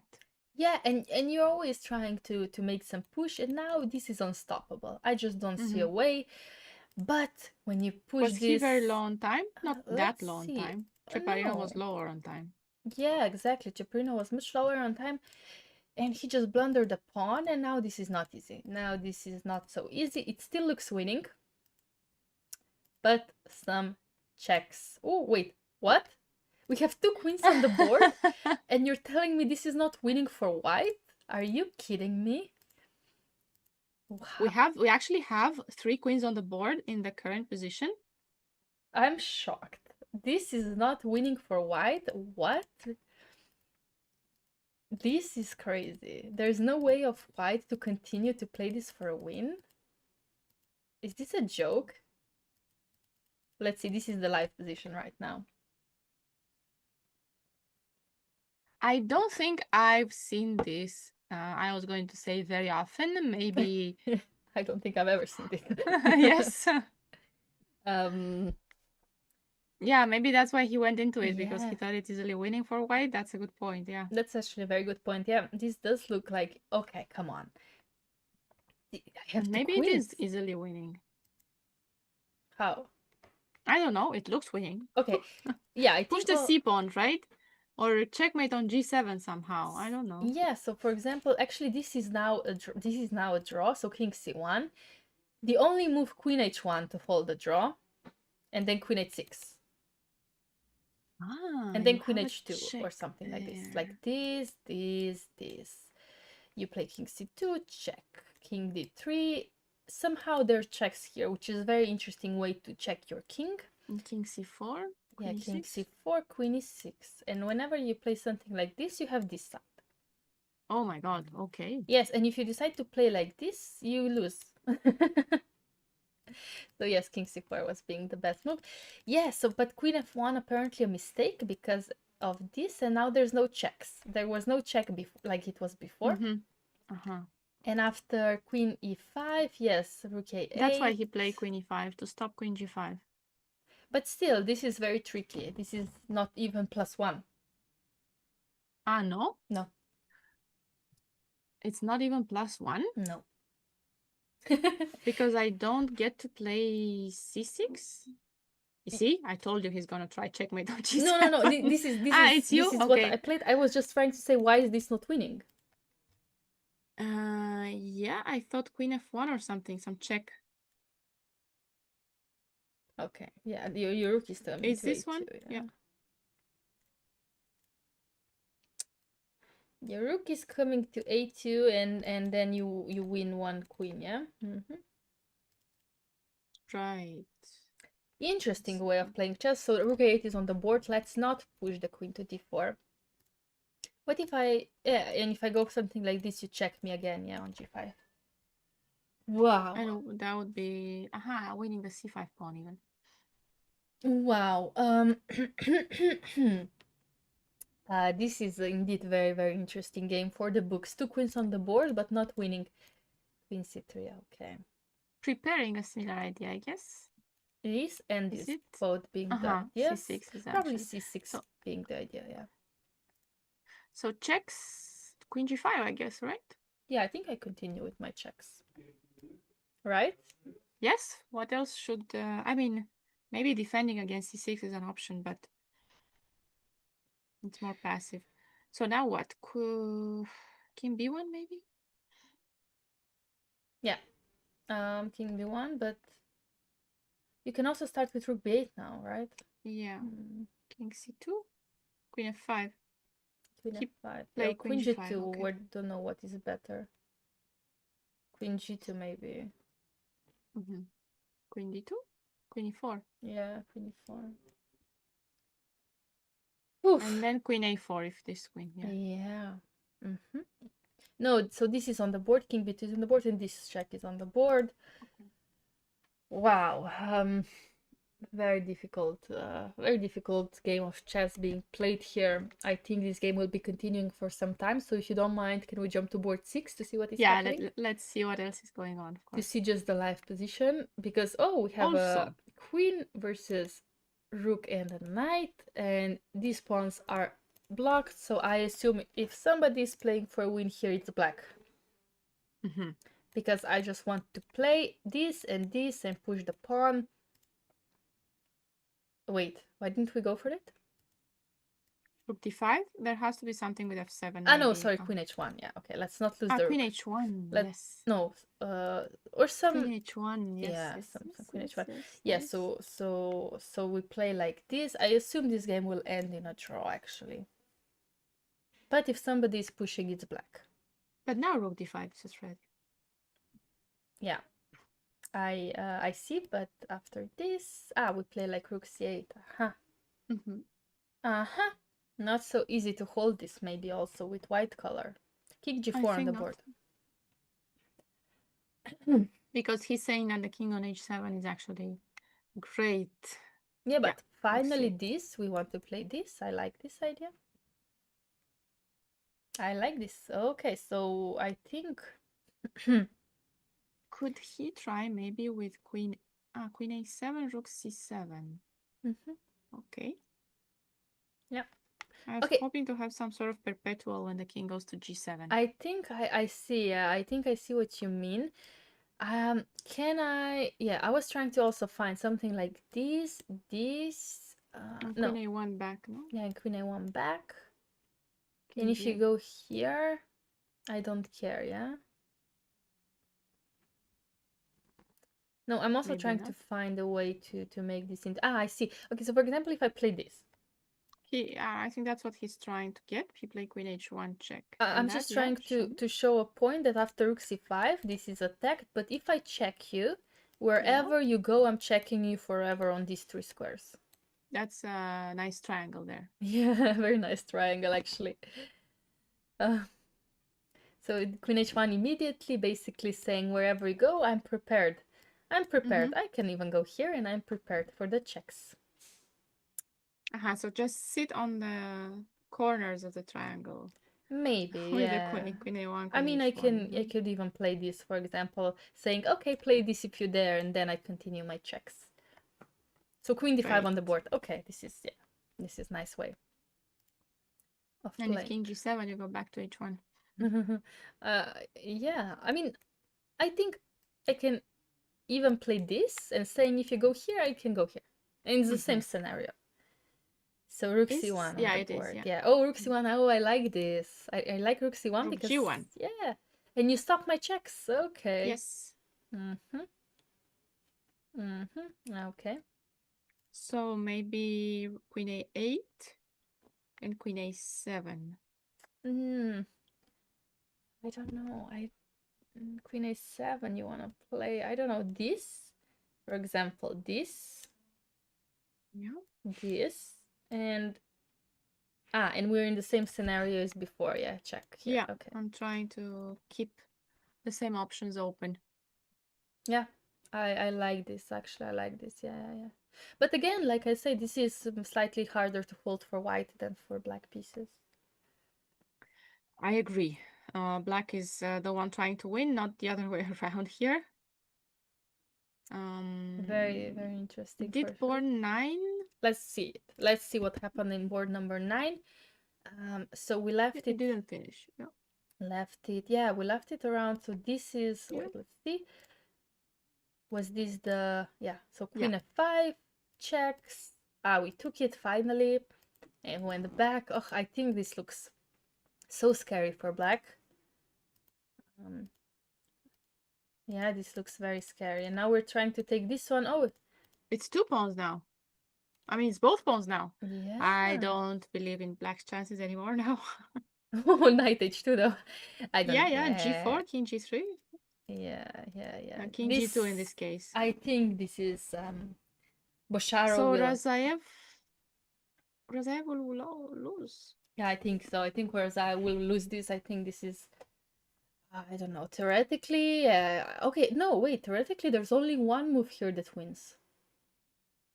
I would go king g2. Is that good? I would go king g2 too, but it's not the move that wins. h5. Yeah, it's h5. Because this is the only other move. I don't think I want to play g5. Yeah, let's king in. Yeah. Let's see. The point is that here you can go g5, and after king f5, go g6, and apparently you're much faster than your opponent. Yeah. And it's not going to be a perpetual. You bring the king closer to the rook. And if I go here, allowing rook a1, and if I go h5 now, it's apparently just not fast enough. Like if I go king h3 now, apparently rook a5. Whoa. Or rook a3. And king h4? Rook a2. I'm not allowing your knight out. Maybe this is the trick. Knight f1. Yeah, and rook f2. And we believe in this. I don't know. I believe the engine. Otherwise, I would not. In the 3 pawns against the rook. Yeah, because this king is close enough. Yeah, takes king h5, check, king g6, and king f3. You can play g5, but king g4. Yeah. Here, H7? You go h7. H7, no, I take it. Yeah. Okay. I take it, and if you go here again, this nothing threat. happens. Yeah, nothing H2. happens. Yeah. Yippee. So h5 is on the board, but Charo found the move, and king e5 now. Trying to go here, but after g5, I think it's gonna be very, very difficult. Very difficult. King f6? G4, Yeah, no? sorry, Yeah, let's it's what we this, had. yeah, G4, it's good enough. And then when I'm ready, I move my king and my knight, and if they work in harmony, and I think it should be perfect way to win the game. It was, it still is a very tough game Yeah. for both players. I hope Urazaev can still get a norm with the loss today. Welcome. Hello, traders. Welcome to our commentary of Aktobe Open. We are on round 8. Almost finished actually. How many games? We have 4 games only in play. Yeah, correct. So today we did focus mostly on top 5 boards because they were extremely interesting, but many results in. Today might be a shorter day than yesterday when Svana joined you. We have only 1, 2, 3, 4 games still being active, so 4 very exciting games actually. One of them being 2 queens versus queen and a rook. Yeah, take a look at that. If you just came here, you Look just arrived here, this. look at this position. We actually have had this for at least 10 moves, Mhm. and we haven't figured out how white is going to win, but maybe he has figured it out now. Yeah, Has he? I don't know. Queen e4? Can I just see when was the last time we took some pawn? Let's see. So when we took You h3. think we're actually going to have 50 moves? I just want to see what I have to look at. So it's 53. 53. So now it's move 70. So it's 74. So it's been, no, 76. So it's been 23 moves already. Without so we only pushing need a pawn. to survive for 20 more moves. Yeah, basically just if we survive for 20 more moves, it's fine. Yeah, this is now the position, but I cannot see white avoiding the checks, to be honest. You pick 2 queens? Okay, fair. In theory, we would also pick 2 queens, but here we've been hurting our heads. Physical pain almost. We're trying to find this. So wait, maybe the idea is that queen d4. So queen d4, right? Queen d4. Ah, to push your Queen king c2. to Yes, d5. but queen f5. Can I start with queen e6 or do you want to go? Yeah, here we go. E2. And then I'm gonna go here, getting active. What could be the move here for black? Guys, let's try to figure this out. I think we can. Would you still pick the 2 queens? Yeah. Queen e2, by the way, on the board. So if king d5 happens, oopsie whoopsie, black actually wins the game. So let's. But he has only queen d3. I was thinking it might be. I wasn't sure about king c3 because look, queen c3 might. No, it's not losing. I thought king c3, queen e1, queen d2, and I thought, rook b3, but no, look at that. The queens are protected. No, I was thinking you will go queen b2 actually. Because and just give checks queen e2, queen b2? Yeah, exactly. So if I go here, then I have this rook b3, I think. And again, who is playing for a win? Not sure. And you can also checkmate here, right? With queen b2. You had your own checkmating idea or not? Yeah, indeed you did. Watch. Yeah. There's one here as well. Yep. That's very nice checkmate indeed. Yo, look at your pawn and your queen just stopping you from being active. We found the same checkmate on both sides. Yeah. Nice. One here. That's actually lovely. So that's why queen d3 is on the board. And queen f6. Yeah, I predict a draw. You don't want the 2 queens anymore. No, the thing is that I just don't see the way to activate my queens at all. I mean, I've been trying for 30 moves, and I haven't succeeded. So wait a second. So how was it? Here I didn't have any other move, right? He went king c4 and just king here, attack. And now he will think again. Yeah. Or will he agree that this is a draw? Does king e3 work? I'm just curious now. Yeah, let's put it on the board. You don't want the 2 queens anymore. Yeah, correct. Good thinking. Yeah. Maybe rook e8 runs into problems. Yeah, I don't know if it runs into problems, but definitely something that I should. Oh wait. Sorry. not It yeah. went to f8 by mistake. Yep, it was a mistake. Here I was thinking that yeah, you there. have to be slightly careful, right? You wanted to But go to king d1. f4. I wanted to go to b2. Ah, even b2. It's even b2. I don't know if it works because king d1 and I still don't know when I'm having my next check. Yeah, that's true. You have to be slightly careful with these checks, not to make some stupid ones. Okay, I think we're gonna have a draw. Yeah, I think we're gonna have a draw as well. No, we have king c4 on the board, so I'm sure Chaparinov will claim the draw if I didn't. Yeah, I just wanted to point out that here, for example, this loses a queen. King d1? No, does it lose a queen? Queen Maybe d2? it doesn't lose a queen.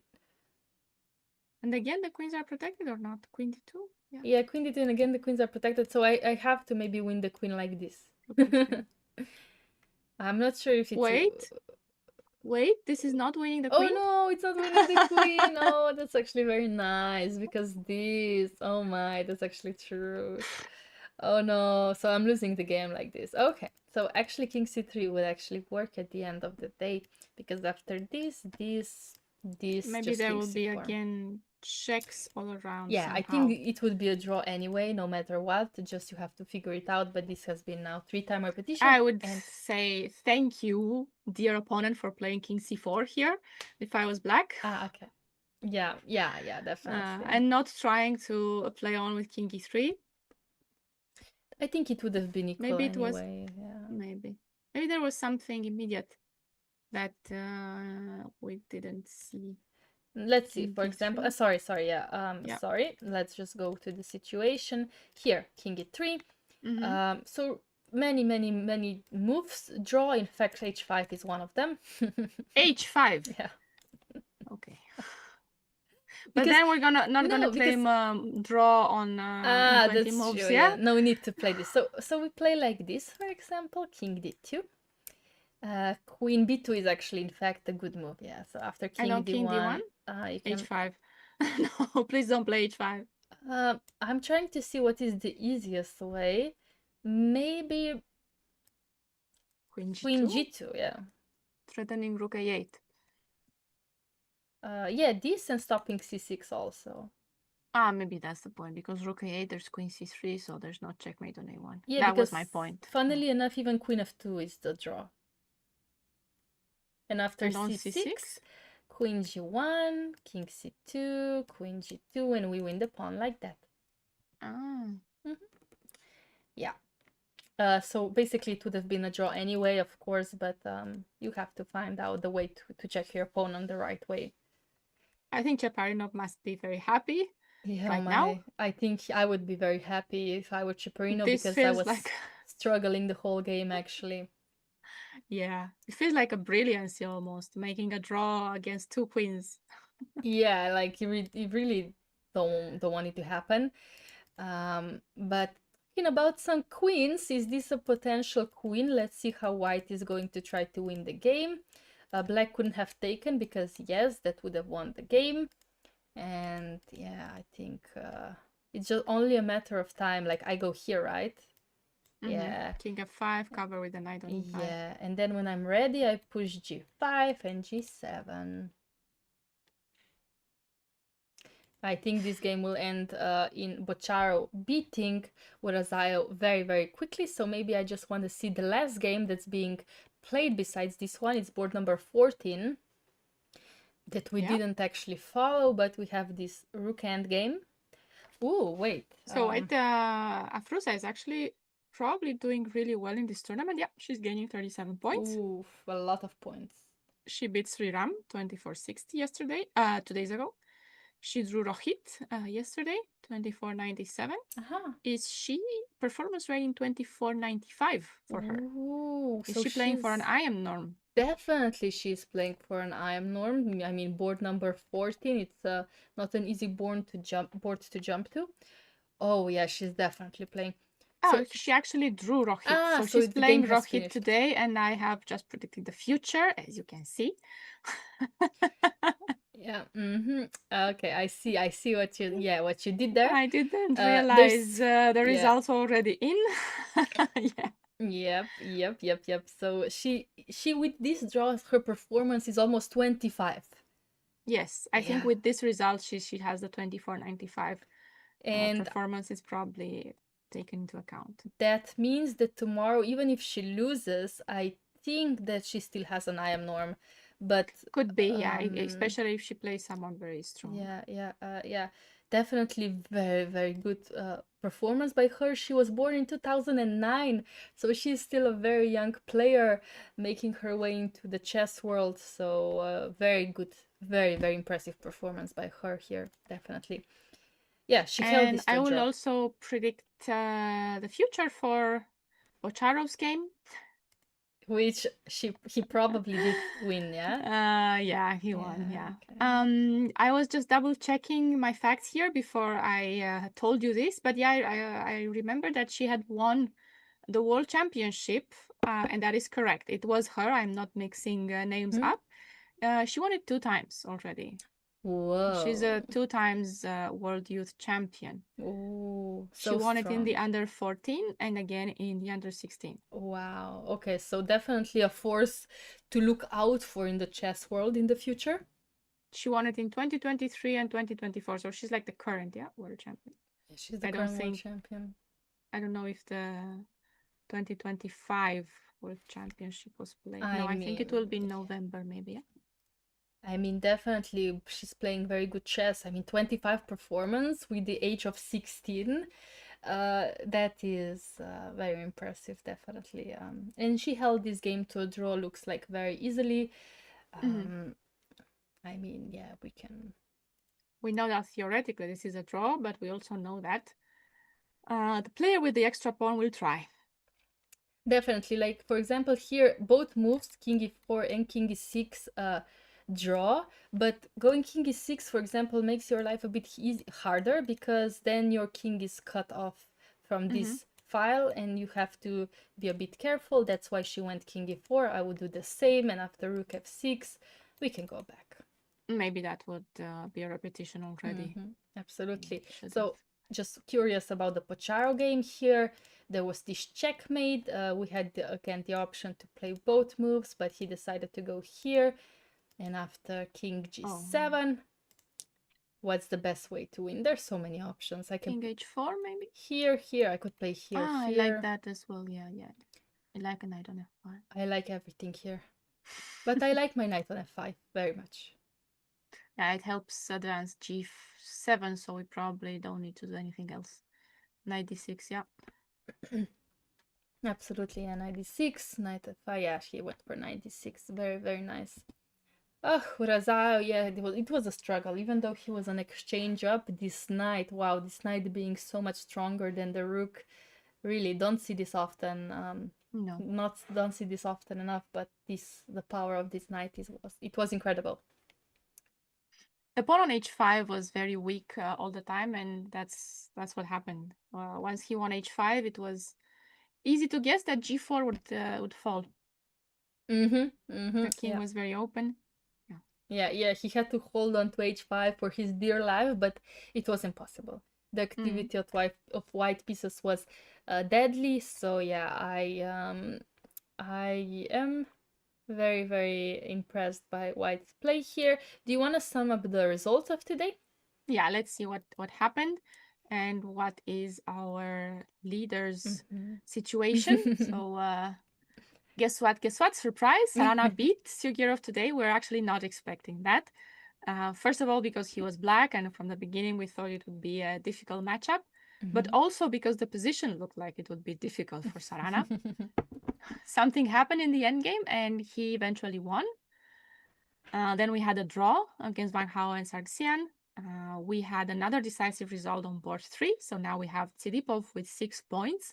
I assume he would meet Sarana tomorrow. Yeah. I don't think there's any way around that. Yeah, absolutely. I think so too. And we had the amazing save on board 4 with 2 queens.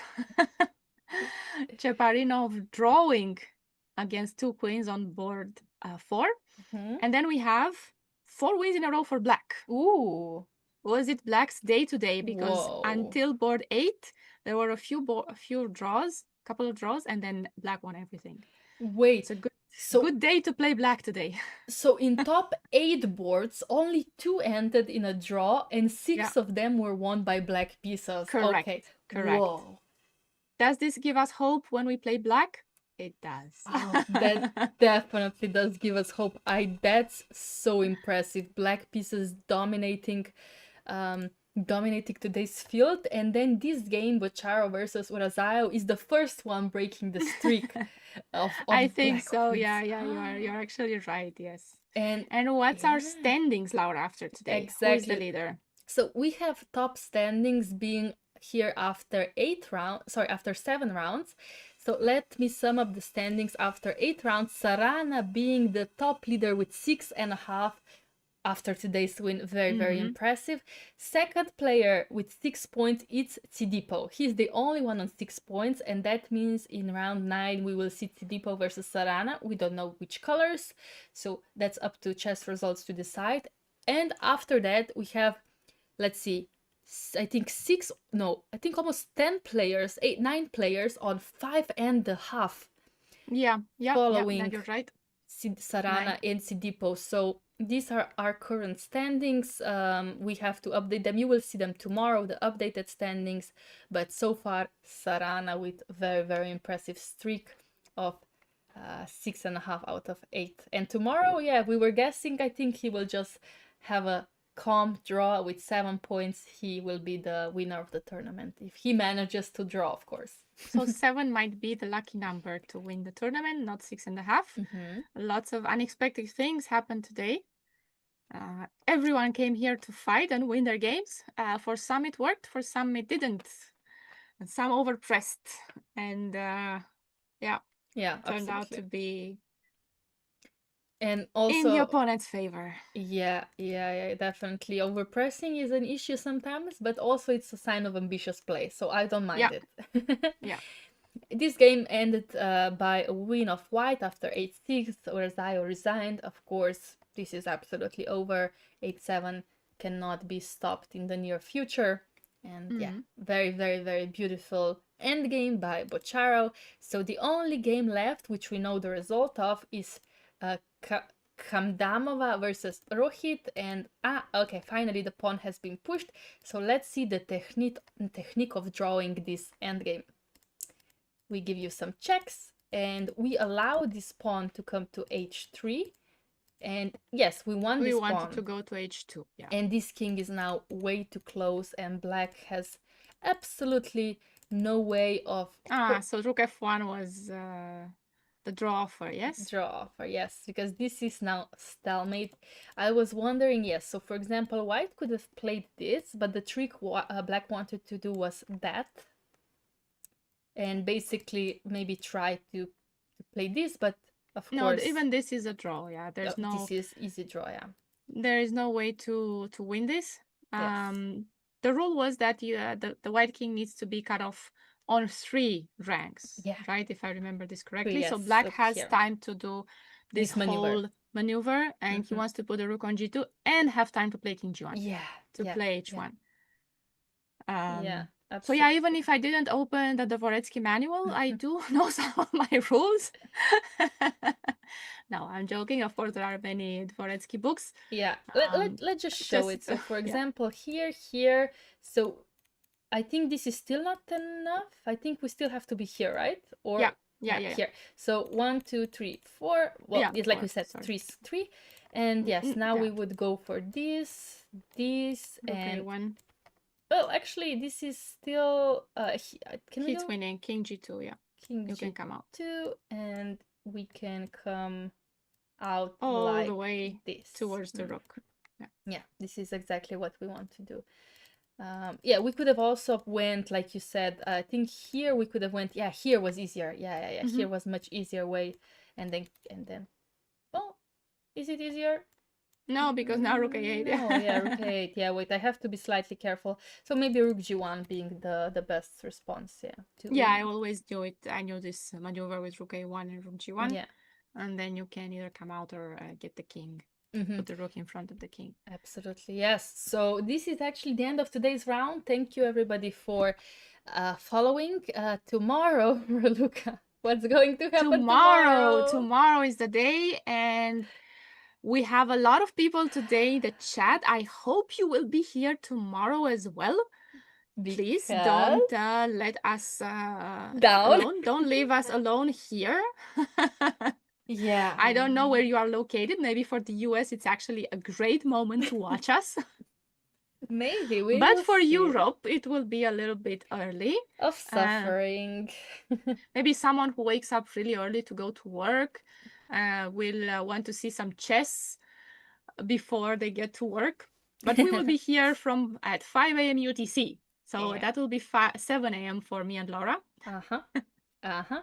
Absolutely. So early birds tomorrow, waking up around 6 to make everything happen for the smooth streaming without technical difficulties. But of course, you guys are welcome to join us maybe an hour or two later when you will be not tired like us. But yes, tomorrow the game starts 5 hours earlier than it usually would. So keep this in mind. Morning round. Yes. Definitely morning round tomorrow. So yes, I think this is all for today, Raluca. And yes, I will be joining you tomorrow, not Svane. So we will be finishing the tournament together. Thank you so much, Tors, for subscribing as well to the Lichess Twitch channel.